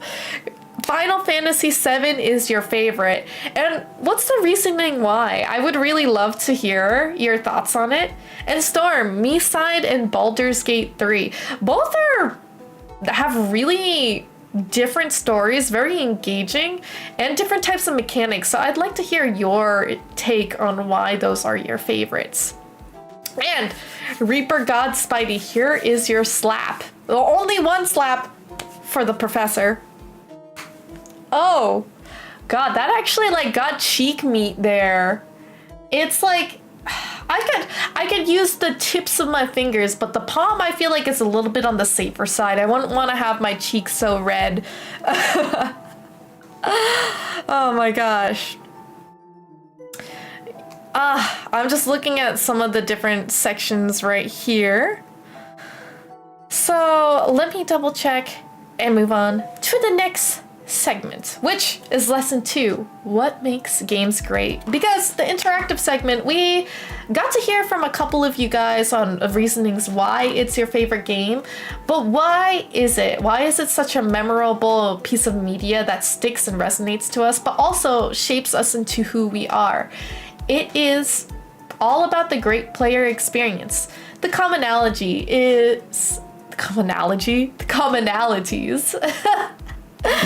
for what makes a great player experience is the invoked emotion. The game must make you feel something. For example, for the different genres, horror games typically will make you scared, make you uneasy or at the edge of your seat, as opposed to a Zen game, which might make you feel relaxed when you're a generally anxious person, might make you feel like you could take yourself slow and like unwind, to a hack and slash, which is engaging, exciting, makes you super hyper and I don't know, really, really want to be competitive in that type of sense. It also needs to provide a meaningful and impactful choice. It could be as small as a match 3 game, actually getting to a new milestone where, conquering all of these different levels gives you this rewarding sense of accomplishment, or it could be actually in the narrative detail where essentially, let's say you have some type of visual novel that would teach you more empathy to have for characters that you aren't able to envision or put yourselves in their shoes until you actually played through their own experience. The gameplay and world space is immersive and engaging. This kind of goes hand in hand with providing meaningful and impactful choices, as long as each character has a purpose that pushes the story forward or helps you identify like, oh, this world is dying because of, let's say, my player's actions or NPC's actions, or maybe this could be avoided, or trying to help link those things together in the player's brain will help you want to care for the conflicts at hand, want to care about learning more about the lore. If there's something weird or off in a world space that you might want to further pursue, finding the reasons for it. And most importantly, because games do this the best out of, I think, any other medium, but I'm biased, aren't I? Is that players have fun. So having fun in video games is almost one of the number one rules. Of course, there's rage games, but typically people enjoy that type of medium. They choose to play rage games because they want to conquer it, they want to get better. Or rage might just be their weird sadistic way of making them feel like they're having fun, you know? So it's really interesting, but you should always be aiming to make a fun, holistic experience for your gamers. But let me just scroll back in chat to read. For Baldur's Gate 3, I love turn-based games and D&D, despite never playing it. Storm, maybe we have to play sometime, because D&D is another brilliant way of engaging your players to really flex their creative muscles. Me side, I just thought it was a great story. I still need to play it. So no spoilers, but I would agree just from what I've seen alone. Looks like a great experience. So yeah, I love the setting. It's just great fantasy world with steampunk mixed in. Lots of whimsical elements for Final Fantasy VII. Ooh, so you like the world building in it. I love that. I can write about it forever. Honestly, feel free to write whatever you'd like in Twitch chat, because we're talking all about games and game development right now. Oh, I went back. Pardon me. So, let's do another little interactive segment. I know you guys can't really see a little bit of the bottom ones, but can you link the emotions to the game genres? This is a brilliant way to flex your creative muscles, is to think about the game genres you would want to make your video game in and what type of emotions you want it to invoke. It'd be a really interesting way of somehow somebody made a horror game where you could feel relaxed in. You could do a horror game that invokes laughter as an emotion. For example, you can make a comedic horror that like they anticipate to be scared, but things just don't happen the way that it should be. Like, for example, a roguelike that is really unforgiving, that gives you anger because it could be more of a raging roguelike. Zen game genres it would be kind of interesting. I don't think you'd be able to make a shocking Zen game, but who knows, maybe they could be shocked based off of what type of game mechanics you implement into it. All of these can really help you generate a solid foundation for your video game, is if you anticipate choosing what type of game genre you want for your game and then picking an array of emotions. Because let's say for excitement and adventure, which is the typical pairing for it, what will make it exciting? It will ask these designer questions that will fuel your concept journey. Me side recently got English voice acting. I'm more interested in a relaxed rage game. Yeah, like what if it's a rage game that is supposed to make you feel relaxed after putting in the violence into it? That would be kind of interesting. Some people might play games like that. For real. Pride would definitely be connected to first-person shooter, in my opinion. Getting Over It kind of does that. It's a relaxed rage game. I don't know about that, Luke. I don't know about that. But lesson 3, meaningful choices and teaching the player. So, meaningful choices helps make the player feel like their experience is unique, because it is unique. Most experiences gamers will have will not be the same as their colleagues or their teammates or any other players if it's an online game. An example for this is Pokemon. A lot of us have recently heard of the latest Pokemon being released, and it's a very beloved franchise. So I have an idea that you guys have an inkling of the turn-based design of it, what the gameplay is to fight monster v monster. Pokemon. What Pokemon do I use in battle, right? Is often a question that the player has to think about. What will give the best advantage? These are meaningful. This is exactly what the advantage and disadvantage system is for typing in Pokemon. For example, an electric type is super effective against a water type. This gives the player choices that could give them an edge in battle, give them an edge in the game so they have better chances of winning. It feels like an impactful choice that they make out of a team of 6 of Pokemon that they might have on hand in their Pokemon game experience. So the the different combinations of Pokemon that you choose to have with you on your journey can already be like not infinite, but a lot of different combinations. So let's say Luke, my good friend, would have a very different team than what I would have if we were playing Pokemon, just based on the looks of the Pokemon, the lore of the Pokemon, maybe advantages, like if we're taking on a gym. All of these choices might be different, especially like even if we're going for a grass type gym where we know we should bring the advantage types like fire into a grass gym. Who knows, maybe Bot, for example, just decides not to do that and challenge himself more. These are all engaging choices and give empowerment to the player. Another great example is Minecraft. For example, it is a sandbox game which gives infinite amount of choices for players to experiment in the world space. One of the big questions is, what would I build? We already have a modded Minecraft server and we're already trying to figure out what would be the best to build in our world space. For a big question would be, what would help me or what would make me happy? Great example of this. My bad, sneezing.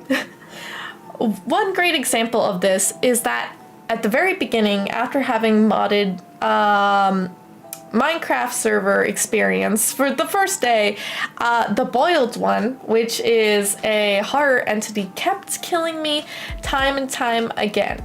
And it looked like that if I was in a certain place, I couldn't get away from them.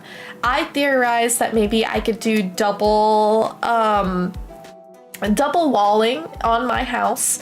I used cobblestone, which arguably isn't the strongest, but it ain't like super flammable. So if by some reason the boiled one had set my house on fire, I would still be pretty much safe if I got indoors.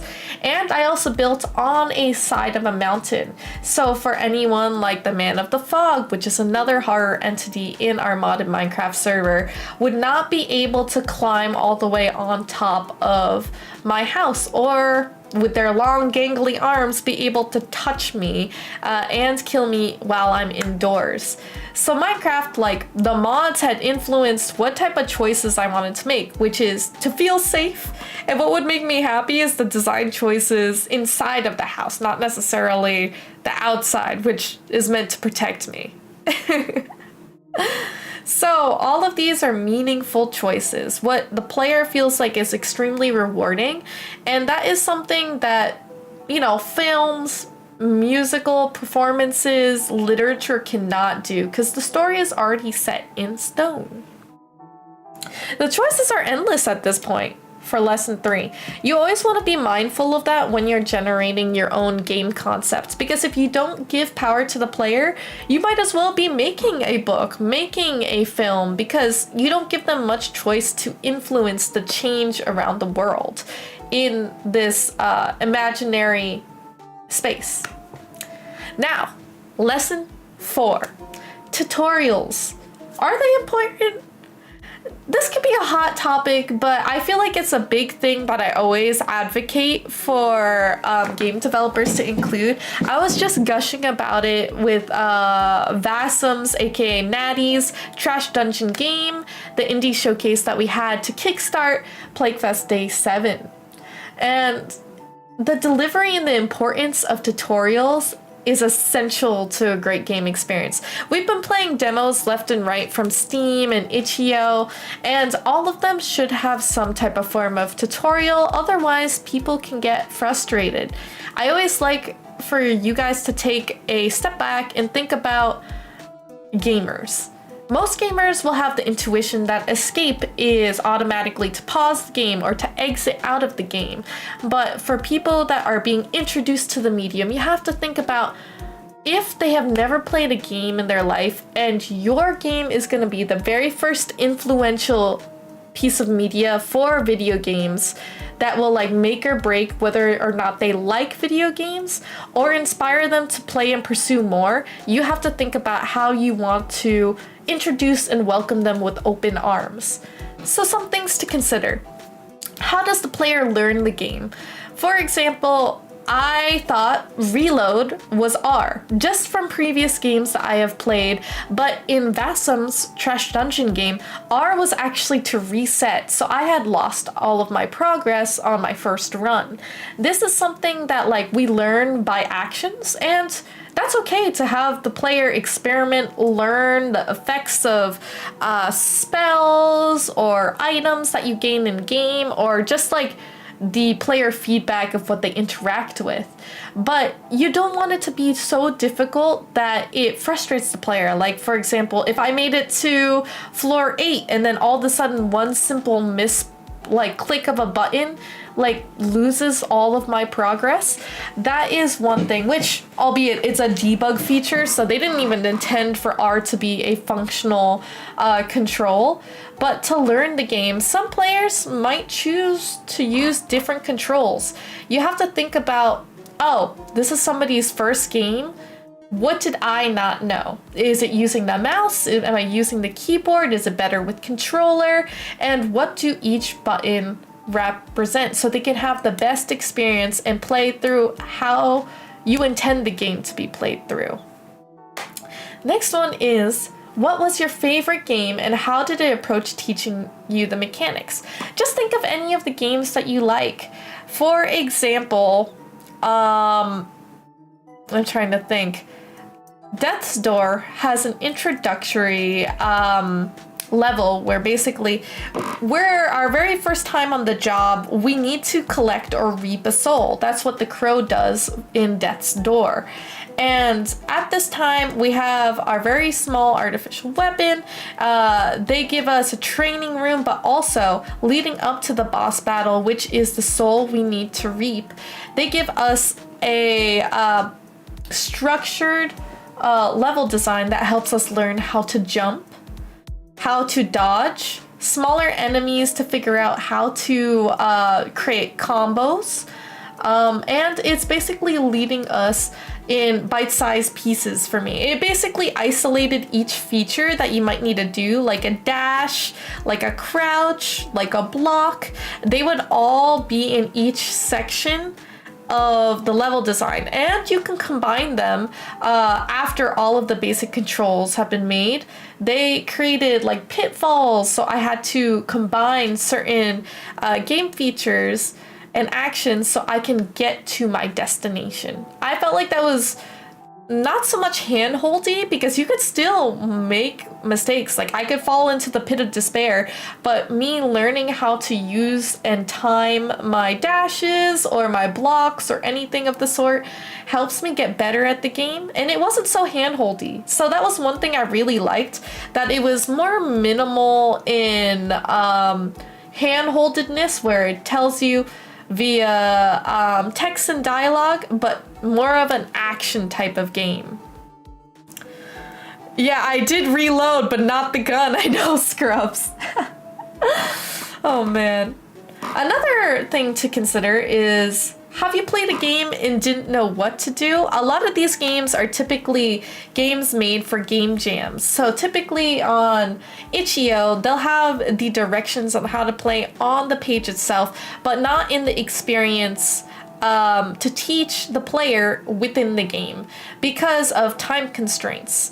Now, this is all fine and dandy because you could read it before you install the game, but if you didn't have that page, would you actually enjoy the game as much as you did if you didn't have that set of instructions? You have to think about it. If I gave you a board game like Monopoly, but didn't give you the instructions to do it, chances are you're not going to experience the game the way it's intended.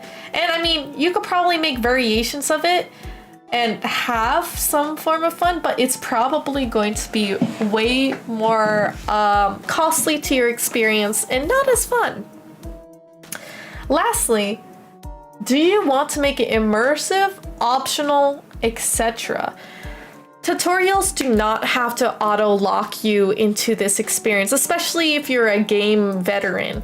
I think it's really imperative for you to have a tutorial, but make it skippable, immersive in the storyline. So maybe like in Fallout, how they have the Pip-Boy and non-diegetic menu, which means it's within the world space, or the Pip-Boy is an actual item that you would have in the world, and you could see your statistics through there. It's not just a UI that gets put onto your screen, which kind of breaks the fourth wall or immersion. But like for example, in Dead Space, you can go into a terminal, and basically that's how you assess your statuses, upgrade, and open your inventory in that senses. Now, you can make it optional, such as for tutorials, if it's a roguelike, just like Vassum's, they had chosen the option to give you guys tutorial tips for your runs. You don't always have to need that. You could get straight to playing, especially if you re-download the game. You don't want the player to be locked into having to do the tutorial again and again and again. But welcome, Scrubs. You're late to class, but you know, we're on lesson 4 and we still have lots of information to go through. I do them a lot depending on controller and keyboard to see what input feels better. That's also a really good important part, is a lot of people for options. Many game jam games or games that start out often don't have a settings tab, which I think it's really imperative to have at least the basics master volume and resolution, because not everyone's going to have the same screen or monitor size. Not everyone is going to have the same sensitivity to audio, and those can really make or break the game. If the audio is too loud, chances are the players will be too overstimulated to even pay attention to what's going on in the screen, and just keep thinking of protecting their ears because it's either shrill or just way too loud, or maybe too quiet for them to really appreciate voice lines in the game, you know? So definitely having the bare minimum settings is a must for a game as well. So don't ever skimp on that. Don't ever think about that, but make it more of a force of habit. Key binding is another one, because especially in the accessibility range, I don't want to say it's not a given, but having keybinds and anticipating for that for controller support, or just switching like different keys to keyboard. What if somebody has limited motor functions and needs to switch a keybind to another key that is more readily available to them? Thinking about this can really give your game the best chances of being given to people that might not be able to experience a lot of games. For example, with limited mobility, or let's say you have flashing lights in your game like epilepsy, having options to toggle on and off for those can help broaden the experience to people who really genuinely want to experience your stories and craft. Let's see, I think Monster Hunter is like that too with the journal. Yes, it's really great to see non-diegetic UI be used. It feels like you're immersed. And some people don't really notice this, but those are like the design decisions that really make immersive world space. Skippable tutorials are a must. I know. Let's see. We do have class for tomorrow as well, Scrubs. That's going to be with a guest professor. That is Professor Beats. Now, let me dive in deep to team composition. We're diving in bits on insights of the gaming industry and what really goes behind the magic curtain of all of your favorite games. So the gaming company organizational chart, this is something that I found on the internet, but really does justice in telling you roughly how things are broken out. And typically, most departments are broken up into 4 categories or pillars of design. But how team compositions typically are, and they vary, especially in indie game companies where you have to wear multiple hats. Typically, we'll have an executive producer that is head holistically of all the high level experiences. They're supposed to be the one who essentially makes sure that the timeline gets done. They monitor each team. If somebody's falling behind, they pick up the slack, notify them, make the deadlines for, I guess, investors, or anticipate what needs to be done. They're basically the tried and true leader of making sure the game pipeline moves, because the games could spend 7 years in development. It could be just really difficult, or a lot of them are taking their time due to time constraints, but the executive producer is the one who basically sets the tone and the timing of how well the game gets developed. Oh, did we get a donation? I heard something. Let me double check. Let's pause real quick. Right. Oh my god. Right, you didn't even look at the incentives. You donated a lot, so we're automatically going to give you VIP. But take a look at the incentives and see what you want, because thank you. Thank you so much for the $100 Roonies, my god. You are, I think, in the top 3. Thank you, because we have hit another milestone, which, okay, let me actually just pull it up because I need to see the milestones here. We're taking a pause from class. Although, don't think you could bribe me, Rai, because we're classes in session and Professor Nez is teaching you about Game Design 101. But we have hit our 1200 milestone. Wow! That means I get to make an art book with yours truly, all the sketches that have been laying in the dust. Who knows, I might have a theme for it, or it might just be a compilation of all the game assets that I may have made. It might help teach you how to make more visually appealing concepts, character designs, you name it. Like, I can't wait to make this. I really can't wait, because I was heavily inspired by my favorite game artist making this, and I've been waiting for her to restock it. So hopefully we can make some, and I'll show you guys the assets, or not the assets, the art books that I just got from New York Comic Con. I got them signed as well. It's amazing. Sorry for disrupting class. Sit down, Rai. We're going back to the roots and learning how to make games. But thank you, Rai, so much for coming by. I know you've been like checking in on me, but literally I have been nonstop prepping for Plaguefest. I get DMs all the time from like our interviewees to prepping. Like, to be honest, I hope that Beats is not sweating his buttocks off, because I have not technically showed him the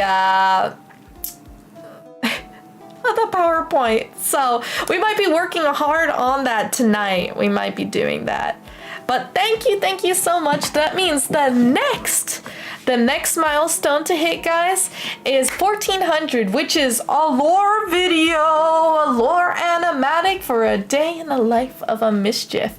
I know I'm making it a little bit vague, because we don't know if it's going to be one of our fan favorite mischief stories, or if it's just, what is a mischief? What do they do? How cute are they? I will look for an animator to make sure we make a little animated video to show you guys a little slice of life of what a mischief does. But we're at $1,215 raised. You guys are amazing. Thank you guys so much for being the kindest souls and the hottest commodities on the internet. Now, without further ado, we will be going over the team composition. I had just finished talking about what the executive producer is. Typically, executive producers also do not get mistaken for the creative director. Typically in indie game companies, these go hand in hand, just because, having a lot of leadership Honestly, it's costly, but a lot of their responsibilities overlap. But creative directors typically do not need to appease to the stakeholders. Executive producers get the results and they hear what the stakeholders have to say. They have to hear about what business, what basically goes on the business side. Oh, I just realized my mom is calling me real quick. Oh, it just ended. Well, real quick, I'm going to call them back and we will see what is happening. Class, not adjourned, just a brief break.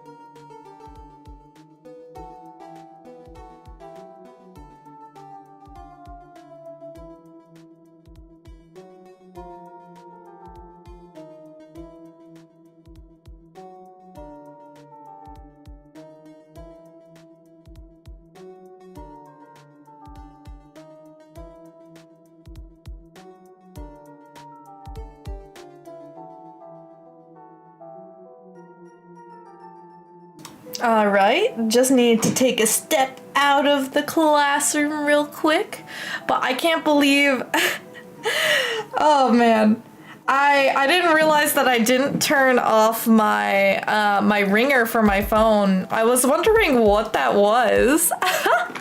Recess time, chew the walls. No, set in bad. I'm putting you in timeout. Timeout right now. No phones in class except for the teacher. I'm not a student. I have important meetings to take, you know. Important meetings to take. But again, going back to the gaming company org chart, I was talking about how the differences between the creative director and the executive producer is. One is more on the business side. One is making sure that the game is as polished and like their features get in on time. They both are time wizards. Like they are supposed to be high level, make sure every branch of development goes right in accordingly. But it's like, think of the producer talking to the stakeholders and they want to do microtransactions or loot boxes. The executive producer needs to come back, tell them that this is a necessary need in order for the funds to keep coming in. The creative director needs to figure out an innovative way to put this in the game. Figure out the sprints, the timeline, like, okay, if this is a new feature, what type of loop do we need to do? Can we do this in 3 sprints, which is like 3 weeks? Or do we need to make new assets? The breakdown and the task delegation is typically put in with the creative director. Ultimately, depending on the stakeholders and how much weight the creative director has in the company, they are able to veto design changes or rebuttal it. But typically, the creative director is the only one who does that. Now to the blue section right here in the middle is the directors and the managers. This is like the leads you directly report to for each branch of development. So we have, for example, the art director, we have the office manager, we have the director of technology or the programmers, the engineers. We have director of business development and director of operations or like game design.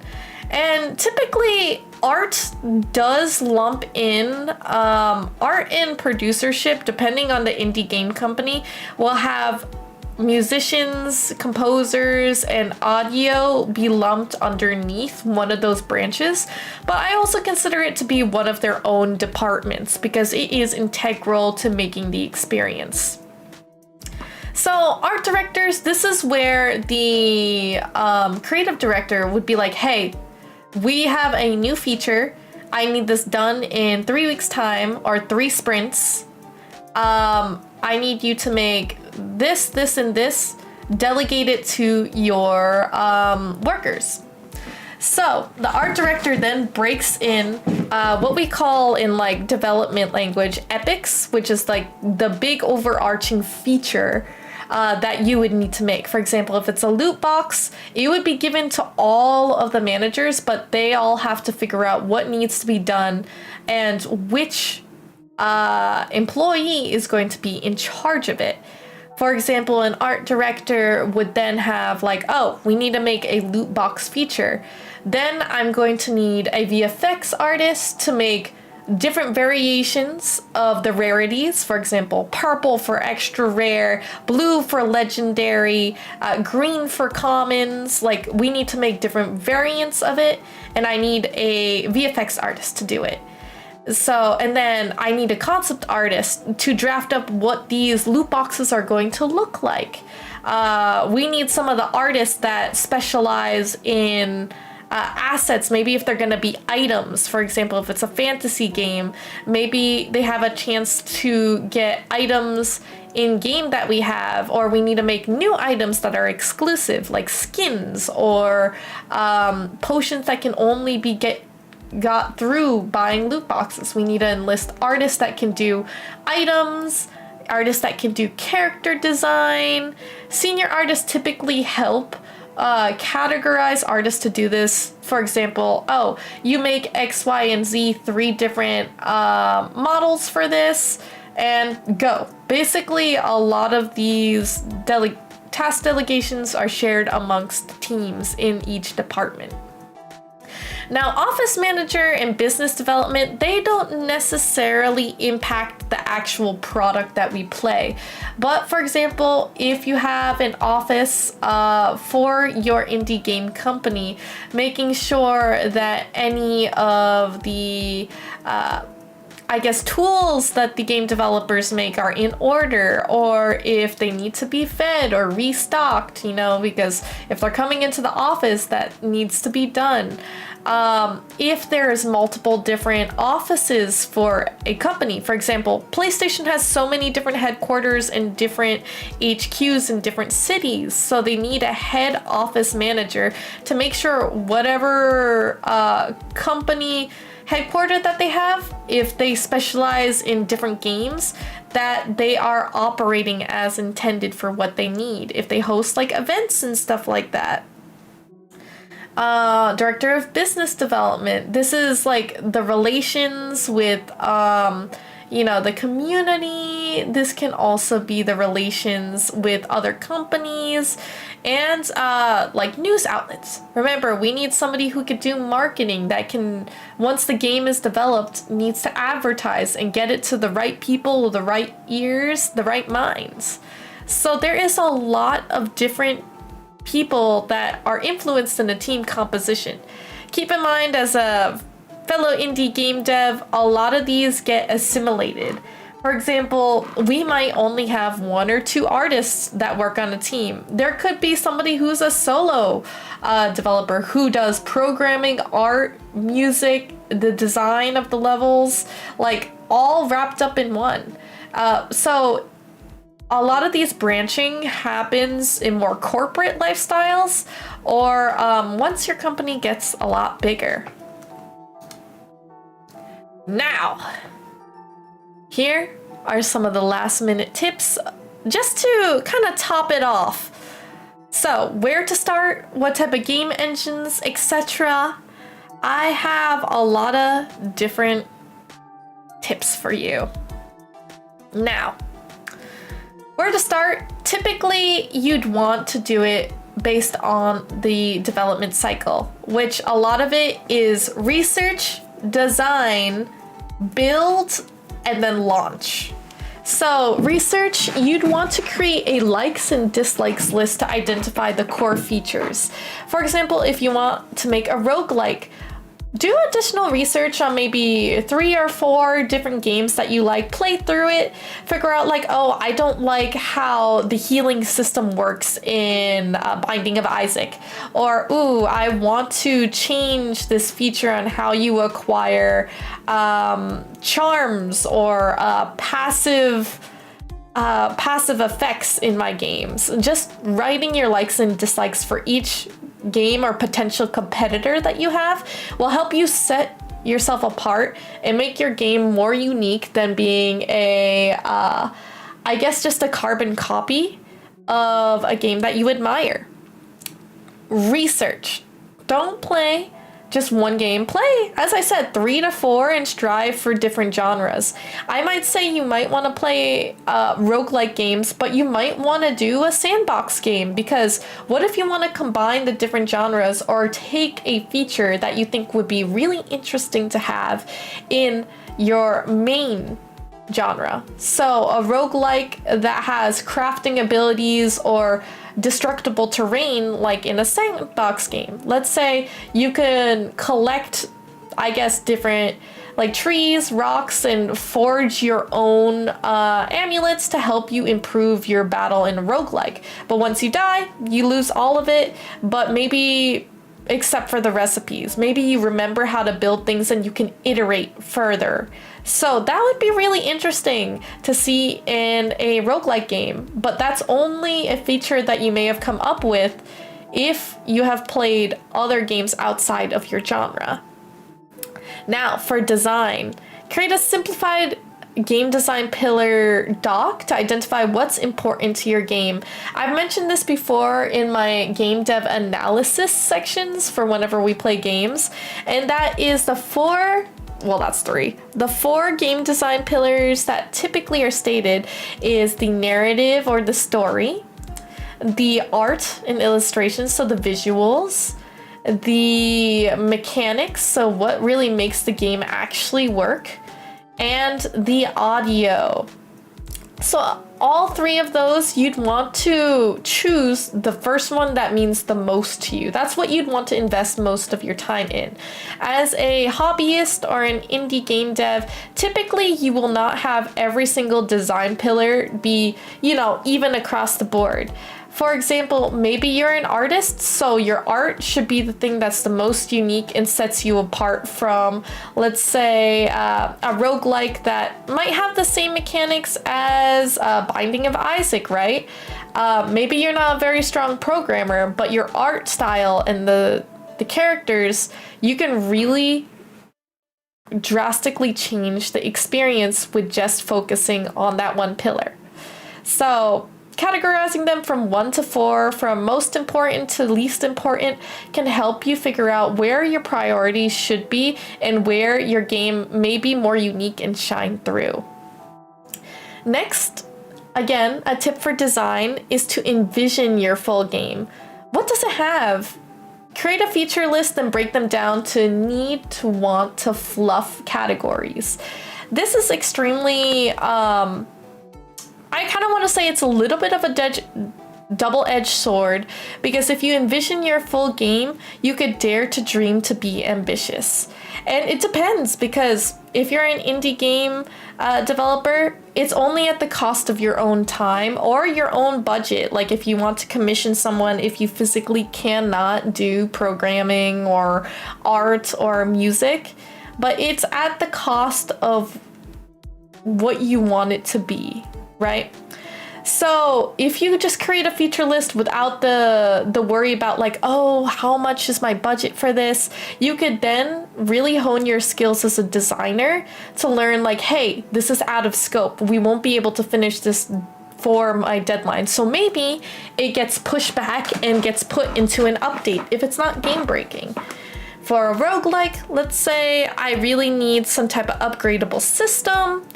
I need to have hack and slash mechanics so the players feel engaged in the fighting. I want crafting. I want all of this. I want 17 different worlds. See, the 17 different worlds would be a fluff, but a want could be, I want like at least 2 to 3 different worlds. A need is 1 world, and you could do that with a demo, So maybe 1 world that has 5 different levels. Fantastic. Just figuring out what your scope is and when you want to ideally showcase your game, this can really help you figure out what might be too much for one person, or if you're working with a team, how not to overburden your teammates. Next is some tips for building. Break out into weekly to bi-weekly check-ins. This is kind of more advice to each their own. You should hold yourself to soft deadlines to see how progress is doing, especially as indie game studios. Sometimes harsh deadlines, it motivates people, but especially if you're not getting paid for it, if you're doing this as a passion project, try to do soft deadlines and treat it like your dedicated baby, right?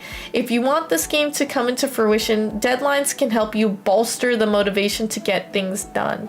The check-ins with your teammates help make you gain more oversight to what might need help. If somebody's been having a tough life event happening, maybe you need to call upon another friend to help you get something over the finish line. These bi-weekly check-ins can really help you identify what needs to be done for the game, or even daily check-ins, depending on if you all are trying to do this for your livelihood. Just being able to communicate to each other is 100% something you really, really need to focus on. Let's see. There we go. We got a little bit more tips, and this is kind of like the last section of where to start. When you finally build your game and you have some type of demo or a published kind of trailer, you'd want to share that. Plan out your pitch and PR moves. Typically, this is after you make the demo, or even before, during the development of your demo. This can help you stay consistent, because then you can plan, let's make this asset, record some things, so then when we pitch it out, or when we want to showcase this to the world and people that we want to be our audience, it can help you stay consistent and stay on the radar for some audience members, whether it be on Steam, whether it be on YouTube, for people who are looking out for your particular type of game. You'd want to share your work in progress shots of the game. It helps people get connected and invested, and it doesn't have to be perfect. I fall into this pitfall a lot because I'm a perfectionist, and it's hard because you might be frustrated that you might need to scrap a feature or maybe scrap a design because it didn't mesh well with what the holistic game was looking at. But people love that. They know that games are not just like these magical things that poof out of the world and are immediately perfect right off the get-go. So showing them all the hard work that comes through makes them invested into your game and really want to root for the success of it. So showcasing those work in progress shots really make them feel like they're a part of the family. Now there's a couple terms that you should know before you start working with different game engines or working with other people, and that is, platformers, layouts, project lists, properties tab, sprites, GDD, tile map, scrum, beta, alpha. All of these terms, I highly recommend for you guys to research yourself. For example, what are the criteria for making a beta build for your demo or an alpha build? Scrum, what do you typically have to do each day for Scrum, when talking with teammates to hear their reports on the project work that they had assigned to them? The properties tab to hear on a sprite or an asset. Sprites are assets. They could be enemies. Anything that's going to be interacted with the player is considered a sprite. And the properties tab is tied between that.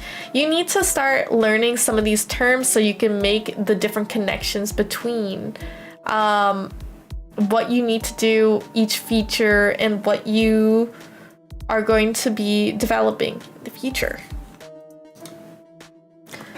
Let's see. Some game engines that I'd like to list for you guys. Actually, Kathleen said that they have been playing around with RPG Maker, which my webcam is kind of covering right now, but we actually played a game not too long ago. I believe it was on, Monday. I believe it was on Monday where we were able to play an RPG Maker made game. I think it's Shards of the Heart, where the engaging story, like all the different characters were so different. They're able to fully utilize the tile maps, which essentially is just a glorified big canvas of items and assets that you could copy and paste or put down into the flat 2D world. Game Maker is one that's super popular. Construct 3 is my fan favorite for teaching younger girls, or just in general, people who don't even know a thing about programming can easily grasp.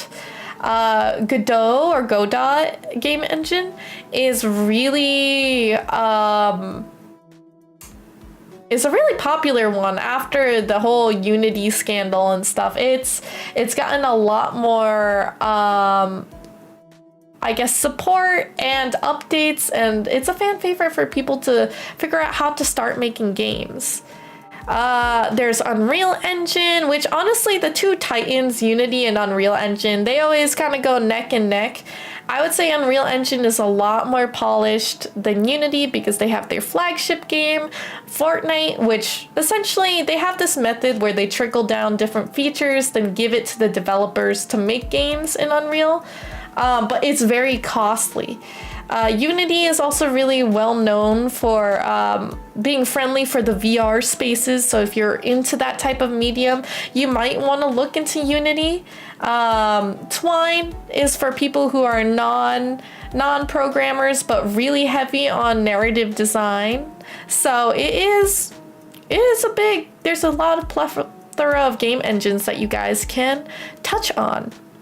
However, these aren't all of them. There's definitely way more, and you could even make a game without a game engine. Like before these game engines were like made public or even made like they can make their custom engines, like CryEngine for I think it was Crysis that they made their own engine for it, and a couple other games have their own custom engines to develop in it. It's not so popular anymore to do so, but you could even like pick up a coding language like Python and make a video game straight from scratch from that.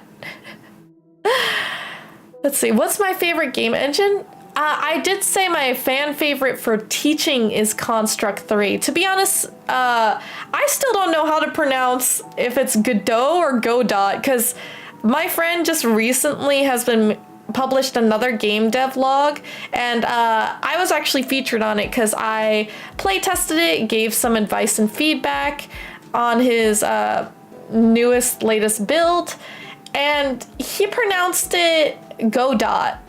Is it Godot? Probably not, but you know, I've heard it said multiple different ways. Godot or Godot? Because it looks like Godot to me, but I could also say oh no, I can't really say. I don't know where I heard Godot from. It's interesting, but yes, Unity did have a scandal, so they tried to change their royalty structure, so they had to walk it back. It was in their terms of services for anybody who's developed video games on it. So it's Godot. Okay, so unfortunately, Sasuke, if you're here on stream watching, you mispronounced Godot. So it's sometimes I feel like maybe I need to put it into a Google Translator, but Godot and Construct 3 are actually very similar. I think Godot is probably a little more advanced than Construct, but it's really easy. Like if I was to do a game, like a game jam, just because I'm a little rusty, I feel like I do 100%. Like if you wanted me to make a platformer immediately, I can make that in 30 minutes with Construct. I kind of know it from the back of my hands, and I've seen a lot of games actually get super complex if you know how to visually script. Yeah, it's just kind of more like a baby. More like a baby. Your favorite engine is GB Studio to make Game Boy games? Really? Have you made one yet, Emmy? I would love to see if you've made one. But yeah. I would say like Twine is also really easy to use. I have to say I do think I'm still partial to Unity. Just because I feel like I know the interface better than Unreal Engine. I'm still not used to it, mainly because I've taken a little bit of a step away from development for the most part. So that's why I'm really hoping that we can get that milestone so I can attend a game jam. I just want to just make smaller games. I have so many of these ideas that I've written up that I want to do. So hopefully once we wrap up Rhythmic Radiance, that could free up my company for some time to develop smaller scale games. Like, I think my company, I really wanted to have small... Turnover's not the right word for it, but I needed to have a small development timeline to make polished games or assets. So I just feel like that would be better for all. You have made games. Maybe you put it on the back burner, but you have made games. So with that, I open the floor for any of my mischiefs to ask your questions, ask away. Having short dev cycles is the goal. I've been asking a lot of my friends, and especially with the game speakers that I've been inviting over here. We've had a mix. So far, it seems like Jenny has a timeline consistently of like maybe a year to a year and a half. Renee actually had their game developed for over a decade, which is insane. I kind of want to read back like how long it actually took them to make for fruition. Technically, our game Rhythmic Radiance has taken about 2, almost 3 years, which is not great for me. I feel like if we scrounged up all of the hours, I'd say it's probably still, development would be less than a year. But short dev cycles, for example, for Merge Conflict Studios, their game dev cycles has been about half a year to a year, and they've made a lot of wonderful games that way. For Aggro Crab and I forgot the other name of the indie game studio, but developers of Another Crab's Treasure made Peak, right? And it was just a fun game that they wanted to collaborate on. And it was about, I think, half a year to a year of game development. So we're seeing a lot of indie game studios want to advocate for shorter game dev cycles, and I think it's definitely doable, especially for fundraising munions. It's something interesting to see, the change and shift for how everybody wants to make their own indie game studio.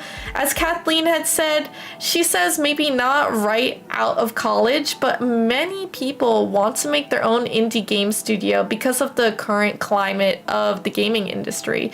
No one is safe right now. No one has a stable job, and it's affected a lot of markets, but maybe that will open up the floodgates for more unique games and also just fun experiences. It depends. Like, so Aggro Crab did not, I don't think they have made a multiplayer game, but we'll see. It's kind of crazy. So it's Landfall Games. That makes sense. I want to open up my open up the floor for any questions people might have. Let me go ahead and click and just check some of my notes here. Let's see. So I had an introduction. Why do we make games, right? Foundations of game design. I think one thing I'd kind of skipped over is really identifying your core game loop. It's the challenge that you want to address, the action that you take for it, and the feedback transforming into reward. So, for example, I'll take a rhythm game like Muse Dash. Right now, the challenge is whatever song choice you want to make, you want to play through it. You have a beat map or lanes that you have to defeat monsters and baddies from that you control the player to bash their heads in. So the action is to play through the beat map for the whole duration of the song, get the highest score that you possibly can, and the feedback from that, the inputs that you make going through the full song, getting combos, getting watching any abilities that you might have. The reward is, once you get to that stat screen, maybe getting an A, triple S, getting rewards. Like if there's an inventory system, Muse Dash often gives pieces to unlock new songs, or maybe illustrations, so you can get full illustrations of your favorite characters. That is the reward, and you continue the core game loop. If you want to rinse and repeat, you could do that. And that's where everything really is focused on in Muse Dash. If they have anything outside those features, that's embellishments. But the core loop is what players are going to be coming back for your game again and again. So you really want to think about, what is the bare minimum that your game needs to go through? What is the full succession? I would use our game Rhythmic Radiance as an example, because I know the core game loop pretty well. But you should definitely consider that in your game design. Let's see. Building your game concept. Ooh. I was gonna do a section or an activity where it's like 15 minutes where you find your hook, you make your one sentence pitch, you make a realistic scope for your game, how long you think it might be to develop the game, redefining your target player and goals. So like what you'd want your game to ideally have by the time you need to publish your game, right? Let's see. You said they make Peak. Yes, I said Emmy before then, because Aggro Crab has already, like, they have a really good game, which, here, I'll show you. Aggro Crab, I think they were all single player. So this is actually a new feature that they did, like making multiplayer. It's their first time making a multiplayer game is what I'm saying. I'm saying they don't specialize in it. If their previous games were all multiplayer, I would expect them to be like, oh yeah, we could just either recycle certain features, or maybe they already know what they're doing. No, Peak is a short dev cycle. I did.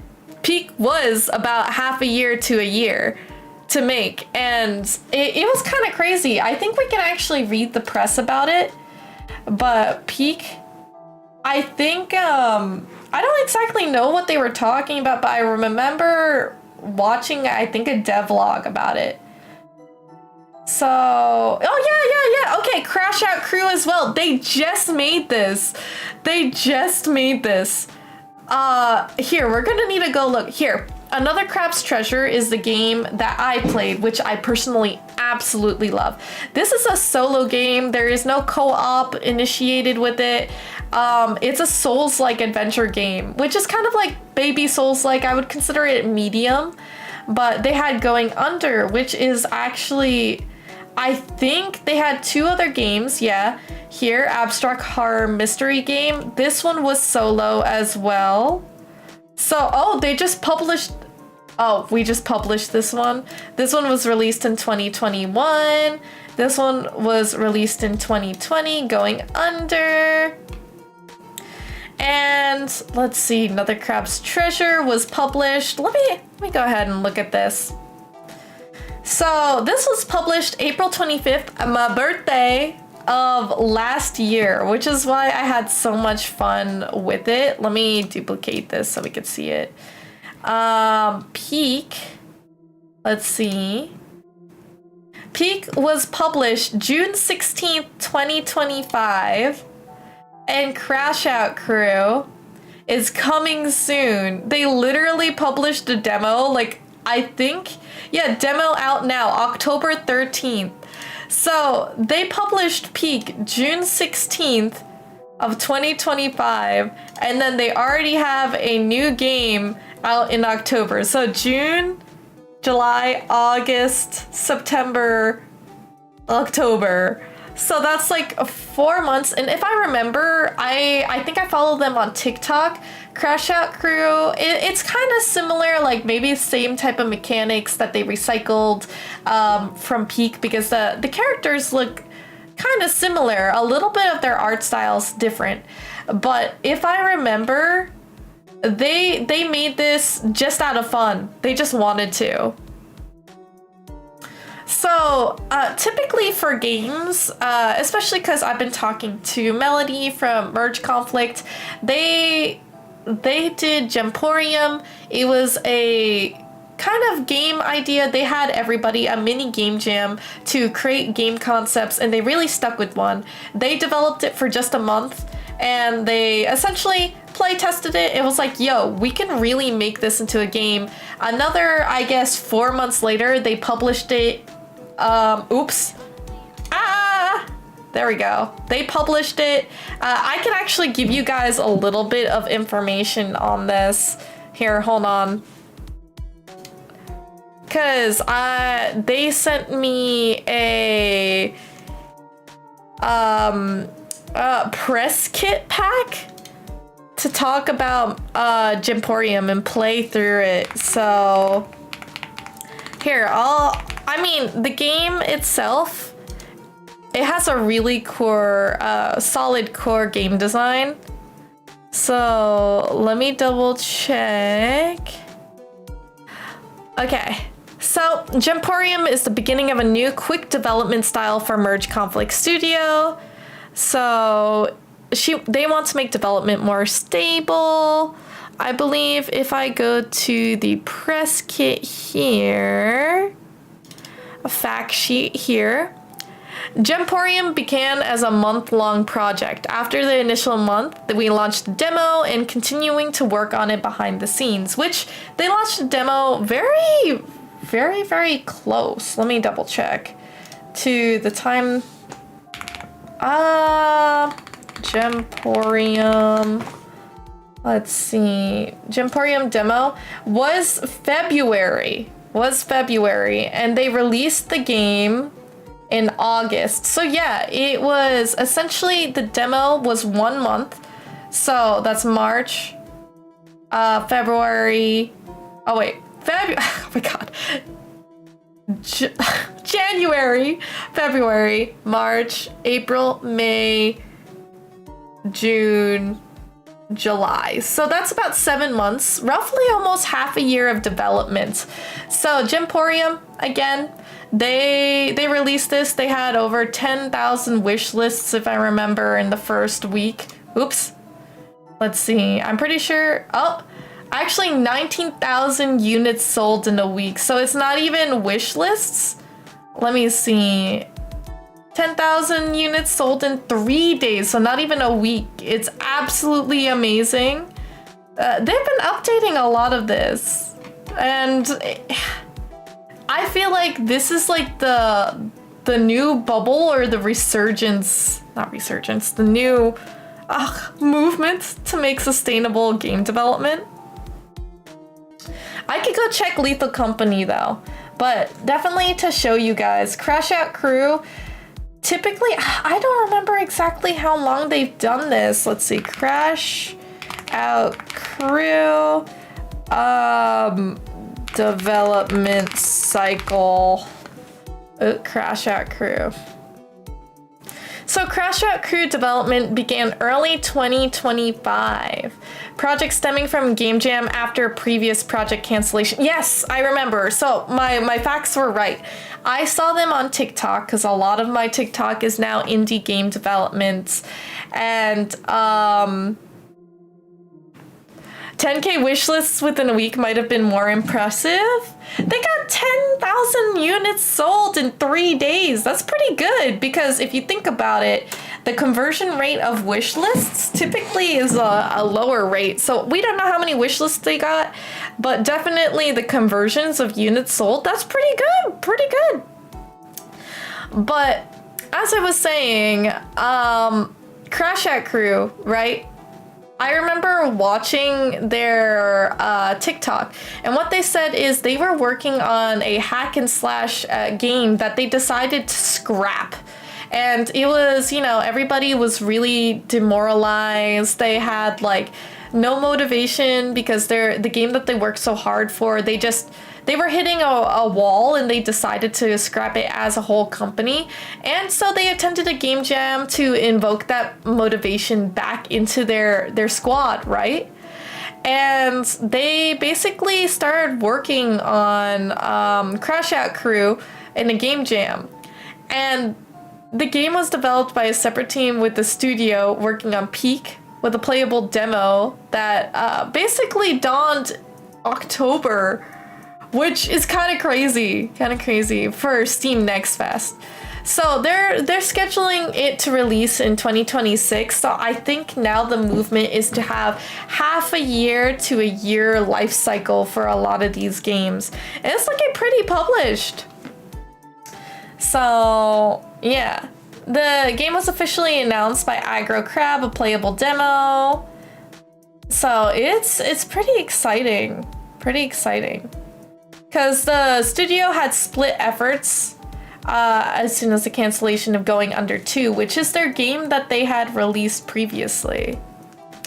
Right, but they had 7 months before the page up to get the wish list. 10K wish list in a week is hard. I can imagine. I think I don't think I've heard any metrics from some of my other indie friends that have published their games so far. Don't know how many 10K wishlists could be, but it's so cool to see this new shift going on. Also, highly recommend playing Another Crab's Treasure though, I have to say. But let's go ahead and just listen in on what the game is actually all about, because I watched it, but it's been a hot minute since I've actually watched this. Let's see. Why do I not have Musica? Why does it not? Oh, it's on Steam right here. Let's see. Google Chrome. Can you guys hear this now? Yeah. I've clocked in. Do you have a forklift certification? It's so cute! What do they want? Look at the drift mechanics. Okay, I'm sending off truck A. I really do kind of want to play this. Give me a raise. I don't think I'm qualified to drive on this. It's so wonky and Oh, cute. wait, there's stuff here. Okay. I broke the egg. Good. Oh no! Guys, it's about to bump. In the night? Oh my god. Like no. The bees! Holy! Oh, sorry. I can't afford to. This is so fun. That's a cute animation. Look at the art style. That's so cute. Is somebody taking a picture of their friends right now? How cute. The Crash Out Crew is adorable. Let's actually see what they have to say with Aggro Crab right here.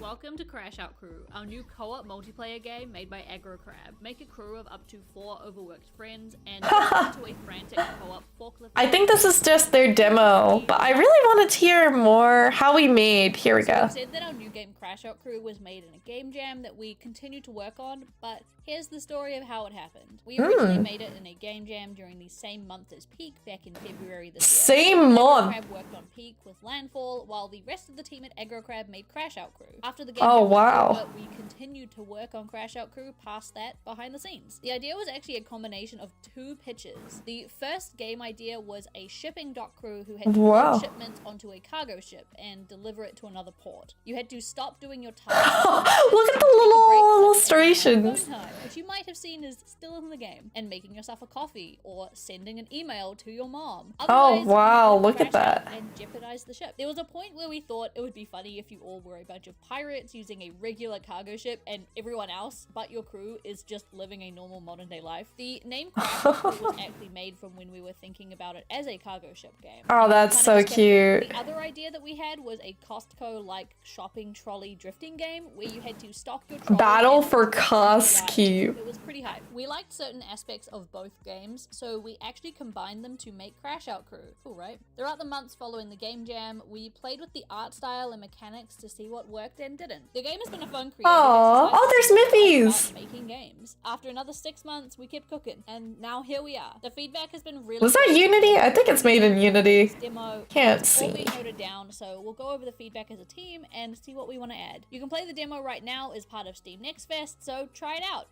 Or else. So we've said Or that our else. Crash Out Can I Crew see game what that plays with the interface art style is? and mechanics to see Because I what think works I'm and wrong. didn't. The game has been a Both fun of them are creative pretty similar. exercise to see. Oh, that's definitely Unity. That's Unity. Let's see.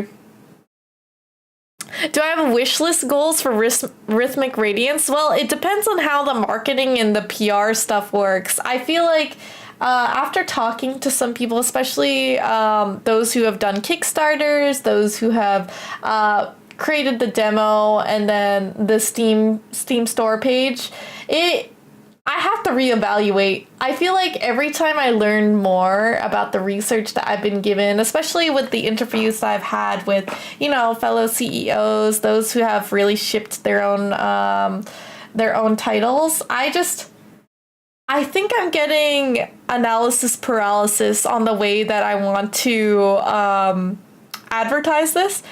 There's so many different routes that I could go for. I mean, I would really love to be able to get 10K wish lists by like 2 weeks, but that's like 5,000 wish lists per week, which is essentially, let me get out the calculator.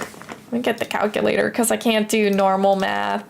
Divided by 7. Yeah, that's about roughly like 720 people that need to, well, it's 715, but I'll round it up because we want a little bit more than those wish lists, right? 720 people per day wish listing it, and that's tough. Like, even with, as a content creator, even getting those clicks or even those consistency for people to be interested in your game is tough. It really, really is. So the algorithm can make and break your game, but after hearing some of the interviews so far, social media isn't everything, but your connections are. So we're gonna need to see. We're gonna need to see if we'll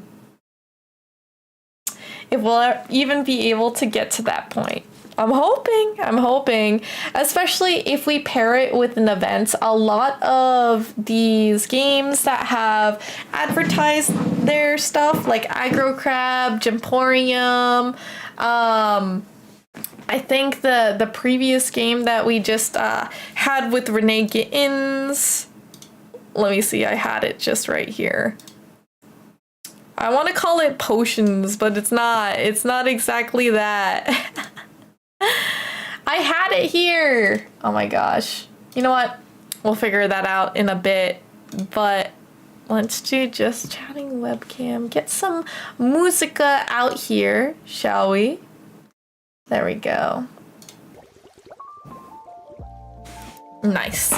It does look pretty cool. I have to say, all of these games that I'd want to play with my friends, it's the connections that you know and how hard you advertise. You can never stop it. But pairing it with an event like Steam Next Fest or the Wholesome Games Direct, I think we have a good chance for the rhythm games to be applied to the Wholesome Games Direct. it really boosts the eyes on it. So Potions a Curious Tale. Thank you, Storm. I'm sorry. I was right that it started with potions. I didn't know if it was a curious tale, but that I think Renee is still advertising for it, and you know, it's pretty successful in and of itself. So it's a daunting challenge, but I found a lot of resources just talking to other people. I think I'm gonna need to go dive in deep for it, take a step back, but as you guys know, and I'm going to showcase to you guys again, our official website is now up and ready.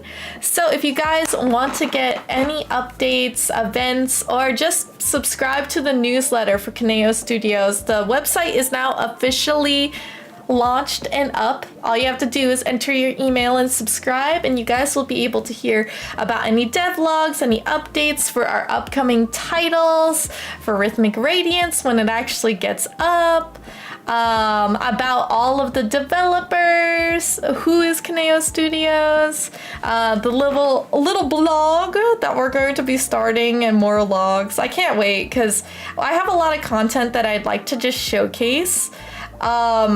And I feel like once I actually merge my love of content and game development, it will actually refine my game. Like, I have a high standard in production quality for the content that I produce.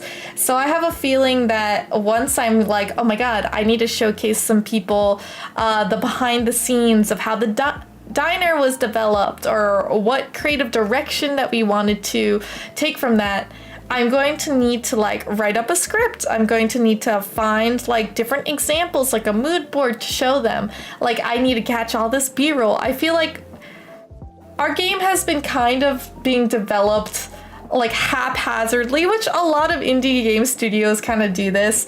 Like, we just heard from Renee that she had a decade of development because it was in and out with contractors for her game. So for us, it's like even less than part-time development that we've been doing for it. So I don't blame that it's been a little bit slow, but the time is now. It can be easily scalable. We need to make more songs and more games as time progresses, but we need to get it out. I need to get a demo out. I think it's gonna be really exciting. Really, really exciting. But yeah, I can't wait to maybe make some more vlogs about this. I feel like just having this website makes me feel like, hey, it's actually true. It's here and now. To be honest, I really want to make like smaller scale tools as well. So I think it would be a really great experience. I already have the press kit set up for Rhythmic Radiance. I just need to write more content and make sure that whenever I reach out to my developer friends or my content creator friends, that, you know, they have what they need if they want to make a video on it. I think it's cool. There is gonna be a track for Chemical Reaction. I just hope that it's good to play. We've been in the beat mapping as we speak, actually. But yeah, as Plaguefest Day 7 is going to be wrapping up, I'm so thankful for everybody who's still here, raising funds with the Girls Make Games Charity Foundation, and my heart is so full. I got to talk to Kathleen, where my hard work for doing charity every year, she said it herself, like every year I am funding their scholarships. I'm right there along with all of the other gaming companies funding the future game makers, and it's like coming full circle, being able to hear their story, how this opportunity has literally been able to get them to pursue their passions in game development. It's like an insane thought to think that I might be somebody that people look up to. Actually, I might as well show you guys. Actually, I feel a little embarrassed about this because I made a script, but I kind of like ad hoc like, how do I explain it? I didn't really look at my script. I wrote it, sounded super professional, and I just did not read from it. So here, I'm gonna show you guys. And I'm gonna mute this real quick. Sasuke, my loving editor, he's been doing his own thing, and he's been making devlogs for his game, which he's made in Godot, which he actually shouted me out here on his on his description here, but he updated his demo. It is a Sonic fan game that he's made. He also made a big tribute to his friend that recently passed away.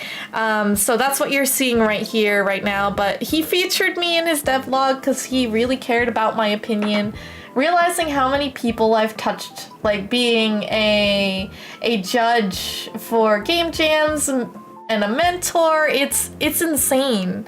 It's insane how many people I've already touched the hearts of. If you guys want to hear my opinions on the Sonic level that Sasuke has made, I've also talked about the input for the UI that he really took.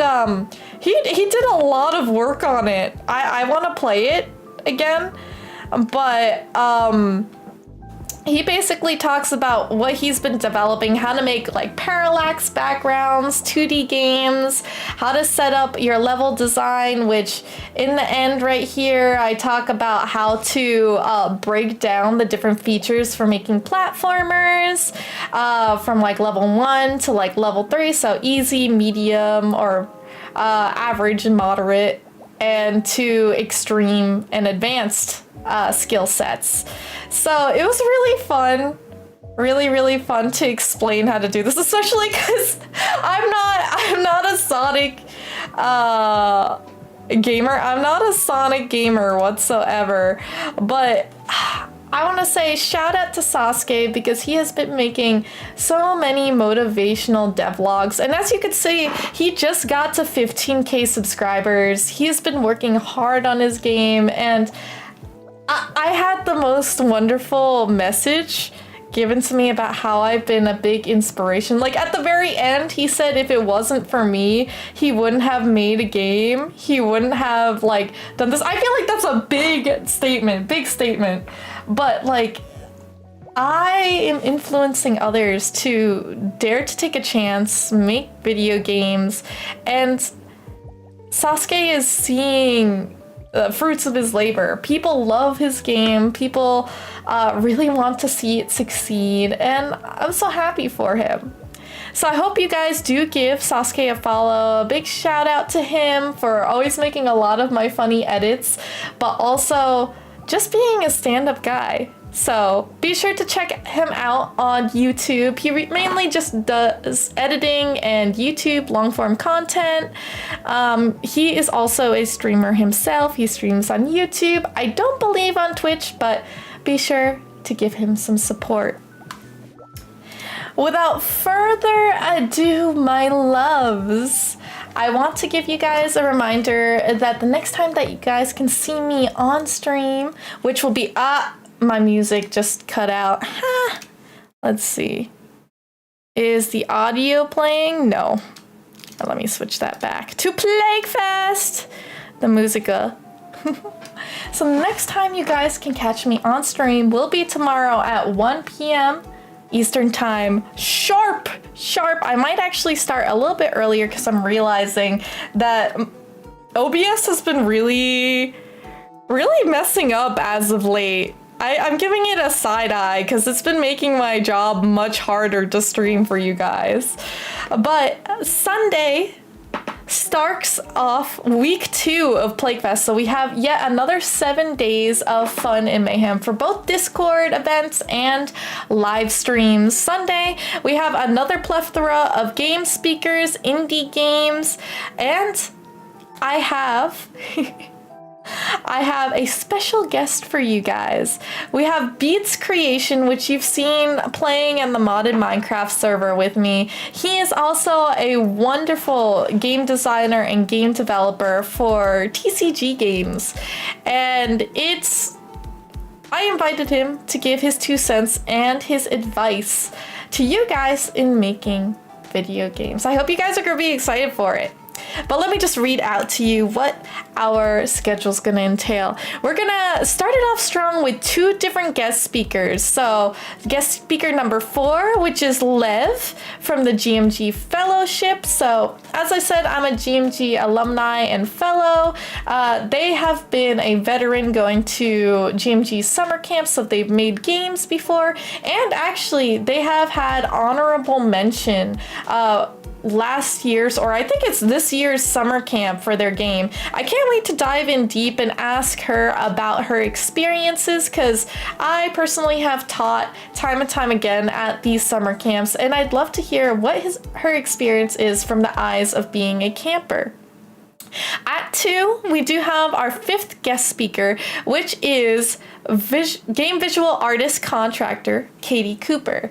So Katie Coop Scoops, which actually has done a lot of contracting and freelance art for a couple of different notable companies. Most notably in Apex Legends, actually did a lot of community game art.